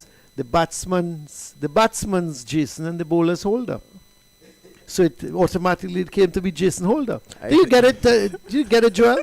Or you don't get it? If you don't get it, tell me you don't get it. You're attempting to save yourself in this particular encounter, but you will not be saved. I cannot be saved in the waters without a life raft. I'm disappointed that you're not saving me. So let's get it right. So Holder has completed his over, 7 overs, none for 24. And Jason Mohammed is still there on 52 not out. Is that better, Joel? Pretty much. See, I'm here to keep you on your P's and Q's. You are, Collins. you are.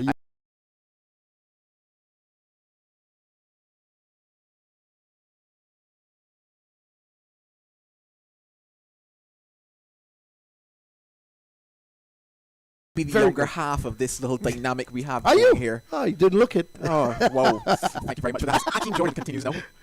Webster looking to get some room for himself to hit it through the offside.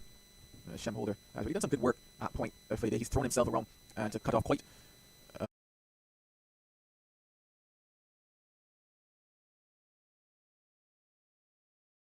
match. Yeah, we had some very good catches from the Barbados team in the last game. You say that. And then Springer put down what would have probably been the easiest of the chances. Yeah. Unbelievable. Regulation. A almost. regulation You would say that catch. 9 out of 10 days in the week, Shamar Springer would have taken that particular catch, and it was almost the only downfall you would have to say of the innings in terms of the fielding. Yes, there were a couple misfields here and there, but in terms of the crucial moments, that was the only one that went down. And after it, well, heads went down because the winning runs were hit. Yeah, but what a time to put down a catch. Because could you imagine 4 runs to win and the last man coming into bat, Berridge? Well, I tell you, McAllister would have been, he would have be feeling 10 foot tall coming into bowl. Yeah, with Berridge coming to the crease, you but would almost tell yourself it's similar to Shannon Gabriel versus Pakistan. I tell you what, though, I was disappointed with the captaincy of Dorridge at the time, and I'll tell you what I mean by that. 4 runs to win, Cornwall just got dropped. The one person you know is going to look to go over the top is Cornwall. So here is Webster's not seemingly timing that ball. He's looking to play that through the offside, but not timing it. Seemed to have come off high up on the bat. I immediately would have taken the mid off and the mid on and put them back. If he has to get a boundary, to me, he should have hit for 6. But he just cleared the mid off and it went into the boundary for 4. Game done. Because surely they would have wanted Cornwall away from the strike and get at Archibald. And if he hits the winning runs, then it's fine. But the person, they should not have allowed Cornwall to get away so easily. You know Cornwall. He's either going to go straight back over the top or he's going to go over cow corner. So I thought there was a lot of, but what a game. It was a real topsy-turvy game, wasn't it? 1 minute you thought Leewards were coasting with Hamilton and Powell. And all of a sudden, it just turned game turned on its head when Hamilton got out. And I must admit, unnecessarily as well. And then Powell follows the next over with another poor shot. It just baffled me how they were thinking.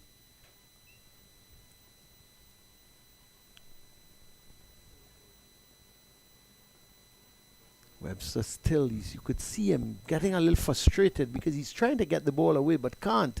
So in the end, it was a maiden over from Jordan. The end of it, the Red Force, they won 39 for 4.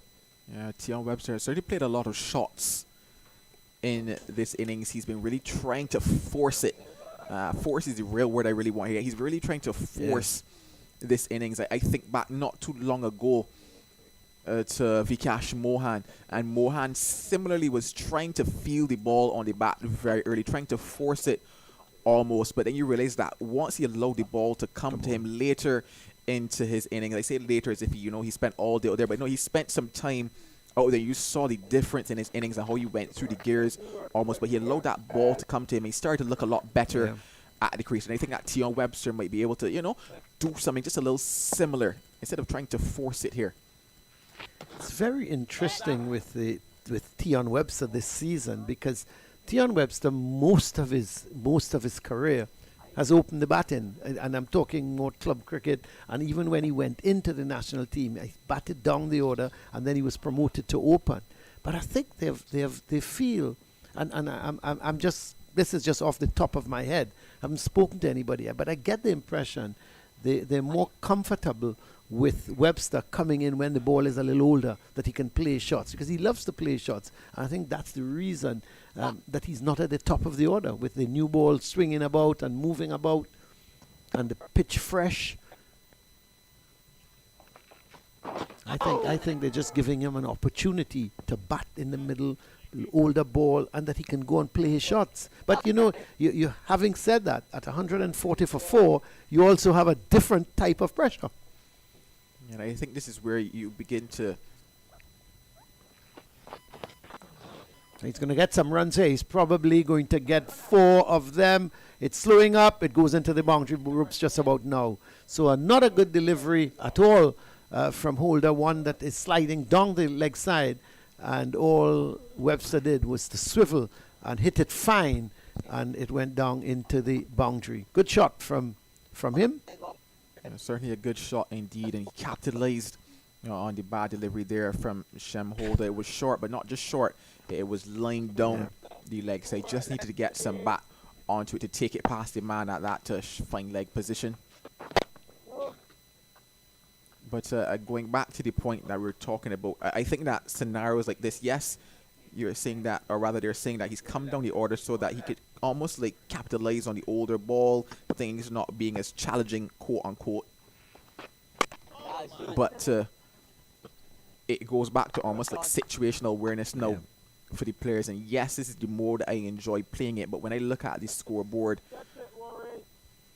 the situation dictates that I play a different way for a certain period of time. Nothing wrong with still being positive, but in terms of being positive, okay, what shots am I looking to play? Yeah, you just, you can't. I mean, there is some batting to come. There's Imran Khan, the Jangoo to come back.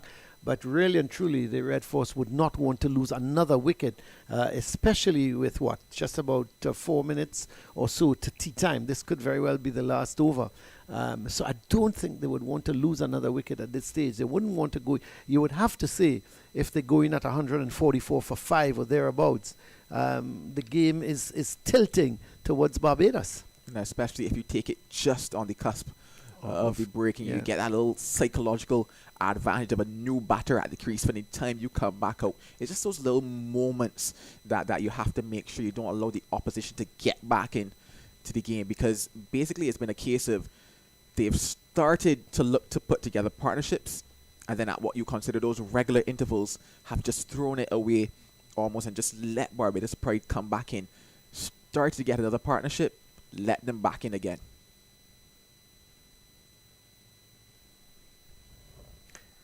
Jordan continues. He's into his 14th over and has really bowled very well. No, he has bowled well, especially how he started this morning. And I'm always interested to see when bowlers like Jordan come back, especially when the ball isn't necessarily doing as much as it would in the morning session. The type of skill set that has to be employed to not just keep it tight, but still build the pressure in terms of wicket-taking deliveries. Thus far, he's still been there, as I said, barring those 2 overs that he bowled from the other end, where he just looked out of sorts. Like, this end is not his end. He's come back home almost to this media center end, and he's been back on the money, bang on the mark again. And Mohammed is he's on 53, and they have put on 20. So Mohammed has only scored 6 of the 20. He's more or less gone into a little bit of a shell, hasn't he? Seems to can't get the ball away. He's finding the fieldsman. He's going through a little bit of a patch which he needs to get out of. Well, he's going to get some runs here. He may just get 2. Let's see. No, he's only going to get a single. Good bit of fielding. And who's that out there? Let's see. Shem Holder. That's Holder? Yeah, it is. Yeah, and he's not been able to pick up the boundaries. He's been getting the singles. And batsmen go through that type of patch, Joel, where, they've been batting good, runs have been flowing, and then all of a sudden, the runs dry up, the boundaries dry up. You're getting singles when you think the ball should have been gone for 4, and they've got to overcome that. They've got to say, listen, my job is to stay here and continue batting. And the Red Force would want him here at the end of the day's play. It's a good shot from Webster, runs in it for him. I don't think it's going to get to the boundary. Yes, it does. So it had much more pace than I thought it did. And McAllister couldn't get wrong in time. He looks a very tired man, McAllister, getting around the boundary there. And it was gone for 4. So- having bowled some 13 overs in a day, it would have been a task for McAllister to get around. And on then the get boundary down. there. Opting to use the boot, but getting that boot nowhere near it. And another boundary for Tion Webster. And here is where I go back to shot selection, situational awareness, and understanding that you will get bad Balls. deliveries. So it's like capitalize on those and respect the good deliveries. ones. I like the fact that in the previous over to Shem Holder, he capitalized on that bad delivery. Remember, the ball was tossed up, inviting that drive that he played previously. He opted just to push the ball back down the ground, along the ground. And that was good to see from him on that particular occasion.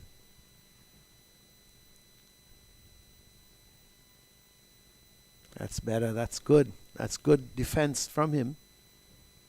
Not getting carried away. Previously, over in some ago, you would have saw probably if the ball was, or rather the ball was just a touch outside Maybe off stump. of the off stump. This occasion, just a little bit straighter, but that's where he would have played that lofted drive. And it's just nice to see that he's compact and composed there and not taking the unnecessary risk, especially as we creep ever closer to tea. This probably being the final delivery before we have that tea break.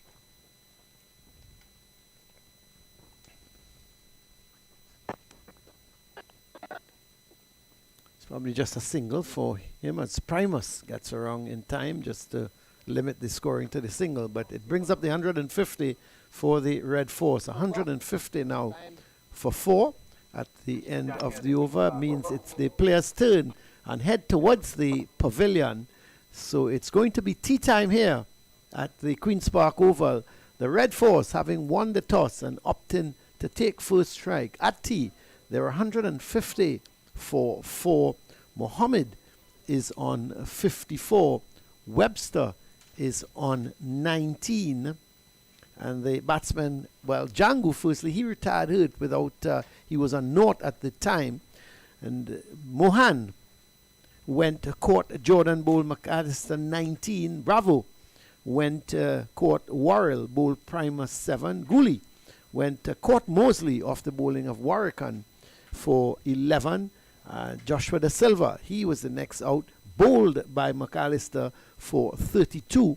It was 124 for 4. It's now 150 for 4 at the tea interval.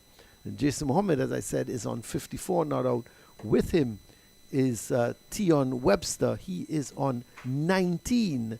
And you will have to say a bit of an even session because it was, 47 for 2 at lunch. So they've actually, the scoring rate has gone up because they've added 103 runs, but they've lost another 2 wickets, the Red Force. So they've lost 2 in both the sessions, and 150 for 4. Game still more or less evenly poised, slightly in favor of Barbados because they've picked up those 4 wickets, and Trinidad and Tobago, Red Force, still 50 runs away from 200. But right now, Joel, it's a pretty good contest between bat and ball. Certainly a very good and even contest between bat and ball. You might have to say that Barbados Pride might just be slightly happier in terms of the position, and I believe that after tea session will certainly determine who is the happiest here at the end of the day, because at 150 for 4 with the 2 batters at the crease could easily end up at 240 for 4. That's right. By the end. Or 200 all out. But yeah, it's just that little balanced position whereby it will just take one thing to happen, whether or not it's one partnership or one wicket to really determine it. I really think that on the surface out there, you're going to tell yourself more than likely it will be the partnership that happens because we really haven't seen anything out of the surface. However, somebody might just play a shot that they shouldn't play, and all of a sudden it becomes the wicket that determines that factor. Well, that's the situation here. We're at tea. It's 150 for 4. The Trinidad and Tobago Red Force opting to take first strike.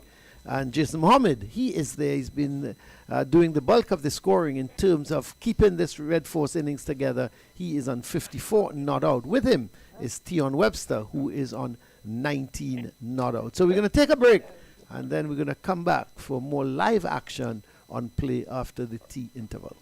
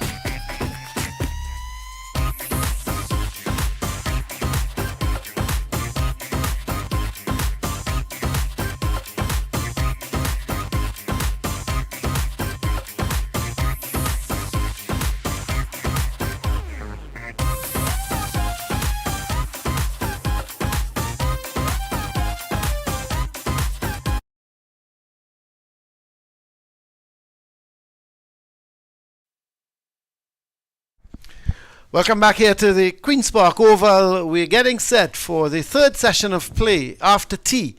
It's Barbados, the Barbados Pride. They are in the field against the TNT Red Force. And at tea, the Red Force, they are 150 for 4.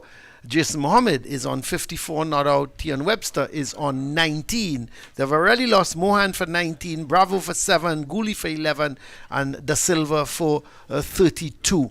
Just a quick reminder of the table. Both these teams, Barbados in 4th, Trinidad and Tobago, Red Force, in 5th. Ghana lead the standings by 49 points, followed by the Windward Islands on 37.8, the Leeward Islands on 34.2, Barbados 31.2, the Red Force 24.8, and Jamaica bringing up the rear on 15.4. So Holder is going to bowl the first over after the tea interval, and he's going to be bowling to the right-handed Tion Webster. As the first delivery there, he's just very watchful. Webster, who looked pretty good before the tea interval, was playing every ball off the middle of the bat. Certainly wasn't timing it all that well, but certainly stayed there with Mohammed. And this one, he's hitting it straight back over the bowler's head. Is it going to go into the boundary? Yes, it will. Had enough on it. Given a little bit of air by Holder, and he hit it high back over the bowler's head down to the boundary for 4. So the first runs after the tea interval goes to Webster. He's on to 23, 154 for 4. As let's have a look at it. He went hitting it back over his head. There's a long on in place, but he kept it away from the man at long on, and it went down to the boundary for 4. So 154 for 4. I'm Colin Murray alongside Marcus Daniel. Marcus, good shot from Webster. He picked the right ball, given a little bit of air from Holder, but Webster was able to reach for it, and he lofted it high over the bowler's head. Yeah, and no matter the format, Tian Webster is a no-nonsense type of player. That was his 4th boundary in a score of 23 from 33 balls, and once given the opportunity to score, no doubt he will oblige. And Chaim Holder giving that one some air. Good comeback there by Holder, a bit fuller. Yeah. Not able to get another one, Webster. Yes, it certainly was a little bit fuller, almost Yorker length. But Chaim Holder has picked up 9 wickets before this game, and not well lined at all. What a good shot though from Webster. Give him credit, because all he was doing was paddling it around. It was badly lined outside the leg stump, and Webster seized the opportunity just to get over it, and he just paddled it nicely all along the ground down to the boundary for 4. Yeah. So not a good over so far from Chaim Holder to start, but some good batting from Tion Webster. Yeah, easy picking there for Webster. Ball badly lined for an off spinner bowling. You want to get that ball outside the off stump, and anything wrong middle and leg and spinning, well, a batsman in the caliber of Tion Webster is going to score. Here's Holder again, and Webster making room for himself. He's going to get more runs. It's probably not going to get to the boundary. Is it just about? No. Well, it gets there. Yeah, yes. It gets there. But another good shot from Webster, making some room for himself, opening up and getting it. The timing was good that it was able to race to the boundary. But there, Marcus, a good shot from Webster. Let's have a look. Just giving himself some room. Yeah, and I mean, when you're playing spin bowlers, you need to use the depth of the crease. And there was Webster using the depth of the crease, going against the spin of the ball. Of course, to a vacant cover area, and picks up his 3rd boundary in the over, and he moves along to 31 now for 31 out of 36 balls, and he has now forced Chaim Holder to change his mode of attack. He's coming around the wicket now. Is he going to bowl a negative line? Well, 162 for 4. I'm looking at the field. 4 men on the offside. He's strengthened the offside, but he's still got the slip and forward short leg. Webster right behind this one. He's looking to get a move on here, Tion Webster. I'm not too sure what he had for tea, but he seems very busy in this over. At the end of it, 162 for 4. Webster raced along to 31 from 37 balls. You look at Webster, 31 from, as you rightly said, 31 from 37 balls. And what I like about him is his positive approach. Yes. He's come out there, and sometimes when you think of Tion Webster and you look at sometimes his mode of dismissal, sometimes he's just too positive. He's playing shots to deliveries that are not there. And he reminds me of like Nicholas Pruan. Those guys are never out of form, but they oftentimes find ways to get themselves out. And Tion Webster is one such player. 6 fours in a score of 31. Trinidad and Tobago Red Force no doubt will want him to carry on the score. He has gotten a start, and they are into another good partnership here with Mohammed still there on 54 and playing a very long innings here. Jason Mohammed. Well, Jamal Warrican is going to come back into the attack. He's had 16 overs, 1 for 33, picking up the wicket of Gooley, who was out to a poor shot, finding the man at deep mid-wicket. And with Webster at the crease, the scoring rate getting closer to 3 runs per over. And modern day cricket, you see teams scoring at 3.5, 4, even 4. 4. Yeah. I think what you look at Tion Webster and his approach, it's almost now has sent Jason Mohammed more into an ultra defensive role. He's just looking for the singles rather than making sure he's keeping on top of the bowling. And I to be honest, and this is not being critical of him, but I think he's just gone a little too defensive. He needs to. He started his innings very brightly. He was knocking the ball around, getting the odd boundary. I don't know. I think he's just gone a little bit too defensive. There's even that he can't get it away. Early in his innings, he was whipping that ball through the onside. Now he's finding the fieldsman. 4 dot balls so far from Warrican. And you can understand why with Tion Webster on the go. Mohammed, with all the experience, he may not want to.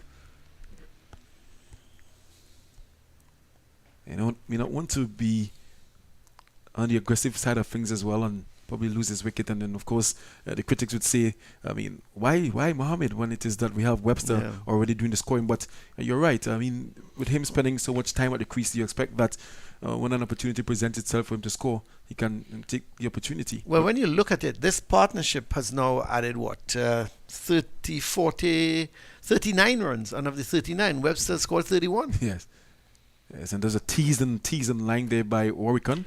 Just a little too far outside the off-stump, Marcus. Has it been a little closer to that off-stump? You're not sure what Webster would have done. Yes. And the end of the over there, 163 for 4. In Trinidad and Tobago Red Force. Webster on 31 from 38, a man on a mission. And Jason Mohammed on 55 from 138. What can the Trinidad and Tobago Red Force post here as a free-sitting score? What are you looking at? What do you think is going to be a good score? Well, I asked Manning for his opinion earlier, and he said anything north of 300 can pose a challenge on this pitch. Trinidad and Tobago, they've played Imran Khan, Carrie Pierre, and Brian Charles as spinners. And it seems to be a pitch that will take some turn later on. I think it will. Yeah. So if Trinidad and Tobago Red Force can get to around 275, would be a challenge in total, wouldn't it? Well, hopefully, because both teams haven't batted well. Yeah. Quite honestly. Barbados certainly hasn't batted well. They got to 322, but mainly through Shane Dorridge, who got 124 not out. Yeah, and of course they'll want to forget that second innings, the last run. I tell you what, every Barbadian fan will want to forget that innings. Yeah, such is the nature of cricket. Eh? Well, Webster's in trouble. Oh, he dives to get back in. Now he was looking. Mohammed was not even interested. No. That was very interesting because the ball was pushed towards a backward point. There's no one there. Akim Jordan ran to get it. Now, Mohammed wasn't looking for the run at all. And I thought that was not a bad call from Webster because it was going down to where a backward point would be fielding. There's no one there. And Webster, seeing that Jordan was giving chase, he decided that there was a single on. Yeah, and Mohammed never responded. I don't think Mohammed, and that's the thing, Marcus, I don't think he's looking for the single. And he mentioned that he's now in this negative kind of mindset. And T.N. Webster, they are looking for the quick single. We can't say it was on, but of course, it's up to the batters out there. Well, thankfully, for Trinidad and Tobago's sake, Webster got back in safely. Well, he's edging it, and is he taking it? He's gone. He's taking it. So after Mohammed turned down, I thought it was dropping just in front of Jordan, but it did not. He scooped it up nicely in the end, but and how often we've seen that? A batsman turns down a single and the next delivery, one of them goes. But here it's a holder coming round the wicket, Marcus, and maybe angling it across the body, not coming back in to Mohammed. And you could see him, it juggled. Jordan juggled with it at first and took it on the second attempt.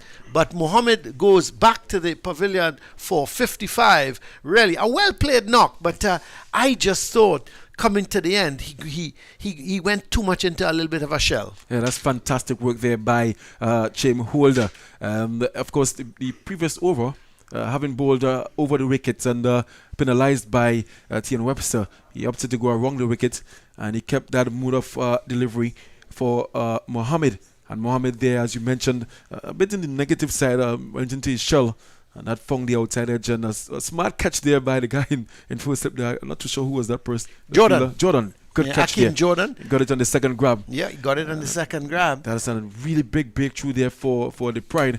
And they are well into the batting lineup of the Trinidad and Tobago Red Force, 163 for 5. Well, Jangoo is back out, probably coming out a little earlier than he would have liked.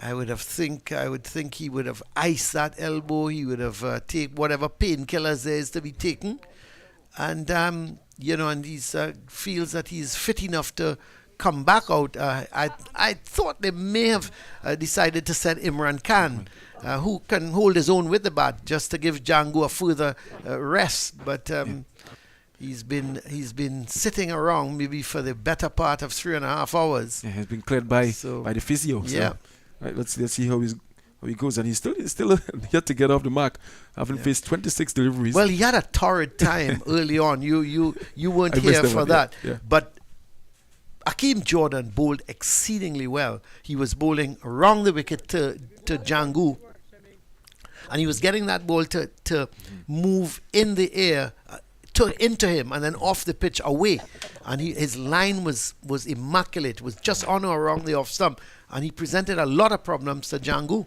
Well, let's see how he will fare as he's back out, and he's looking to swing the first, and he's gone. So Jangoo has come back, and the very first delivery back out, he is looking to sweep a full delivery, missed it, and the umpire says, well, you're on your way.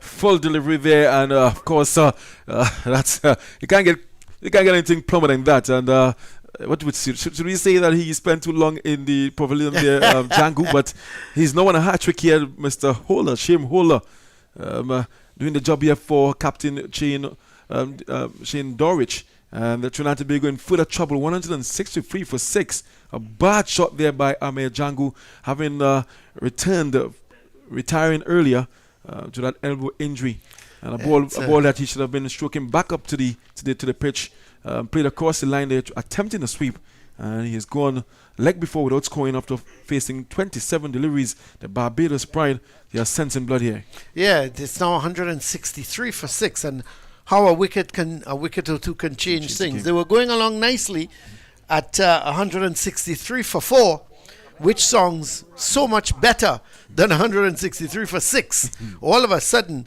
from a good position, you now find yourselves with your back to the wall. Yeah, and that's the nature of cricket. You have to just stay in the game. There are partnerships gonna happen, but one wicket brings two brings 3, and Shane Dorwich, the captain, persisted with James Holder, who has of course rewarded his captain with good lengths and good lines. And we saw some false shots by the Trinidad and Tobago batters, resulting in their departure. 163 for 6, and the batsman of the crease here now. Imran Khan. Yep, it's Lots of Imran Khan, experience. who is lots of experience. He's got a half century so far in the tournament. He's got one. He's got 92, in fact. The thing about it, his other 2 innings, he's only scored 2 runs. But in one of the innings, he got to 92. So he's got some sort of pedigree behind him. We all know Imran Khan used to open the batting at one time, and so he's got an idea when it comes to batting. Even though he's come in now at number 8 in the order. And a hat-trick delivery here by Chimhola, and Shane Dorridge putting some pressure on. Yes, a slip and a gully, or 2 slips now. There's A leg slip as well. Yeah, a leg slip, a forward short leg. Oh. Turning that delivery, that was some. I tell you what, this will give a lot of encouragement to Brian Charles, Imran Khan, and to Carrie Pear, Yeah, no because doubt. that ball turned and bounced. And Hola into a really good spell here.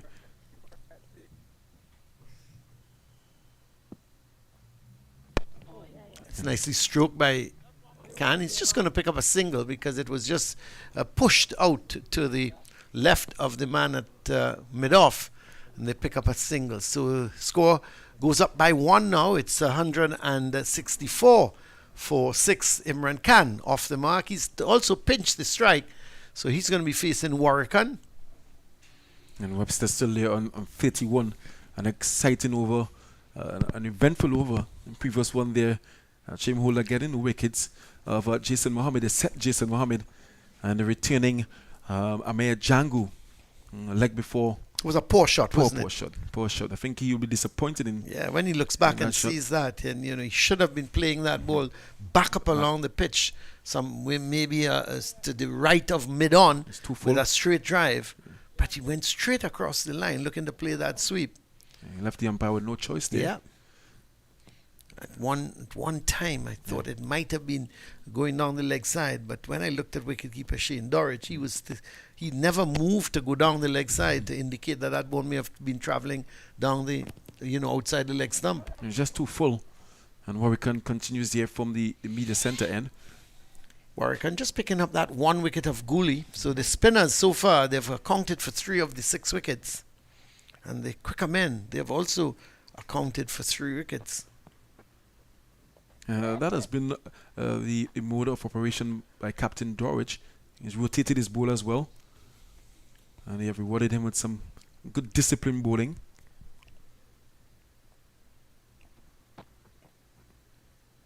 And can now try to form a partnership of some sort with Tian Webster. What kind of role did Tian Webster play here now? We saw. Well, I think previously. Tian Webster can only play one role. he will just go after the bowling because that's his modus operandi. He tends to play freely. He will play shots. If he can get some runs and stay, and Imran Khan can also get runs. This is a very crucial partnership. This will determine whether the Red Force can get close to 250 or whether they'll be dismissed for under 200. And that will represent another poor batting display by Trinidad and Tobago Red Force at home.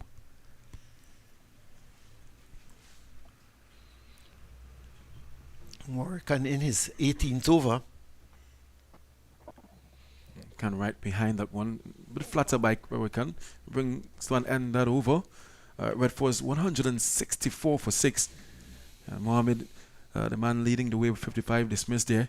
And the batters at the crease now, Imran Khan and Tian Webster on 1 and 31 respectively. And having a mid-pitch discussion. I'm not too sure what the discussion will be there, but of course, it will be to avoid any further loss of wickets.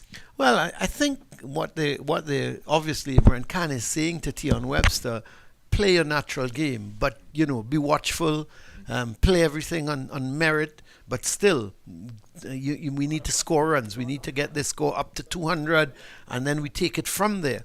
Imran Khan, also very confident in his own ability, will also be saying to Webster, don't worry about him. He can take care of himself. He can accumulate runs. If he gets a bad ball, put it away. I would hope that is the type of conversation they'll be having. because they need to at least take it now in terms of scoring runs almost by tens. Get to 175, get to 185. Small targets. Small targets. We're 164 now. They would be saying to one another, look, we are 164, let's get to 175. Very important now. We have to give the bowlers something to bowl at. That's the batters. Yeah, that's right. I'm very impressed with Shane Dowrich in the placement of his field. And he kept the pressure on, he kept attacking, looking for wickets. Got 6 so far. The pitch is certainly no devils in the pitch. No it's devils. playing well. And I honestly think 225 is not a great total. They will have to bowl exceedingly well, the Red Force, if they can get to 225. And they will have to bowl exceedingly well. And also hope that the Barbados team play some bad shots. Here's Webster swinging this delivery. Let's see, is it going to go into the boundary? Yes, it does. And you now see why Webster wanted to take that run to get down to Holder. He seems to be confident against Shem Holder. And he swung that nicely and hit it in the middle of the bat. And he picks up 4 more runs. And he's challenging the fielders out there. We have a guy in corner, long on as well. And Webster, he's backing himself to go the distance against James Holder. And in terms of the difficulty in percentage, off break into the right hander, you will think that Webster, the nature of play, is going to back himself against Holder. And let's see what how Holder responds here. Tries. That's a lovely shot. That is really a good shot. It may get into the boundary ropes just about now. I didn't think he timed it as well. May have come off more the bottom part of the bat. But that's another good shot. A delivery just outside the line of the off stump. And Webster drove it beautifully. So he's starting to look good. He's starting to look very confident. He's on to 39. And it's 172 now. 4-6. Yeah, and that's the nature of partnerships here. Had Jason Mohammed taken that single, we may have had a situation where Jamie Holder may have been replaced because Webster is really playing him well. He's not missing out on the opportunities to score. 2 fours in that over, and he has now moved on to 39 from 44 balls, 8 fours to his name. Yeah, and T. Webster. And so Imran Khan will no doubt be looking to support him. As the Red Force, having won the toss, we're looking to get to at least 250 and above. So this is the drive from Webster. Give him some air outside the off stump, and Webster, I didn't think he timed it all that well, but he hit it well enough to get into the boundary for 4. And you're seeing the Oricon, a nice slow looping delivery there, and Khan equal to the task there, right forward.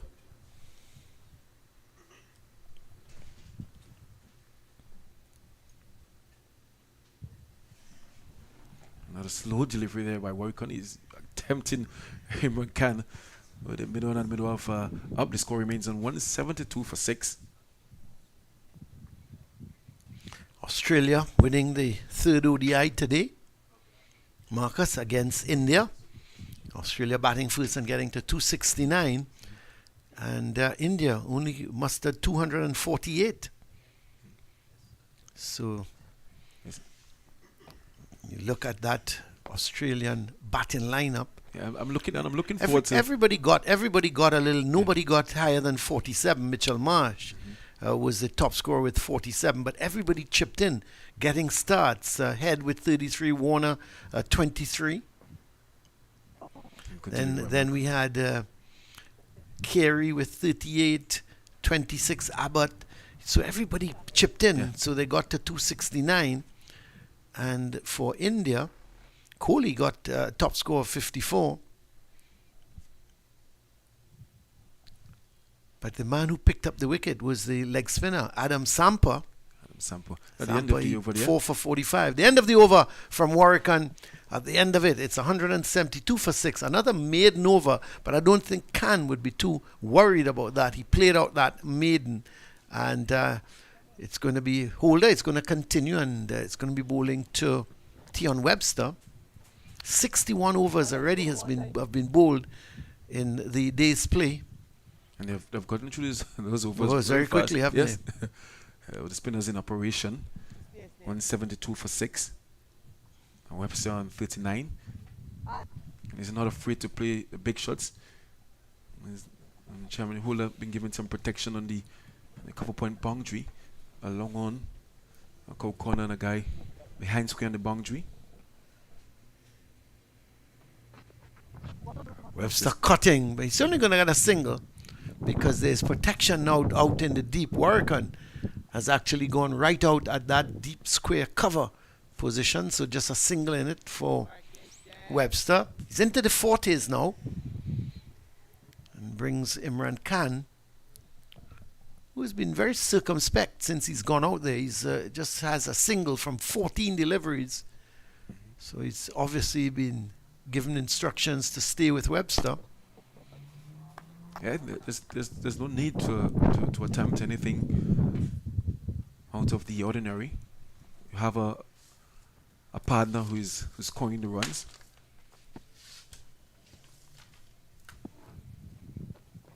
Oh, that kept a little low. And since he has gone around the wicket, he has bowled a really good length and line. That's a holder.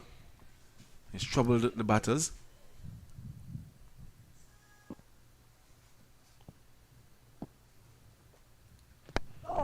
Drive there by... Yes. Peeling off a thick outside edge more than anything else. I don't think he meant it there. He was looking to go through extra cover. And it peeled off a thick outside edge. 2 important runs taken. It's going to move up to 175 now for 6. 23 fours and on 1-6 thus far in this innings of the Red Force.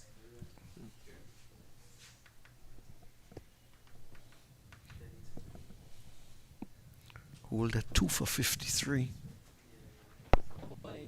Good delivery there by Holder. It reminds me of Shane Sellenford. A similar build.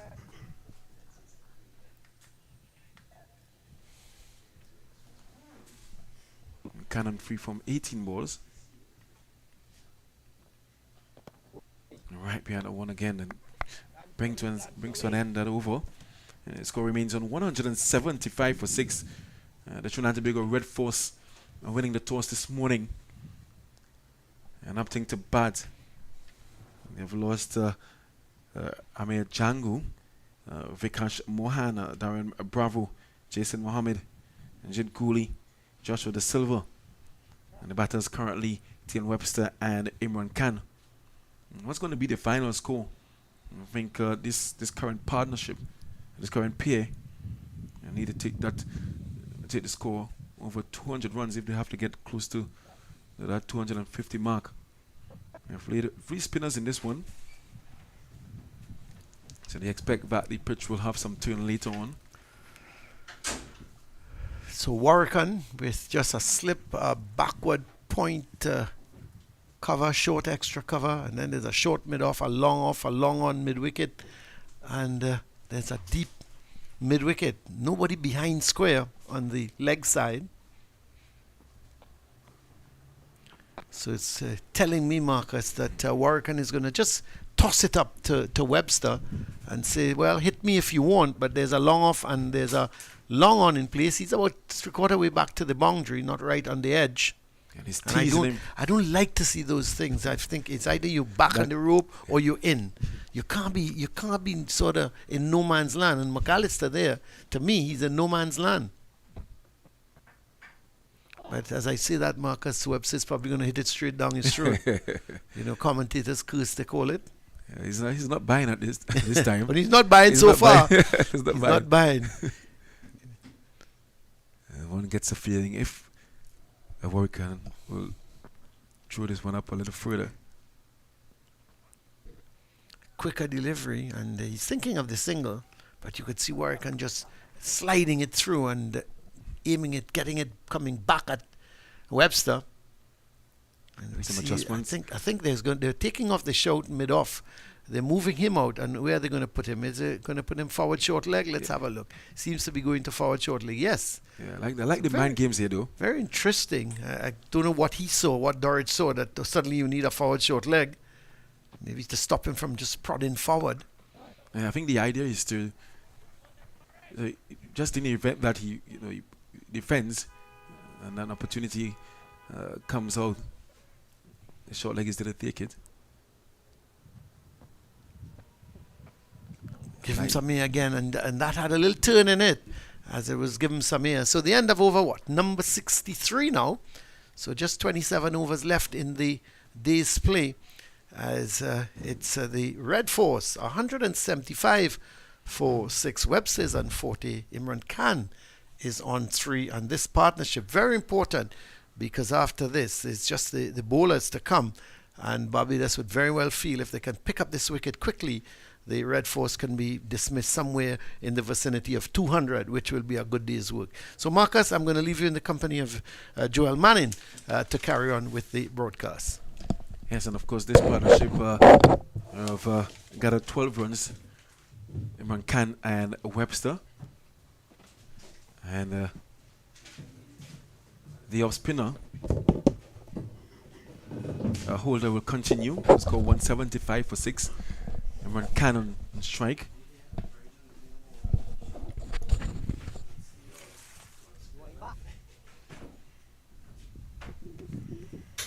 Khan at this stage will, of course, attempt to keep Holder out.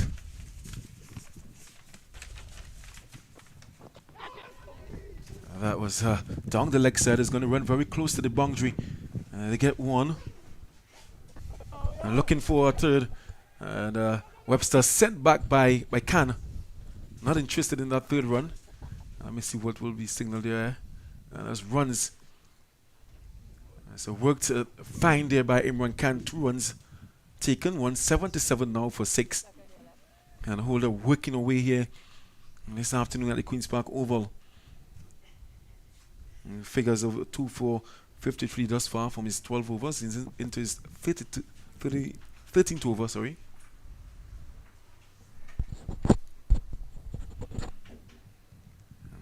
Kind of right behind that one. Interesting session here, Manning. Very interesting indeed. Obviously, Sham Holder picking up those 2 wickets right after the start of the tea break. And because of that, Trinidad and Tobago Red Force now find themselves in what is a very ticklish position. It was interesting because I was mentioning the fact that directly after tea, how things went, it was a case of things were fairly balanced, and if they could get that partnership, the day almost would be long to the Red Force.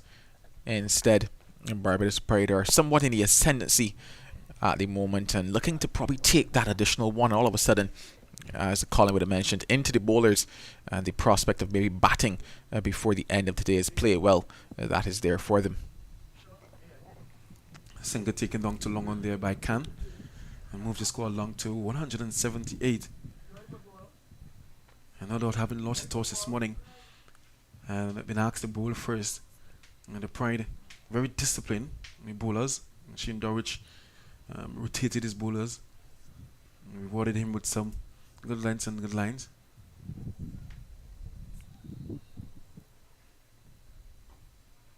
And Webster defending that one to mid wicket and brings to an end another over there by Jermaine Holder. 2 for 56 from 13. And they score 178 for 6. 64 overs bowled thus far. And Webster on 40 from 52 balls. And Imran Khan on 6. And they will want to take this partnership deep into the day's play. In fact, they may want to take it all the way to the end of today's play. Or Khan will continue from the media centre end. A quick look at action around the other grounds. Again, Harpy Eagles recovering from that spot of bother there. 179 for 4. Leeward Islands Hurricanes, they've made their way to 200 for 6.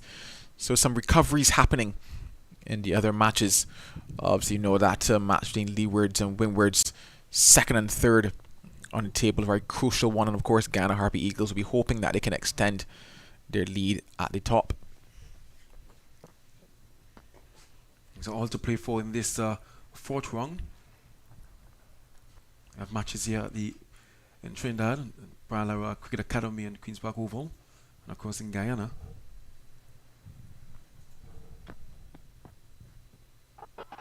A loud appeal there by Warwican, and none of the head there by the umpire. I think that one was sliding down the leg. Yeah, certainly going down with the angle of the left arm there from Warwican on that particular occasion. More so just to see if the umpire is probably awake here this afternoon. Definitely missing the leg stump on that particular occasion.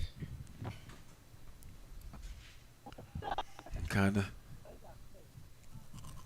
Just peel off the outside edge there. No run on offer. The score remains on 178 for 6. Mohan definitely has the capability as a batter. Coming down the order here for the Red Force.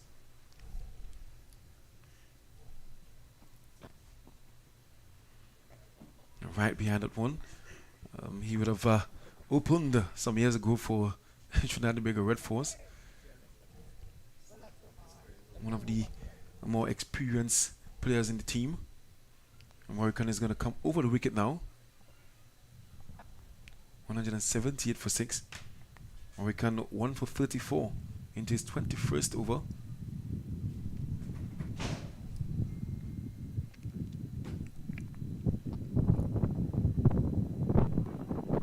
A nice approach to the crease there, Warwican.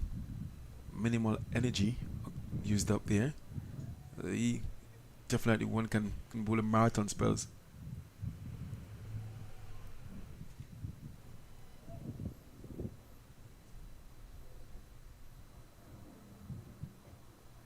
And can negotiate that one well to bring to an end yet another over. 65 overs to be exact. 178 for 60. Red Force after Upton to bat this morning. They're just at that stage where another recovery effort will be needed from them. And it's just been that type of a start-stop day for the Red Force, where it started a partnership and it stopped. And they had to go back into that rebuilding process. Imran Khan, no slouch with the bat. He got a 92 in round 2. Hasn't fired since then. Tion Webster alongside of him. He's gotten some runs, 2 half centuries in the first round of this first class championship. And he goes big and all the way into the stands, as you can see it there. Brilliant shot by Tion Webster.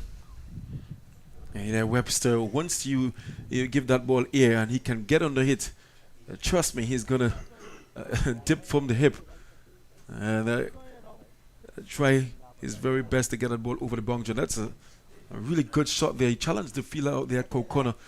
I saw the fielder lining it up. I thought that it would have jumped into his lap. Just over his head for 6 runs. And Webster goes again. This time, is the fielder going to get it this time? Yes, another start for TNT Red Force batter.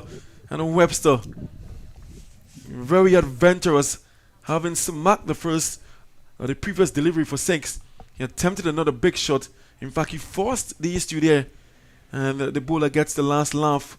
That's Chaim Holer with his 3rd wicket. And he gets rid of the dangerous T.N. Webster for 46. And Webster, no doubt, is going to be smacking himself there, giving away yet another good start there. Look at the replay there. Just wasn't to the pitch of it there. Forced that issue. I'm not too sure who was the field out there, but a good catch taken. And Trinidad and Tobago Red Force and more on board here. 184 for 7. Yeah, very simple catch in the end for Sean Worrell there.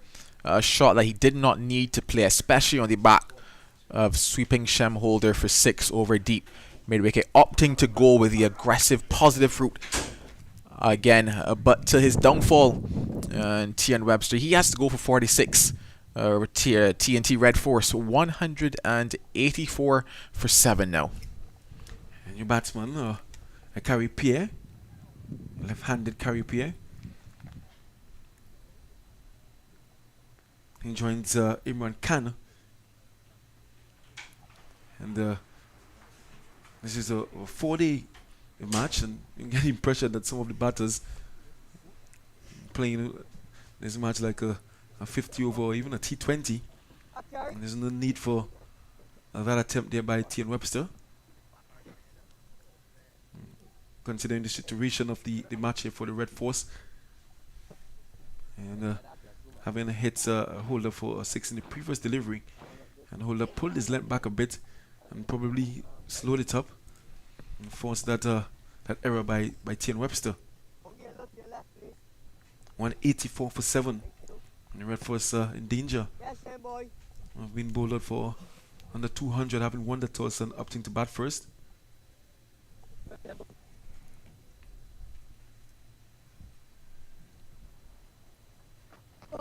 Good start here by holder, but appear right behind that one.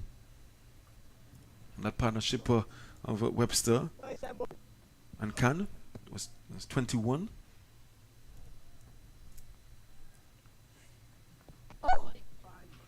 Good honest bowling here by Shame Holder. No doubt his captain will be very happy with his returns and keeping the batters honest and getting wickets in between as well.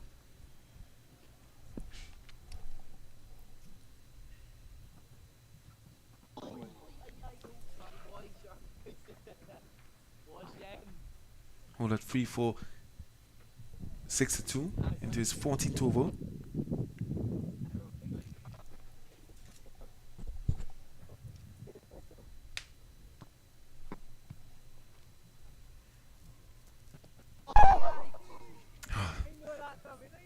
Oohs and ahs.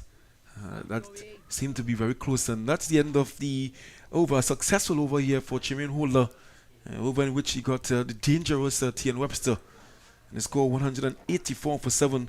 And batters out there carry pair yet to score. And Imran Khan on 6. Very good over there from Shem Holder. He bowled 8 overs before the tea interval was brought on after lunch with no success, but he was there and thereabouts in terms of his lines and lengths, and Dorich opted to persist with him after the tea break, and he's gotten 3 wickets out of him. So good stuff all around from Shem Holder and the Barbados Pride, helped obviously by some shot selection on the part of Trinidad and Tobago Red Force.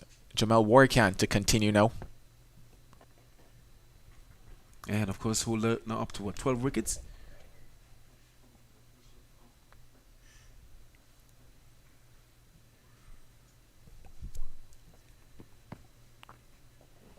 And hold, this is Warrican operating over the wicket. Leg slip, short leg. A slip.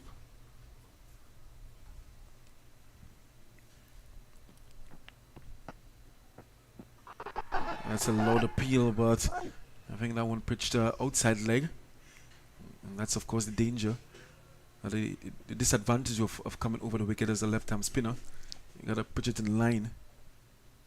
Get it straight in. And kinda, he saw that one shot and try to work it to the leg. Vacant area, of course. They're 184 for 7.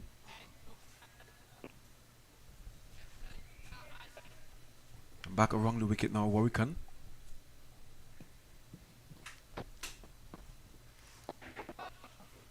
So what did you make of the playing 11 today for Barbados? Oh, based on what they have on offer. It is a good 11. Obviously, there's the consideration of Craig Brathwaite, and they would have been hoping that he could have been in the side today. However, he's not. But outside of that, based on what is available, you would have to tell yourself that this is a fairly solid 11. However, I'll be very interested to see how things go when it's their turn to bat, because sure, Trinidad and Tobago Red Force find themselves at 184 for 7, but things could also get very shaky when it comes to the Barbados Pride as well. So it'll be a very interesting little contest to watch as Another over comes to an end. 67 gone, now 184 for 7. But yeah, I think back to the performances that they've had. Shane Dowrich has really been that one that stood up there and batted, especially against Jamaica in round number 2, and then here in round number 3 against Leeward Islands Hurricanes, and he was the differentiating factor. Obviously there were some runs in the bottom ends for the likes of Shem Holder. Dominic Drake stood up and batted for a bit as well, but overall I still think that they haven't really clicked in the way that I liked. Yes, Mosley got some runs across the first 2 rounds as well, but I do believe that they were telling themselves that they are not out of the woods yet in terms of performances, and based on that, I'm looking at that score and saying, funny enough, it could be enough based on what they do out there. But no, you really would like to see them stand up and bat, and obviously there's a debutant in the form of Rashawn Worrell. Rashawn Primus has been brought into the side, and he can certainly bat as well. He's got some runs at the elite level back home in Barbados. He's had a chance to go across to Australia, played some cricket there as well, so he has some cricket under his belt, and some questions, like I said, will have to be answered them when they come to bat. Interesting times. And the Trinidad and Tobago Red Force and the Pride, they've had a similar tournament.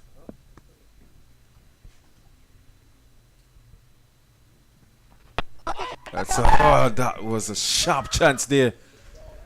And the man in Silly Point went very fast. You need those to stick sometimes in the belly button. And there's Carey Peer pushing forward to that one. And Holder is into a really good spell there. Missing out on his 4th wicket. Gone this time. Shame Holder. He's turning this innings of the Red Force on its head here. And this time, and caught at first slip there, Carey Peer. Excellent delivery there by Holder. A bounce and turn. And just a hint of movement.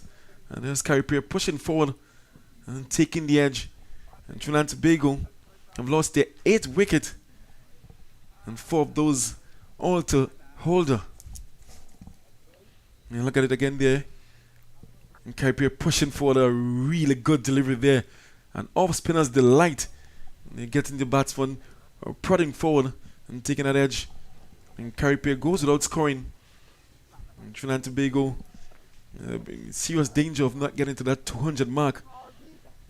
But it's 184 enough to force a first innings win here.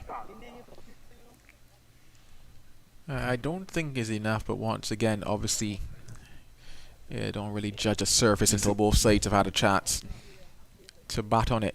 But yeah, having won the toss, the Red Force will be looking at this total and knowing that is way below par, or way below the expectations that they would have had of their side. And when they get a chance to go over the dismissals that they've had, they will realise that they've given the ascendancy to Barbados Pride with a lot of how they've gone about batting here today, especially on a surface that we expect to get a lot better for batting as the game goes on. But that's not to say it's bad for batting right now. It's beautiful for batting at the moment. It's extremely flat. Yes, Shem Holder is bowling well, take nothing away from him, but it comes back again to that shot selection, stroke play, and knowing that yes, bad balls will come, but still taking on deliveries that they don't need to take on, and that's why they find themselves in the position that they're in currently. Yeah, and especially coming from some of the guys who are senior players. Very disappointing in that shot from Jed Cooley and also Tian Webster. I'm sure standing coach Riyad Emret would have had a word with those players. I mean, when you get in, you have to cash in. And they'd have taken the time to get a start. Well, in fact, Riyad Emret actually isn't here today. He's not on here this today. particular occasion. Apologies there. Yeah, New batsman Brian Charles. So David Furlong is back today.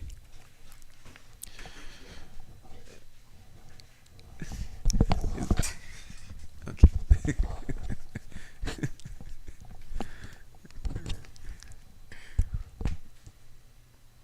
The batsman Brian Charles, and a Holder looking for a 5-wicket haul here.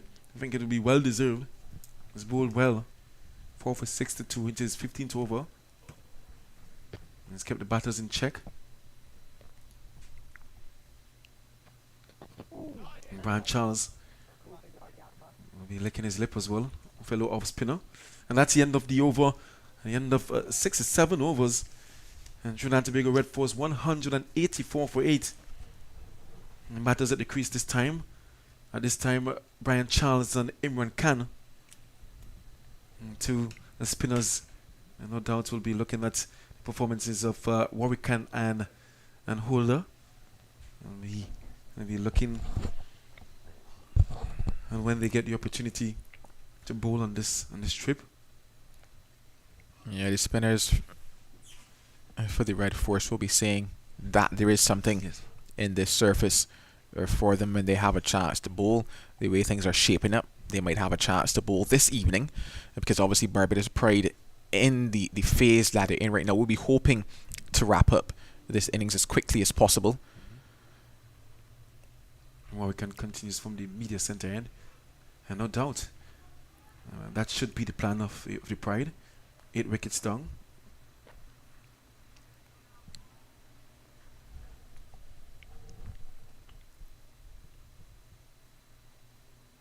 Good delivery there by Warwick Khan. He finds the edge.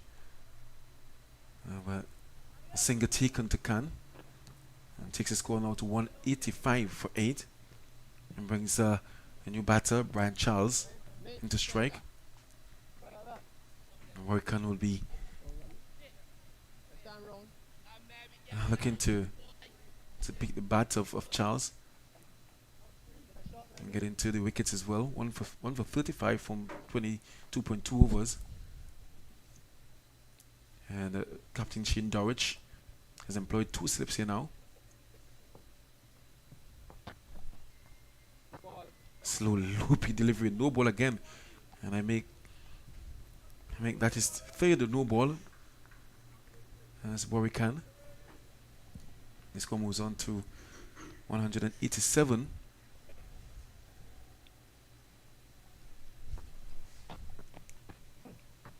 Another slow delivery. Charles equal to the task. Not tempted for the big shot. You would have seen the other batters before him.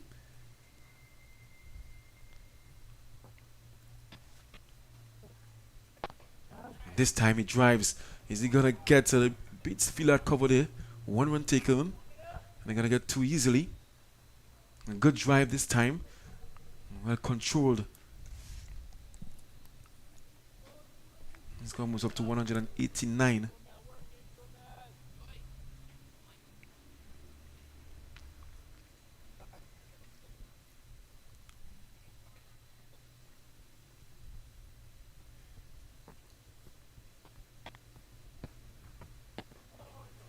Faster, flatter delivery there by Warwick Khan. And that has been his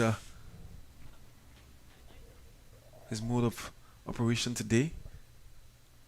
He gives it a bit of air on the first 2-3 deliveries and fires in.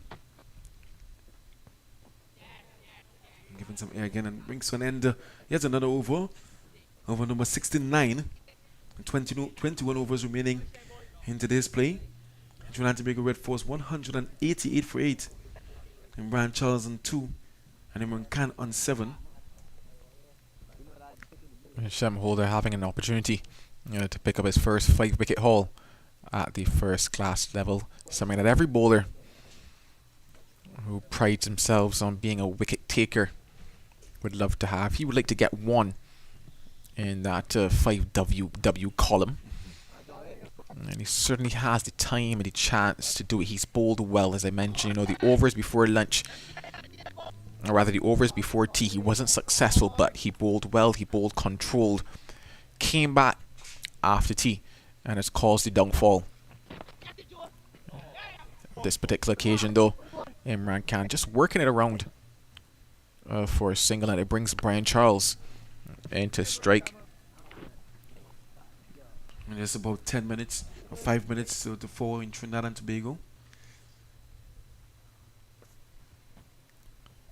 Brian Charles hasn't spent too much time at the crease.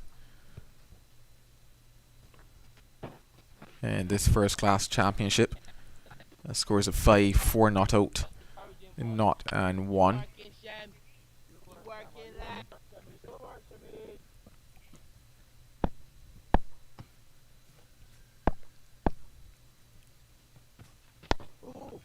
And I've noticed in this over, Howler a bit faster to Brian Charles. Single taken there, which is up to 190 now. A 10 short of that, what do I call a 200 mark. It's that psychological advantage there to get to that 200 mark in Red Force. To be fair, to 190 for 8, I don't think 200 would be much of a psychological advantage or any much of a mental factor here on the Barbados Pride, because they would look at that 200 and say it probably will be much past that.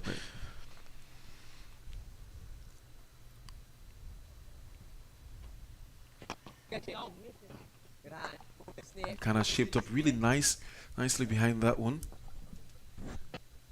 And I get the feeling that he wants to get after Howler, considering the state of the game.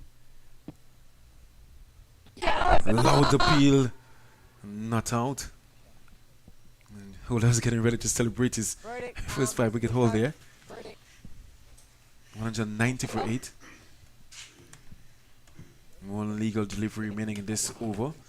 His 16th, 4 for 64.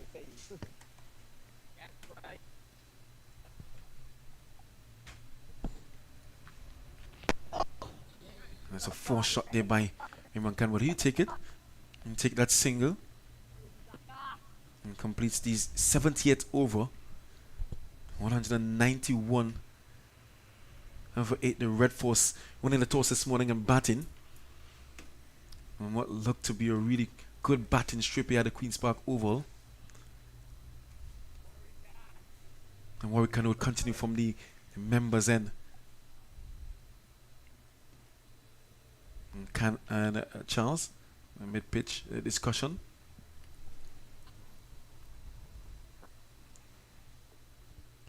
This pair will know that they have a lot of work to do to help their side get up to what we consider to be a respectable first innings total. The experience of Imran Khan, 15 half-centuries and 1 century at this level. He's played 111 matches at the first class level, has Imran Khan. He will hope that today is one of those days that the bat favours him. I think he considers himself as an all-rounder. Yet another no ball here by Warwick. And according to my check, that's 4. It's his 4th no ball. Should we say he's 2 in the line?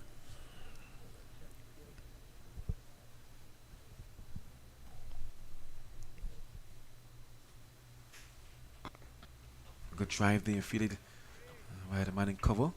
So Imran Khan, I mean, he's made his name for his bowling. I'm sure he considered himself a competent batsman as well. A nice slow delivery here by Warwick. Imran Khan not tempted to play the big shot. They do have the long off and a long one employed here by Captain Dorridge. Flat at this time. I get the feeling that Khan has decided that I'm going to close up shop here. I'm going to be the last person to be dismissed. In fact, I'm going to come out not out. I maintain my average as his 47th delivery faced. He's on 9. Well, if average is the thinking for him here, I know that it won't do much of a job for the Red Force, because runs are certainly required when you think about it. Day 1 of round 4 of this championship, 192 for 8, as they're now bringing the field, obviously wanting to have Shem Holder bowl at Brian Charles. There's on the stroke of a drinks break. 1 for 39, Jamel Warwick into his 24th over. 192 for 8, the Red Force.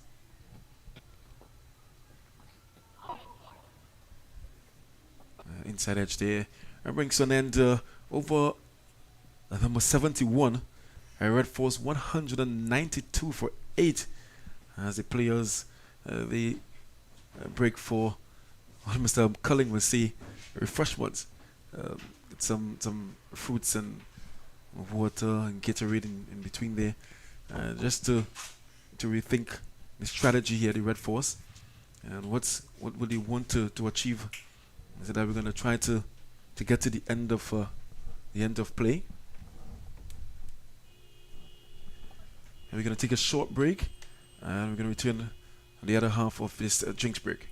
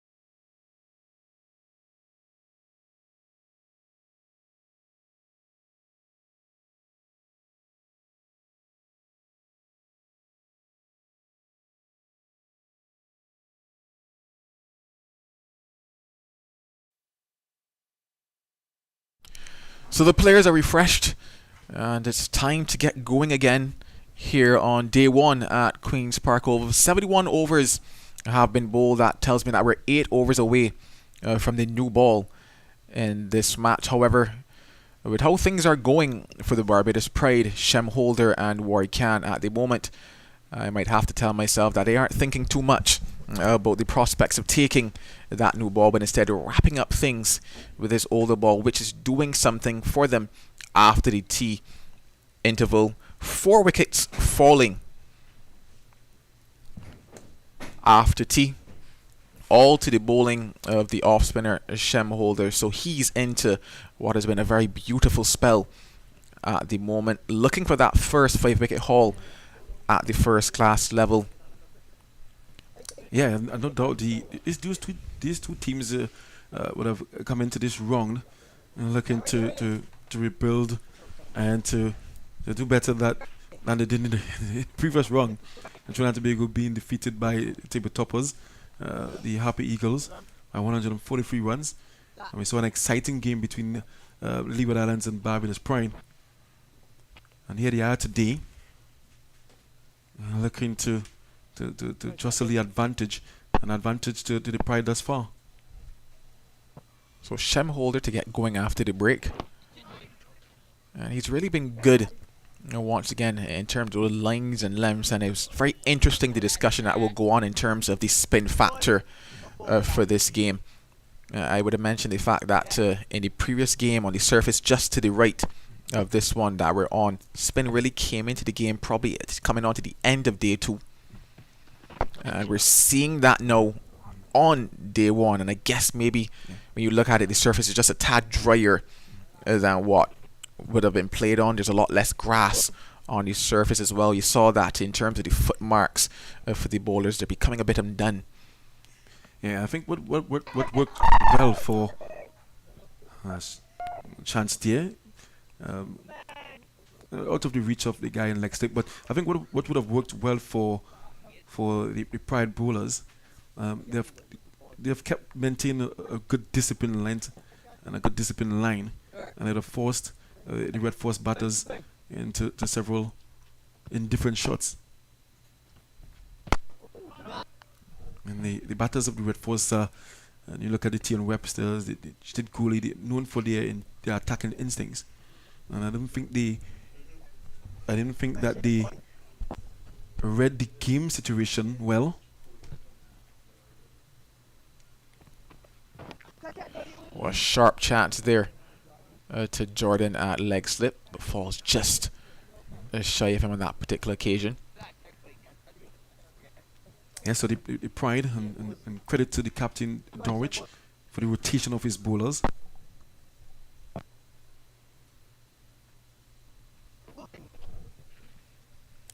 String together a lovely over after the drinks break. 192 for 8. Shemholder 4 for 65 from his 17. He's been in operation since tea, and obviously with how things are going, you wouldn't want to take the ball from him at this stage. Yeah, and me being a Shemholder, if attempts were made to take it, if I pocketed it and make my way off the field. Well, skipper Shane Dowrich, looking to take those wickets, is going to go back to a man that bowled quite well in his second spell. Jerry McAllister, he picked up one when he came back in that second spell, and then picked up another after lunch. He's got figures now of 2 for 26 from his 13. I talked about the fact that the workload that he's had today has been a lot more than previous matches, but good to see that he's back for another spell, another burst, another short burst, probably of maybe 4 overs, and who knows, maybe in that he could pick up another 1 or 2. And it's a really good time for him to come back into the attack here. It's a blueprint for captains. When you have tail-enders or persons believed to be tail-enders at the crease, you bring the fast bowlers to try to rough them up. And McAllister is certainly considered a fast bowler, and coming from the media centre end this time around. And he's going to be bowling his first delivery to Imran Khan. He's faced 49 deliveries for his 9.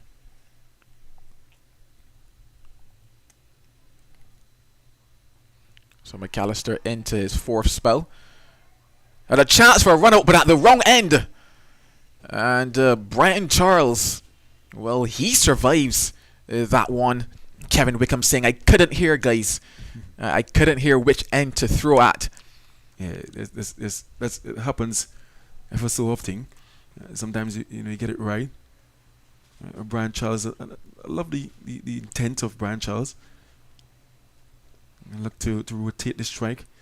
And what's going to be the plan here for the Red Force is to see to the day's end, and try to pick up whenever runs are available.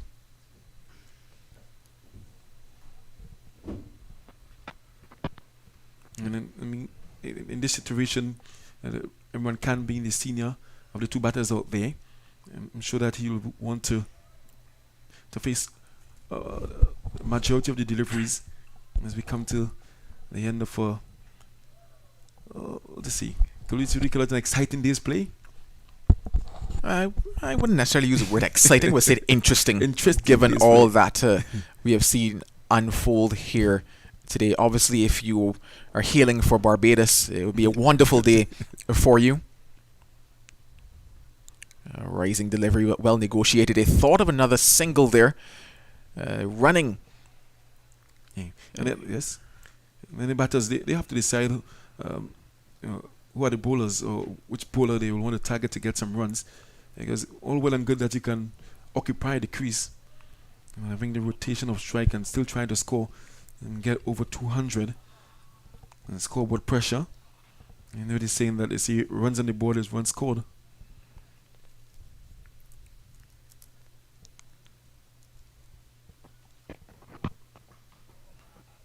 Tight delivery there by McAllister, and keeping that one out. And nothing expansive from him since he has been at the crease. 53 balls faced. Given the situation, expansive is certainly not a word I think that he'll be searching for at the moment. It's just so interesting that the position that they find themselves in is almost a position of survival, as it's McAllister into bustle again towards him. There was that extra pace factor, and I like that for this particular over he's gotten that ball up there just a tad more. I was calling for him to do it, and when he did it to De Silva, he picked up that wicket. And I don't mind him going short, but if majority of those balls are in just that fuller area, which answers the questions with the extra pace that he has as well, I'm pretty sure that things happen for him. Yeah. I'm happy to see he has maintained his pace.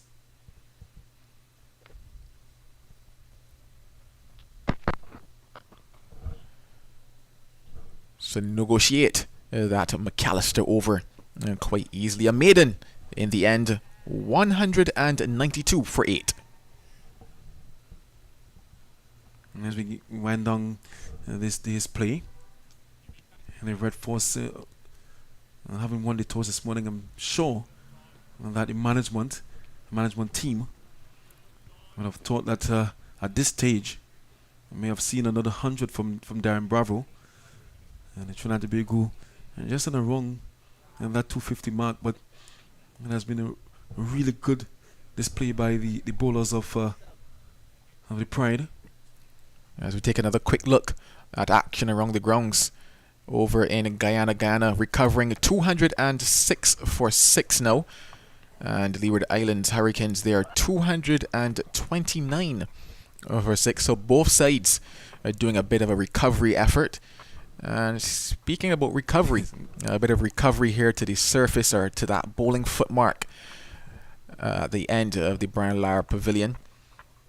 It's interesting that there was a similar issue in the match prior to this in round 3, but more so in the batter's crease type of an area.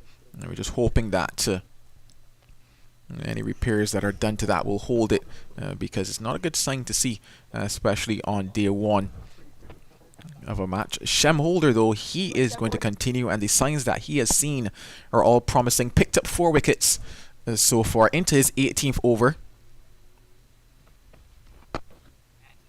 Searching for his first 5-wicket haul. First class level, Shem Holder. He's been around the scene for some time, played both list day and a couple first class games. This one is going to squeeze behind point. Is going to run into the boundary, and a timely shot there. 4 runs there to looks like it's Brian.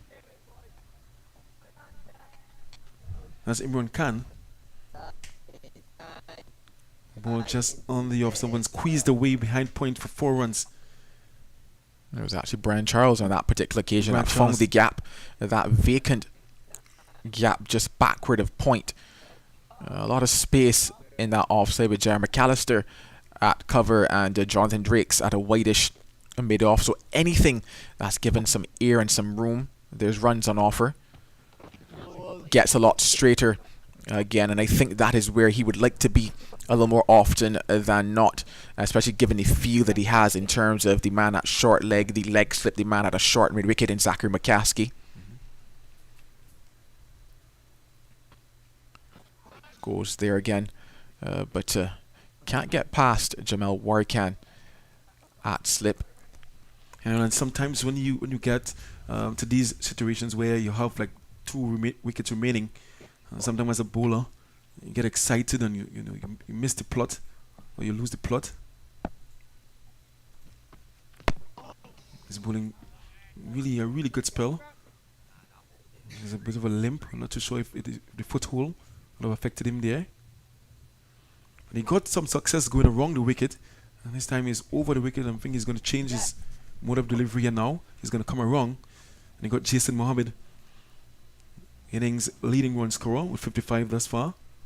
He got him caught at slip from around the wicket.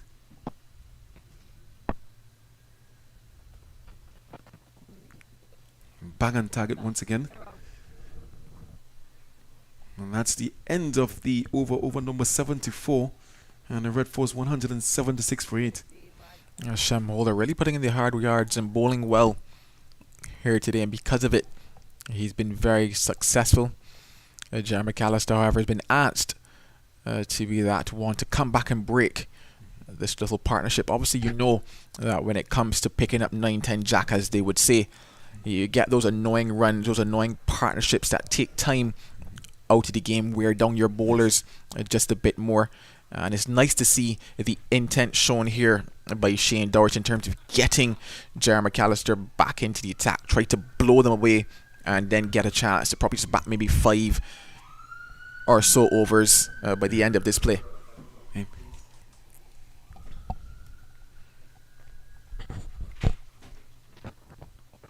And behind it is Imran Khan. He's batted well, faced 56 deliveries now, so he's spent time at the crease. Obviously not telling himself that this is the position or the ideal position that he would have liked to come out to the crease at.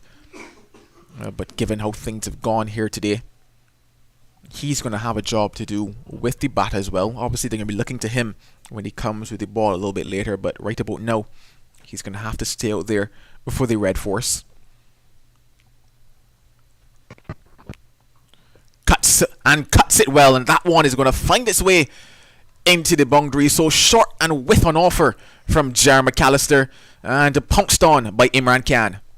And definitely, and as I mentioned earlier, Imran Khan will be looking for opportunities to score, and given the width and the length there, and Khan, you see the replay, and short and wide, and was asking to be hit, and Imran Khan having opened the batting for the Red Force in his earlier playing days, he's not going to miss out on an opportunity there. Well, 4 runs to the total, and that would have taken the score now to 200. A magical figure of 200 here for the Red Force. Yes, indeed. That 200 comes up for the Red Force in 74.2 overs. Some 10 extras so far in this innings.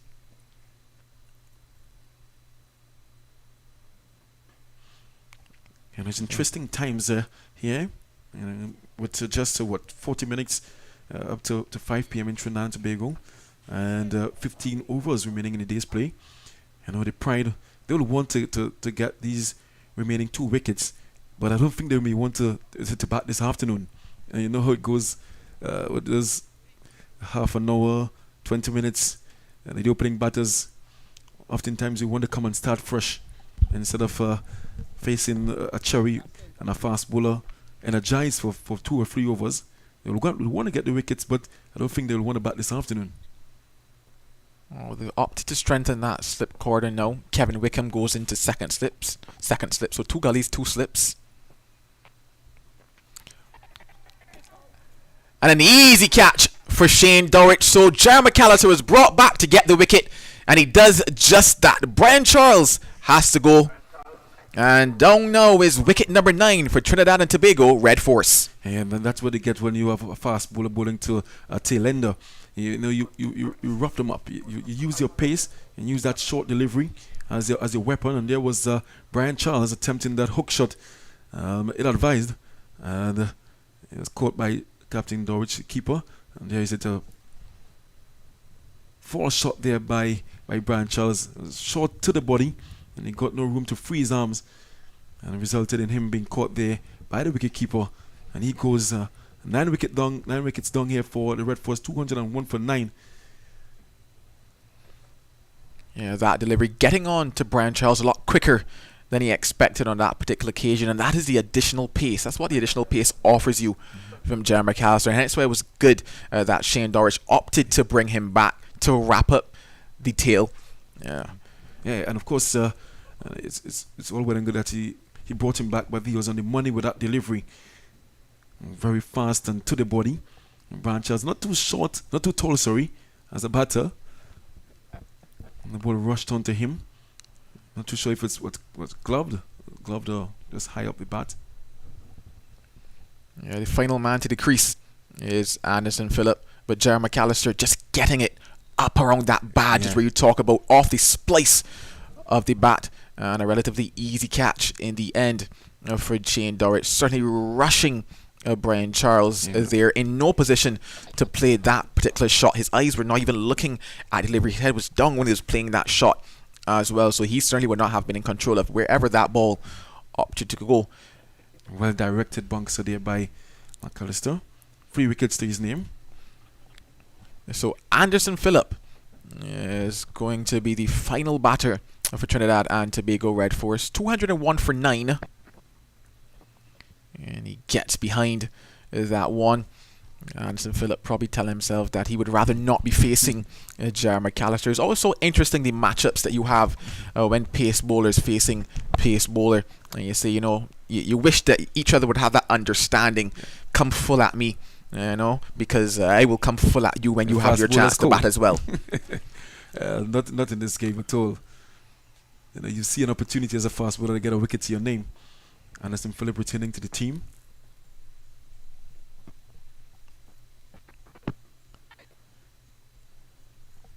Opts to go under that one. So a successful over for McAllister and Barbados Pride. 201 for 9. Yeah. And good over there by McAllister.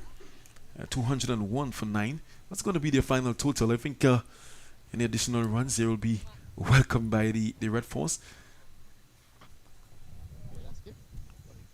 And Khan and Anderson Phillip. Interesting to see what Imran Khan will do here now with the final batter at the crease. I think that in this position, Imran Khan might be forced almost to probably play a shot or two more to kind of get that score a little bit higher. However, he would certainly like to be the not-out batsman at the end of this innings. 14 from 58 so far. The field is well spread for him, so they're telling him, go ahead, take that single, push for 2 if you dare. Maybe even attempt to clear the boundary. Who knows? Shem Holder to continue. And Imran Khan is saying, well, I'm just here to bat time. And time is what it will be. But you always have that interesting scenario as the more experienced batter having to bat with the tail. How do you approach it? How do you go about it? Especially when there's just the 1 wicket left.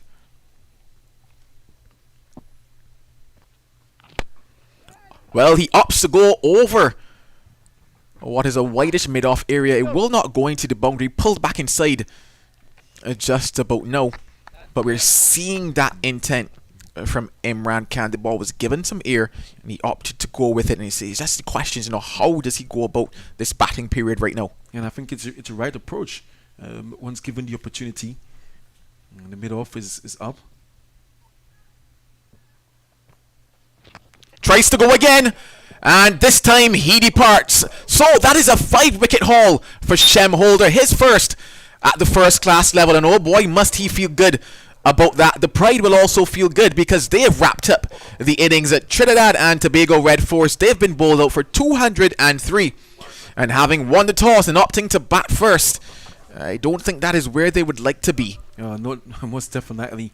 I know Captain Darren Bravo and the management, having won the toss at home here, they would have wanted to put up a much better total. And there we go.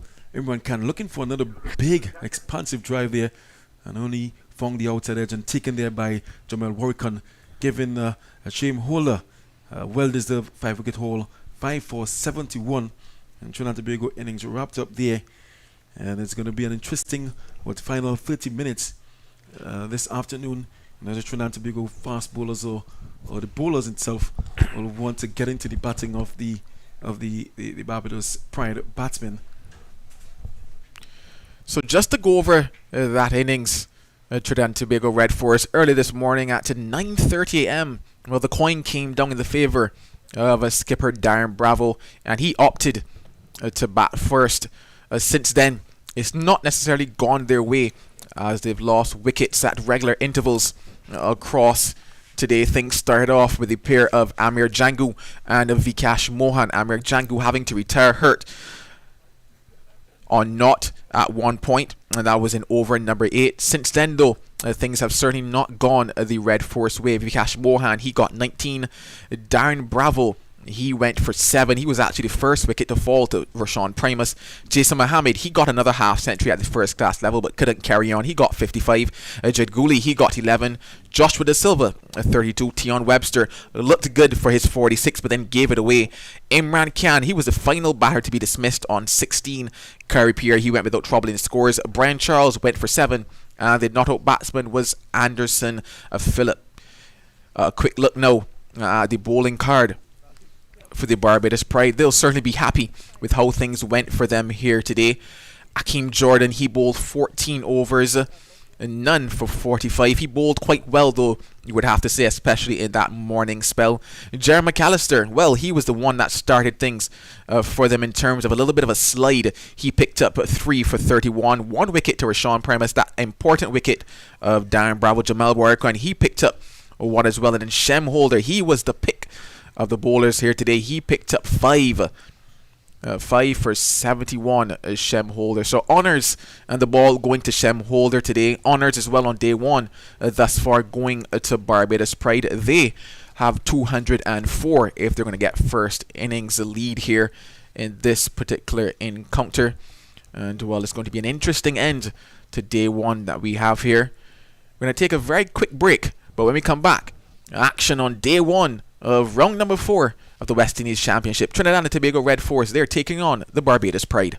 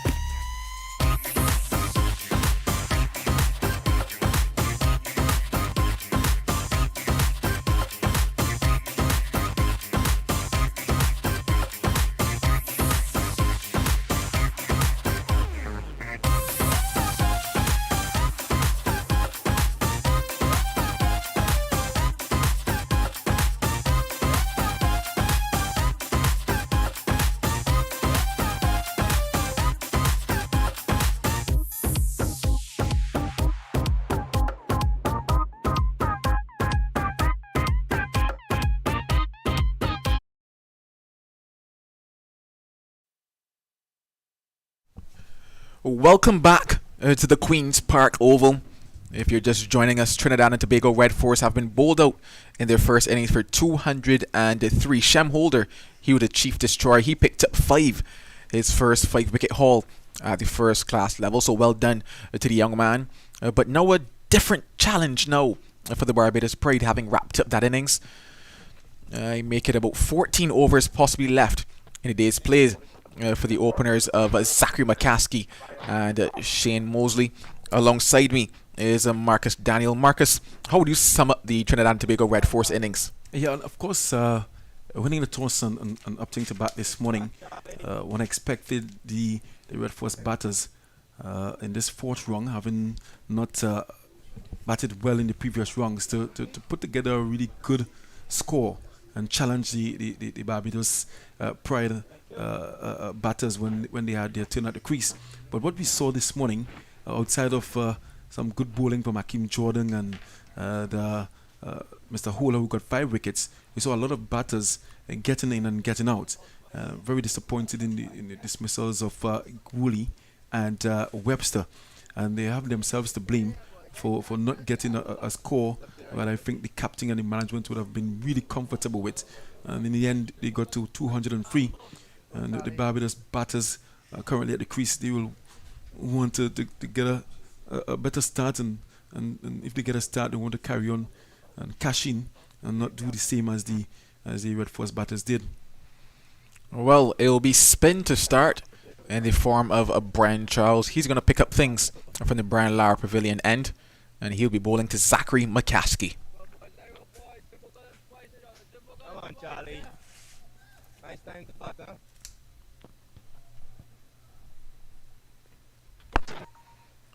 Starts with a single, and does Zachary McCaskey. So opens up his account, the account of the Barbados Pride. They certainly will be happy with the position that they find themselves in here on day one, having wrapped up the Red Force innings. However, yeah, it has all been a pride for the day thus far, and they want to negotiate the remaining overs in this day's play to be in complete command of this game.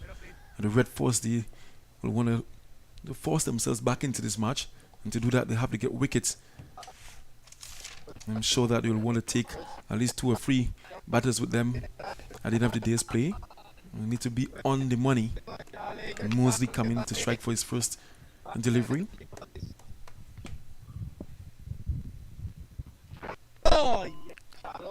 Brian Charles has picked up some 15 wickets, I believe, thus far in the first class championship. He's really bowled well, being asked to open the bowling here.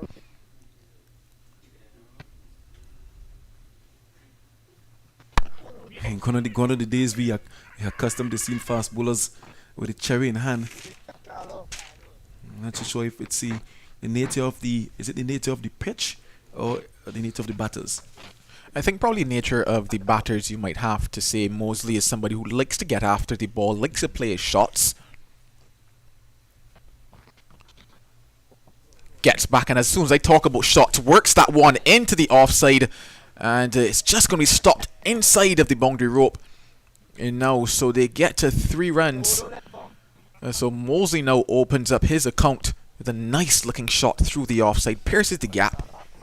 Yeah, that was a really good control shot there, just on the short length here from Brian Charles, and giving Mosley the whiff and wedge to play that shot, and he got his account rolling with 3 runs. And Brian Charles would do well to remember the areas in which Holder bowled and getting 5 wickets. A slight change in the field. Carpier comes up to point, and the man heads back towards it deep mid-wicket. There's a man at slip, a man at short leg.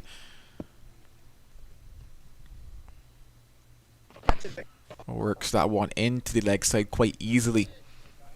And interesting to see who's going to take up the attack from the media centre end. Anderson Phillips back into the team. I saw him playing with the Exchange Sports Club in our domestic league.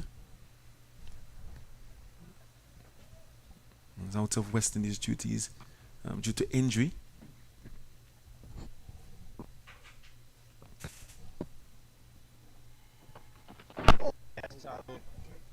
Right behind that one, Mosley. And that ends the first over here. The Pride, in response to the Red Forces 203. They have ended that first over. Not too much of a bother. 5 without loss. Yeah, from a Barbados Pride perspective, I know that they'll probably be happy with whatever the score is as long as wickets have not fallen. Just 203 is what the Trinidad and Tobago Red Force were able to get. And to answer the question of who will pair Brian Charles, it certainly will be Anderson Phillip to come from the other end. He's back from injury and to play his first match also of this first class season. So he will want to start well, he will want to go well. He's someone that is quite sharp and picks up wickets as well, and wickets are what the Red Force will need if they're going to claw their way back into this particular encounter. And then interesting to see what lengths and lines he's going to bowl. And we saw earlier today Hakeem Jordan, immaculate lengths and lines. Was not successful in terms of getting wickets, but I think he kept the pressure on one end and allowed his partners at the other end to get the wickets. And Anderson Phillips, we want to start the ball rolling here for the Red Force. And they need to get wickets to get back into this fourth round contest. And this is the end that Jordan operated from. 3 slips in a gully in waiting. And it's driven back up to Darren Bravo at mid-off. And there's a warm-up delivery, a loosener there. A loopy half volley. Anderson Phillip. I know the coaches around the Caribbean will be watching to see how he operates here. Returning from injury. Very difficult task is that of fast bowling.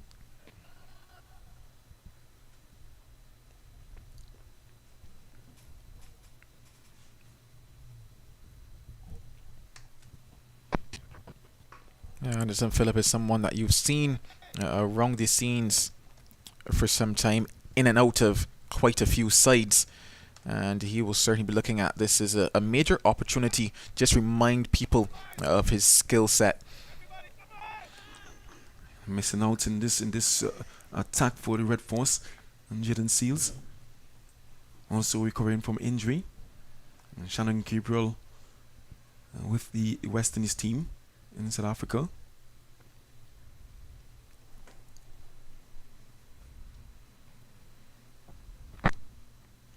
The opportunities are being given to others. I can tell you from Tobago's perspective, young Joshua James, very tall and strapping, similar to that of Anderson Phillip.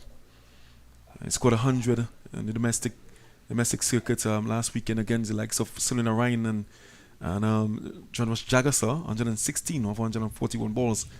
A number of persons have been calling for him to be included in this squad. And we saw the last round where Mr. Manick could have been given the opportunity.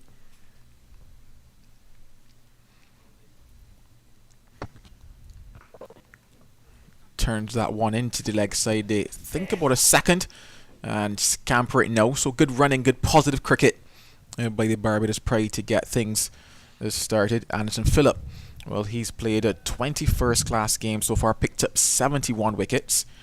He's a player that also had a chance to go to the highest level as well. Just had the 2 test matches, however. Yes, I was talking about Joshua James, and it's always difficult as selectors when you have so many talented persons putting their hands up and asking to be picked.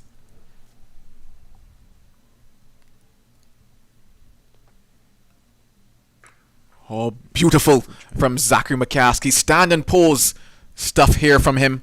That one races away to the boundary. Lovely drive there, lovely flowing drive there by Zachary. I think very first delivery that Anderson bowled, Zachary missed out and smacking it to the boundary. But this time, nice fluent drive there. Boundary taken off that delivery of Anderson Phillip. Searching for some swing maybe.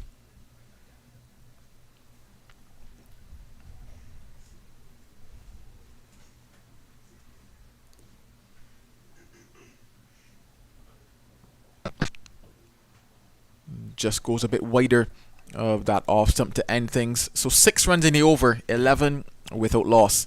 And I just want to take it back to the, in Trinidad and Tobago, the Red Force team, they haven't been, have had success in this format for quite a while. And some may say that, the top players are representing the West Indies. But in terms of our domestic circle, we have a number of persons from around the region that will come and play, a Premiership league. So we pride ourselves as having one of the better leagues in the Caribbean. And me being from Tobago, I know that the territories like the Grenada, St. Lucia, a number of players coming through, but to get to the top, a number of players from Tobago, they have to come to Trinidad and ply their trade with the different clubs. So young Joshua James, former West Indies under-19 player, he's now with the West Indies emerging team. And as I mentioned, he's got a really good 100 against the Queen's Park Cricket Club, their first team last weekend. And persons would have asked, for him to be included in this squad this week, and for this round. And I'm hoping that in the other rounds to come, he'll not into the playing 11. He'll have a look in the team itself, just to have that experience with the likes of Joshua De Silva and all the other senior players in the Trinidad and Tobago Red Force team. I mean, yes, you can't select all the players from around the region, but Tobagonians and persons from some people from Trinidad as well, they believe in his ability. I certainly believe in his ability as an all-rounder, having played for the West Indies under-19 team and with the emerging team as well. So we're going to have a change now in the form of Tion Webster. Brian Charles just given the 1 over to start things off from that Brian Lara Pavilion end. Probably a bit of an experiment, almost to see if they could have taken a wicket very early on there in that first over and peg back the Barbados Pride. They've opted now to go to Tion Webster, who's not necessarily picked up many wickets just yet. And this first class season, just 2 wickets, I believe, to his name, if my stats tell me correctly. Picked up 1 in the first round and then came back in the second round and picked up another. He'll be bowling to Shane Mosley. Mosley has gotten some starts so far in the tournament. And it's worked out to the backwards square, a single taken there. So let's a scan around the field, not seeing the upbeatness of the Red Force players. In my playing days, I love these particular situations. Just a short burst, 20-25 minutes of play, you can give it your all and go and put your feet up and come again tomorrow.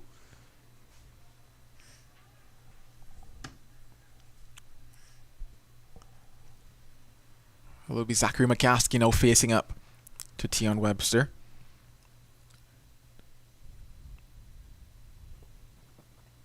Opts to leave that one outside of the off stump. McCaskey is one that many have been talking about over the season. The fact that he's gotten several starts. At one point, we were questioning if 26 was his favourite number because he had 3 26s so far in the first class season. He got a 29, which eclipsed that highest score for him in the second innings of the last round. But McCaskey is one that people say he's another one of those get starts cricketers.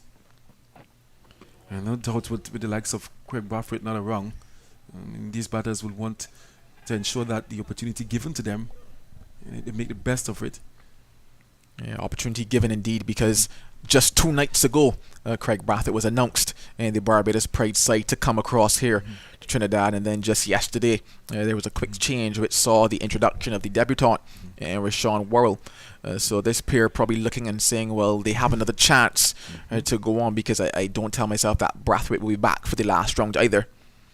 So they've been given 5 matches to go on a stretch, 5 matches to show their worth and show their skill, and thus far they've showed signs. Mosley's gotten a lot more runs than McAllister. Mosley has gotten the 2 half centuries so far. Mosley obviously being a bit more experienced at this level than McAllister, but they've been giving that run. Of course, 5 matches is not much of a run, it's more of a just down the road, but they've been given that chance and they really want to make good on that. And that's the important thing at this level. The territory is giving these players the opportunity. And that's the end of the over there by T and Webster. It has given them the opportunity to express themselves, coming through the age groups here, on the 15, on the 17, on the 19, on the 23, and to break into the senior team. And you'll want to ensure that you give them that extended run, because it's not easy as a batter, knowing that the likes of Craig Brathwaite is there. If I miss the opportunity, he may come into the team. Craig Brathwaite is basically an established opener for the West Indies senior team now. I'm not saying that he shouldn't come back and play here, but with 5 games at the regional level, it's good to see that these guys have the opportunity to play against the other territories. And we can see, as a West Indies community, who are some of our more talented players. And I'm happy for the opportunity to be here as well, just to have a first-hand view. Most times we are armchair critics. We watch a team and we're not aware of what they have done before coming into the West Indies team, and we criticize them. But how many matches would they would have played before coming into the West Indies team? And sometimes talent can get you here, but in terms of experience, we need the guys to get that experience under the belt. And sometimes, 5 matches for a season, not enough. From here, the West Indies Cricket Board, they're gonna pick a three teams of the cream of the crop, if you want to put it that way, and have those matches where they're gonna select the West Indies test team from there. Yeah, well, in fact, 2 teams, because one of those will be that developmental side. Yes. That will play as well, all a part of the Rising Stars program that we have coming through in terms of the West Indies Academy. So the 2 sides being picked, and they'll be playing against the West Indies Academy across those matches. Anderson to continue to Mosley. Whipped away nicely, and that will also find its way into the boundaries. Quite strong on the legs is Shane Mosley, and he needs no invitation to play a shot like that. Yeah, fantastic shot there all along the carpet, and Anderson earning length there, and Mosley equal to the task and whipped that away through mid-wicket for 4. Look at it again. Lovely shot there. It looks like a man in form. And Anderson playing his very first game.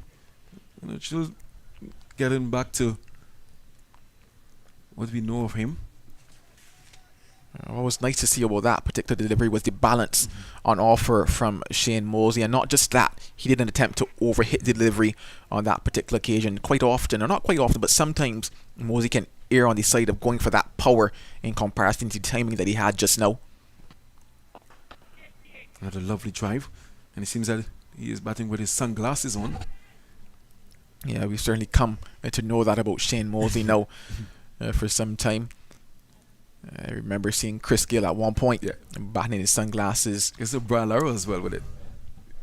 Yes, indeed. And it's interesting that with the sunglasses, so you will see some fielders and like attempting to catch a ball, and they will take the glasses off and try to catch. What's the purpose of sunglasses? Fashion?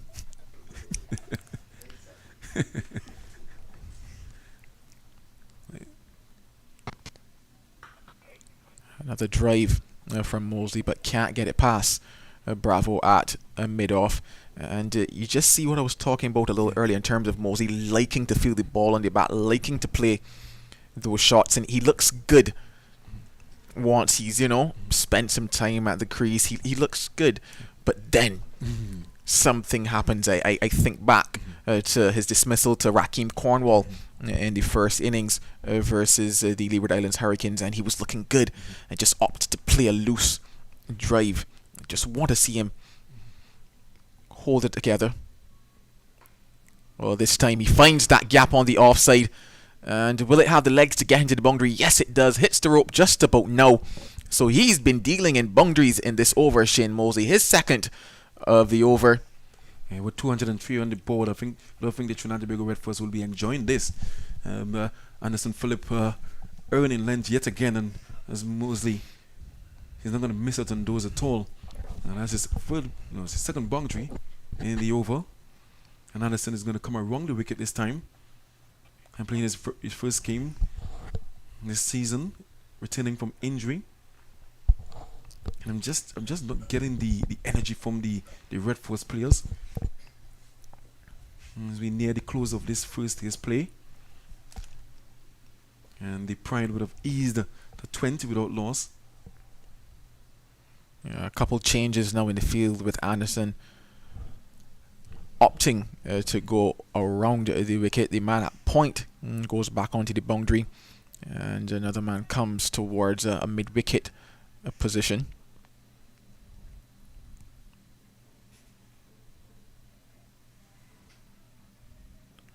Oh, swinging at a wide one.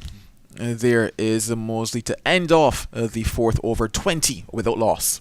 Yeah, that's a wild shot there by Mosley. Something that you spoke about in terms of him getting starts and throwing it away. That has been the situation with all West Indian batters. Remember some years ago playing, and you hear some of the guys saying that sometimes they don't mean to play those shots, but there's some guy on the shoulder, a small guy on the shoulder, will tell them, hey, swing behind that one, and oftentimes it leads to their demise. And as Mosley, having played two brilliant shots in the over, that was a naughty shot to end that over by Anderson Phillip. It will be Tion Webster to continue to bowl his second over. It's been a nice start from the Barbados Pride, obviously on the back of having bowled out Trinidad and Tobago Red Force for 203. The momentum is certainly in their favour now, and they're really, I guess, impressing themselves upon the Red Force at this stage. It's going at 5 runs and over, and one would have thought that it would have been preservation of wickets this afternoon, but I'm liking the approach of the Pride batters. Once the opportunity is there to score, they're taking the opportunity. It makes their job easier tomorrow. No, exactly, especially when you look at scenarios like this. You would have mentioned, some batters don't necessarily like the prospect of having to come back out in the evening, but thus far it's been relatively easy for them, and the more runs that they could eke out at this particular stage, the better for them. And the pitch looks like a belter. And we saw a number of the Red Force batters have gotten starts and just didn't cash in. No, certainly didn't cash in. Yeah, we'd love to be the fly on the wall this afternoon for the team meeting with the Red Force. The likes of Tion Webster and Jude Cooley. I mean, 5 games, 6 teams, 5 games. I mean, as a bowler, as a batter, what do you think that? What do you think would be goals set for a batsman and then a bowler? Because we have said it before, and Colin Murray would have said it on air before, that he doesn't think that 5 games is conducive for development of the players. And should we say a batter should set their eyes and sights and well, Zakir McCaskey sets his sights on beating point, but can't get it past Jason Mohammed. And getting to 500 runs, that's a good target to set as a batter. Young Alec Anthony's, I think the last I checked was 422 runs, and then Darren Bravo and 371, and averaging in the vicinity of 70. Yeah, at the regional level, you will think that 500 should be the benchmark for our frontline batters. And as a bowler, Rakim Cornwall has already taken 22 wickets. I think the interesting thing about the target scenario and the targets conversation, because I've had a chance to do a couple interviews with the guys, and I've been asking them, you come into tournaments of these, where do you set your sights? How do you set your sights? And it's always coming back to a case whereby the stop-start nature of the tournament as well prevents them from really setting targets, because you don't have a long run of a season. And not just talking about the 5 games now, but the fact that you've played 2, you've taken that break, and you've pulled yourself away from the competitive aspect of cricket. That's a very good point you made here. So for them, it is extremely hard to go about saying, okay, this is what I want for my first class season, because in reality, it almost becomes 2 seasons that you're playing. Essentially, when you play 2 and then you come back and play 3, because it's a case whereby the momentum may not be going in your favor for those first 2, and then all of a sudden you have to, go and have a sit down and a cool off session, and then have to try to get yourself back into the competitive aspect of cricket, or the form might have been there for you, and then all of a sudden you're pulled away from it and you have to kind of restart and reset. I remember talking to Shane Dorrich as well at the start of round 3 and asking him, what does a break like this do to you? And he said it kind of sets you back, because regardless of whatever momentum you had, whether bad or good, it stops for you. You can't exactly build on it or rebuild. You must restart, and that's the hard nature of setting targets when you have the scenarios that you're presented with the breaks that we have. But 5 overs gone, 20 without loss. Anderson Phillip, he will continue from here at the media center, and no success for him just yet. And clipped away. They're thinking 2, and they get it quite easily in the end. A lot of space out there on that leg side for Shane Mosley. And Anderson Phillip searching for some swing, and not an offer for him. And once he misses his length, and Mosley in the form that he is in this season, he's going to cash in there. Anderson Phillip, known for the areas that he's bowling. I saw him, I think, was it last year down at the Brian Lara Cricket Academy.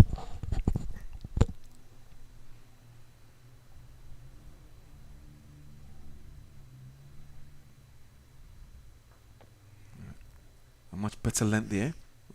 Still couldn't prevent Mosley from getting a single. Yeah, I saw him at the academy, bowling really well, darting the ball in to the right-handers, a good pace. I think that would have propelled him to get onto the West Indies team. And unfortunately, he came on and he got injured.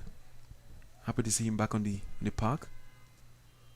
Yeah, just those 2 games that he had at the highest level. Yeah.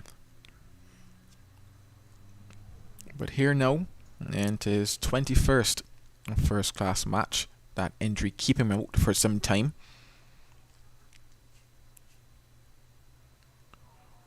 Caught on the crease there was Zachary McCaskey, and beaten, you would have to say, for pace on that particular occasion from Anderson Phillip. I want to go back to something that you mentioned just about 2 deliveries ago, and the fact that there hasn't been much swing or movement on offer here for Anderson Phillip, and you almost start to draw comparisons maybe a bit between your opening bowler. So Anderson Phillip coming from the same end that Akeem Jordan was coming from. Akeem Jordan was able to move the ball at will in and get it to hold its line as well. Anderson Phillip from the same end, unable to do that just yet.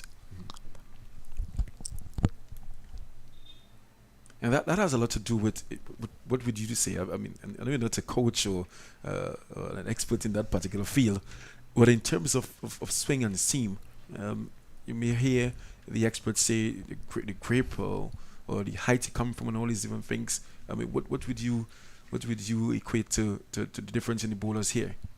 From my unprofessional opinion, I guess it just comes down to the type of bowler. So Akeem Jordan really is that swing bowler. You could see it in terms of how he holds that ball. He has the 3rd finger, rather the 4th finger, just cushioning that ball as well, and pretty much everything about him tells you that the ball will swing. Anderson Phillip now, like I said, once again, in my unprofessional opinion, it's just a bit, so almost like along the lines of your Jar McAllister, right? Almost in terms of that pace factor, not raw necessarily, but the pace factor. And you often say sometimes that the pace factor negates some of the movement that you might get. You might probably get the movement from the surface, but not necessarily in the air. And I think it's just the difference in terms of the 2 bowlers themselves that causes that. Yeah, that's a good point. He's working away here, Anderson Phillip, at the end of another over. At the end of it, the Barbados Pride responding to the Red Forces 203 and 23 without loss. Zachary and Shane, the batters for the Pride. Easy going here as we come to a close in this first day's play the beautiful Queen's Park Oval in Sinclair, Port of Spain. And the fans, if you fans in, are still with us. And the Caribbean stand. And they'll come later this year. And we have the CPL. It's going to be much more than the sprinkling of fans that we have now. In fact, I would have to say that these are the most fans that we've gotten so far. Even when I think back to Antigua as well, just a sprinkling of fans there. A couple tourists came in to the venue, but it's nice to see the support here today. Obviously, majority for the Trinidad and Tobago Red Force, and they might be slightly disappointed with what they've seen so far, but a chance to come back for them with the ball in hand is Tion Webster, and he'll be hoping that he can do something this evening. When you look at the scenario, look at the situation, you're telling yourselves that 2 wickets. Yeah. If we could take 2 wickets before the end of play, the game situation looks a lot different. Yeah, certainly. I think that would have been the team talk at the innings break. We need to come out and get going and attempt to at least take back 2 or 3 wickets with us.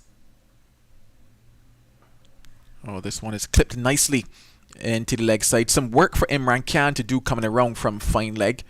He does a good job, but they get 2. The Barbados Pride, that takes him now up to 25. So motoring around nicely, you would have to say, the Pride at the moment. Untroubled. And we had to see a delivery that would have caused the batters some difficulty. Yeah, just a difference in starts, you would have to say, in comparison, almost.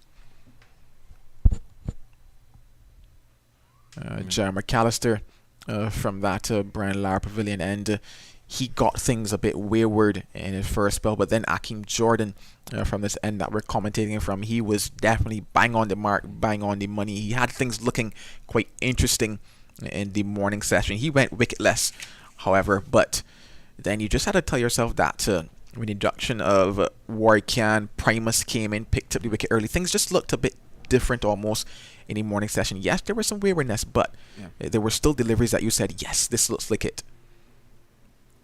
I was really impressed with the second spell of McAllister. He pitched the ball up, he got some movement, and in that second spell, he got the wicket of Mohan. I think he troubled the batters in that second spell. Sometimes, as fast bowlers, it's just the run up.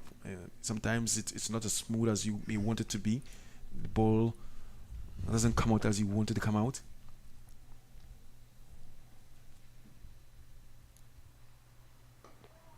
And Webster is working away here at Moseley. And no doubt he'll want to make amends for that shot he played today. Getting easily to 46. Another decent all-rounder, Tion Webster. And he's going to be in Tobago in April or next month. And we have T10 Blast. We see T10 Blast as a good advert for the game in Tobago. You got the youngsters coming out and playing. Hopefully they can go on to play the longer format. Yeah, Webster right about now is going to have to string together some deliveries, but the end of another over 25 without loss. I think that there's 5 overs remaining in the day's play. Yeah, and this little period of play, when you talk about having those short bursts, it's just really about getting it right for that period of time, and unfortunately it's just not looked like that just yet for the Red Force. There's still time for them to do it this evening, still time in this game, but it's all about seizing those moments and kind of changing the tide almost. Thus far for the day, you would have to say that things have gone in the direction of the Barbados Pride. Right about now, at the end of the day, as the sun sets, how can they pull it back and then start with stringing together deliveries? Yes, indeed. And just get some dots in. And 1 or 2 maidens. Mosley, the helmet off.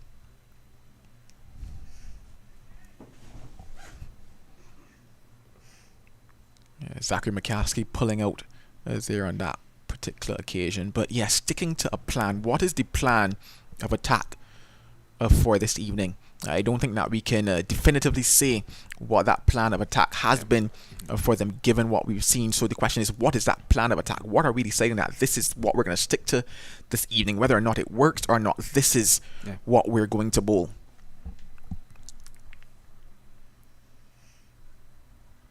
And I think it starts with the players.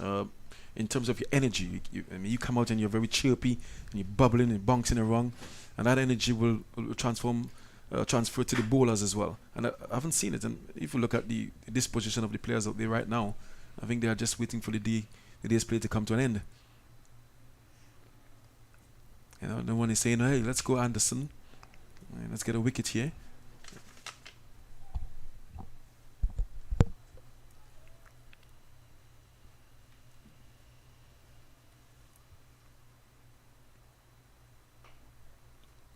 Beats that man at point, and that too will run away into the boundary.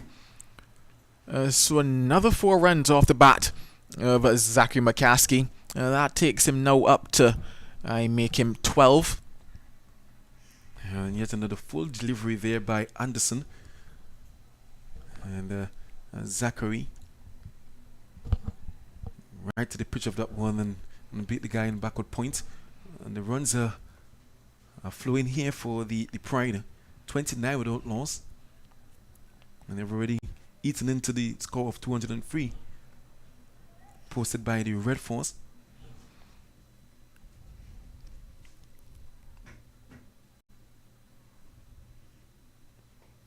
And this time he pulls his length back a bit there. And so Anderson Phillip still searching. Not too sure what's going through his mind at this time. Returning from injury, you have to test that body out, and especially a knee injury. And you're very cautious at how you approach a crease and how you deliver.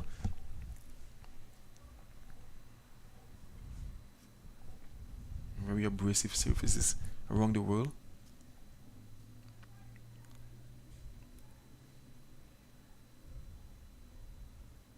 Opts to go short this time to Zachary McCaskey. A bit of oomph behind that particular one. And I don't mind that there because it's something different and it gives the batter something to think about.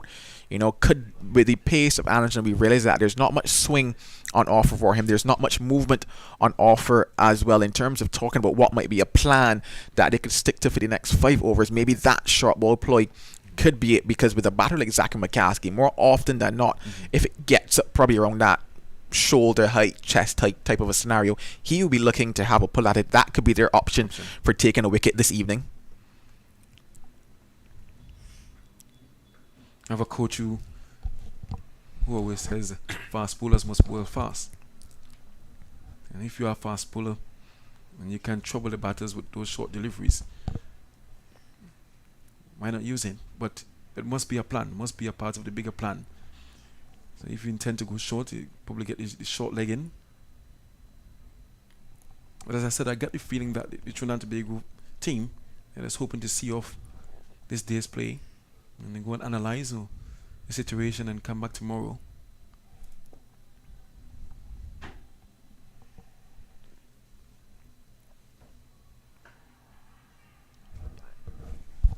Right behind that one.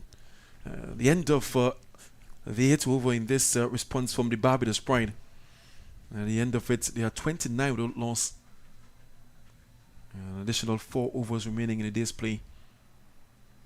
Yeah. Still looking for the right word to describe, but it's all been Barbados, both with the ball and now with the bat. And the visitors, they've really enjoyed it here at the Queen's Park Oval. We're going to see a bowling change. Yeah, just before that delivery from Anderson Phillip, I saw Bravo having a conversation with Imran Khan, and I guess it was a case of, okay, what do we do here? Do we return? Because in a scenario like this, you definitely can't be looking to have bowlers go through spells, or rather long spells. It's about those sharp, short changes, getting things to look a little different from either end, because regardless, you're coming to the end of the day. It's just about who can take that wicket for me. So they've opted to go back now to Brian Charles. He just bowled the 1 over, the first over of this first innings for the Barbados Pride. So with Brian Charles with the ball in hand, it'll be interesting to see whether or not they opt to pull Anderson Phillip from this end and make a bowling change here as well. And he's bowling to a slip with short leg and backward point. We saw Shane Dorridge employing a leg slip for Holder. I think at one point in time he had a gully as well. And let's see what Brian Charles. He would have seen a purchase on the pitch from Holder.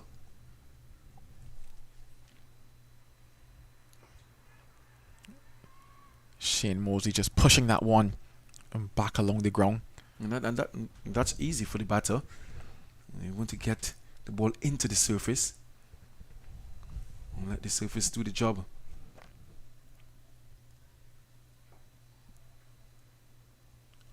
I think it must be a scenario here with just under 4 overs left at the end of the day's play. Both these batters ensure that they make it to the end. I must commend the players though for getting in the overs today. The rotation and the speed in which they got the overs in, very commendable. I do believe Jamel Warrican would have a lot to do with that. He really rushed through his overs. Not much runs were coming off of him as well. At one stage he was bowling in partnership with Jerry McAllister, and McAllister was just running out of breath with how quickly he was getting through the overs.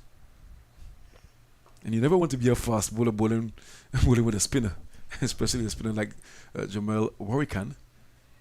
Need to catch your breath.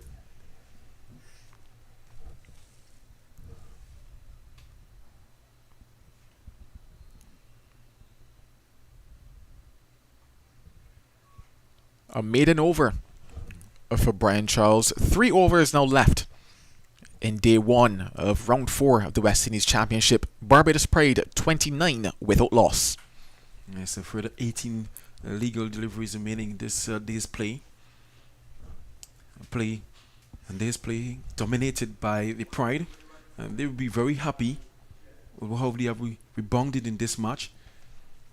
I mean, it would have been easy to come into this game low in confidence after what would have transpired in the previous round. Looks like Carripier is going to take up the attack from the media center end. Yes, indeed. I questioned whether or not we would see that change, and I thought the change was needed indeed, because Anderson Phillip, yes, has the pace factor, but in terms of the threat factor, it simply wasn't there this evening for him. Hopefully he can have that threat factor tomorrow, but in a scenario like this, in a situation like this, a quick wicket is what you need just to get something different going on there, get a little bit of impetus into your side and into the innings. And they've looked to go to Carripier now, and he starts bang on the money. Yeah, no doubt the Red Force, they will love to get a wicket to take with them into the dressing room to end today's play. They need to produce something special. Carripier didn't play in round 3,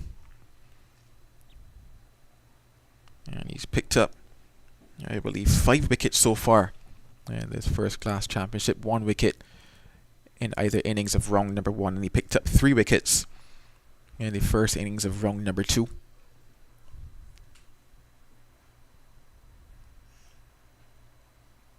Worked away easily by Zachary McCaskey. There's a chance to get 2 if they run well.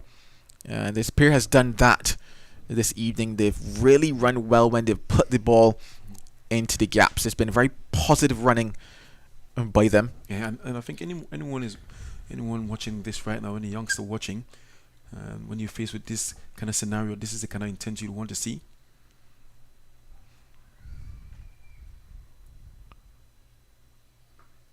There's a situation all the time. You want to come back tomorrow or come back the following day and bat, and you go into your shell and you're a bit cautious. But these guys, Zachary and Shane, they have done well.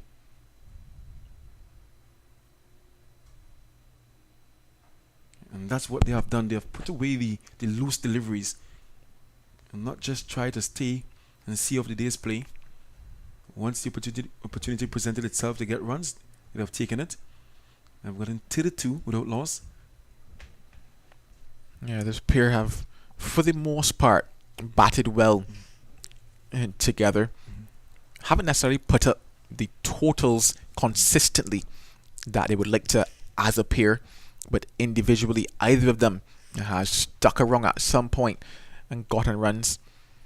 This is certainly a perfect opportunity to do just that. Yeah. And the hardest thing to do is to get a start. They've gotten a start 17 and 15. And I wonder put their feet up tonight and come back tomorrow. Can't get it past the man at short cover in the form of a Gooley. So the end of that pair over 10 gone, 32 without loss. And 2 overs remaining in the day's play. A current run rate of 3.2. They have rotated the strike well, have gotten the boundaries, and Brian Charles will continue. And would you have loved to see Imran Khan with an over 2 this afternoon? Yeah, I told myself that either between Imran Khan or Carrier to bowl from this bottom end, having seen Brian Charles pick it up from the Brian Lara Pavilion end. I don't mind seeing it in the hand though of Carrier, especially to Zachary McCaskey.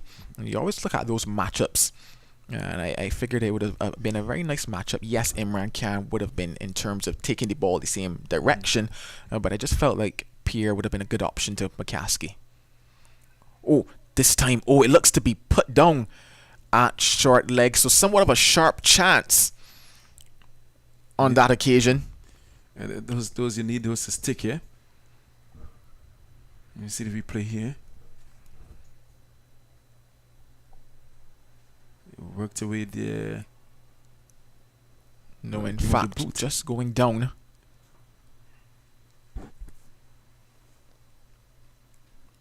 So this pair survives and this pair continues. They've put on 33 now.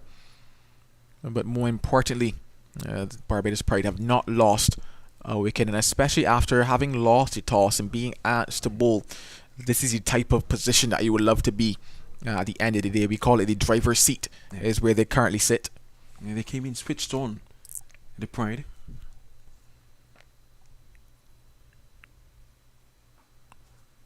And it's not easy traveling and playing.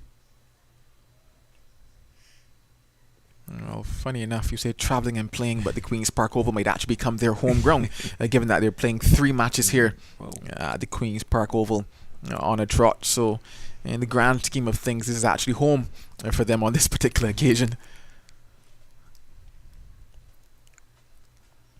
A few changes in the field now, and they're trying things here.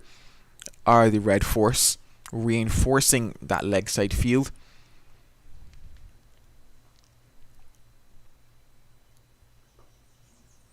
But Zachary McCaskey is up to the task. He's now faced 36 deliveries for his 16. So he's played well, but still a lot of work left to do. You look at a scenario like this. Oh, beautiful.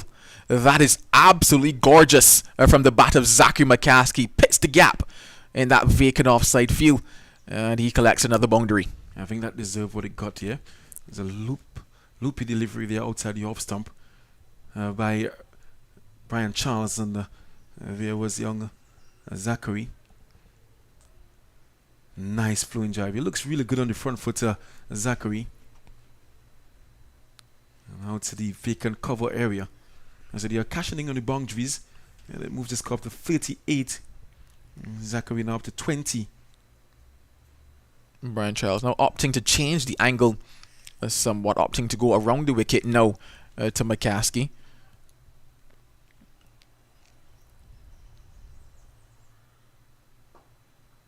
And this one is worked towards the man at mid-on to close out that over. 6 runs in it, 38 without loss. I think Brian Charles is either he's too full or he's bowling a bit too fast. But I think he's going to rethink his spell this afternoon and come back tomorrow. And we saw earlier today Holder taking 5 wickets bowling his off spins. Well, you wondered if Imran Khan might get the ball, and he's gotten it for the final over of day 1 here at the Queen's Park Oval. Just that solitary over for Kerry Pierre. And can the experienced Khan comes into the attack here? The final over, 6 legal deliveries. And can he get one for the Red Force? Oh, how they would love to get a wicket here. And the experienced Mosley is going to face up to Khan for this final over. And the Pride very, very happy with the position they are in now. It's so interesting with the final over of the day to see the field spread in the manner that it is.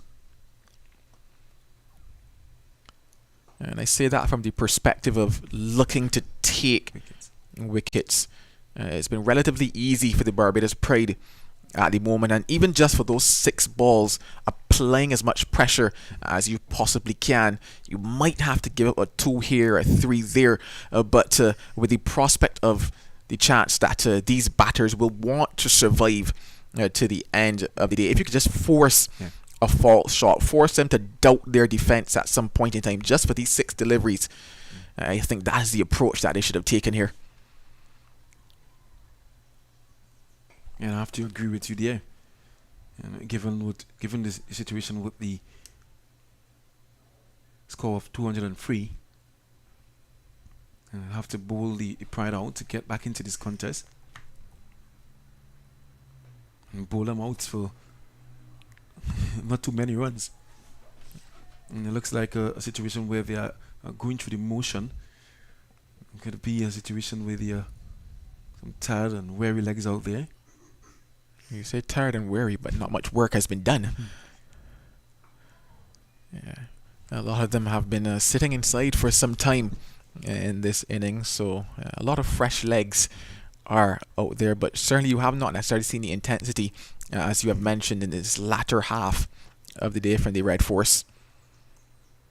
And it's something that I believe they'll have to address come tomorrow morning if they're going to work their way back into this particular encounter. However, from a Barbados Pride perspective, I think you could almost look to set up a scenario where you only bat once here today, because I think that with the questions of how much spin might come in to this encounter, I don't think they might necessarily want to bat last on this surface either. So there are still a lot of questions out there. The approach that they take, of course, you have to look to set that foundation, and thus far the foundation is looking pretty settled at the moment, but as we've seen time and time again, the foundation could just slip away from you.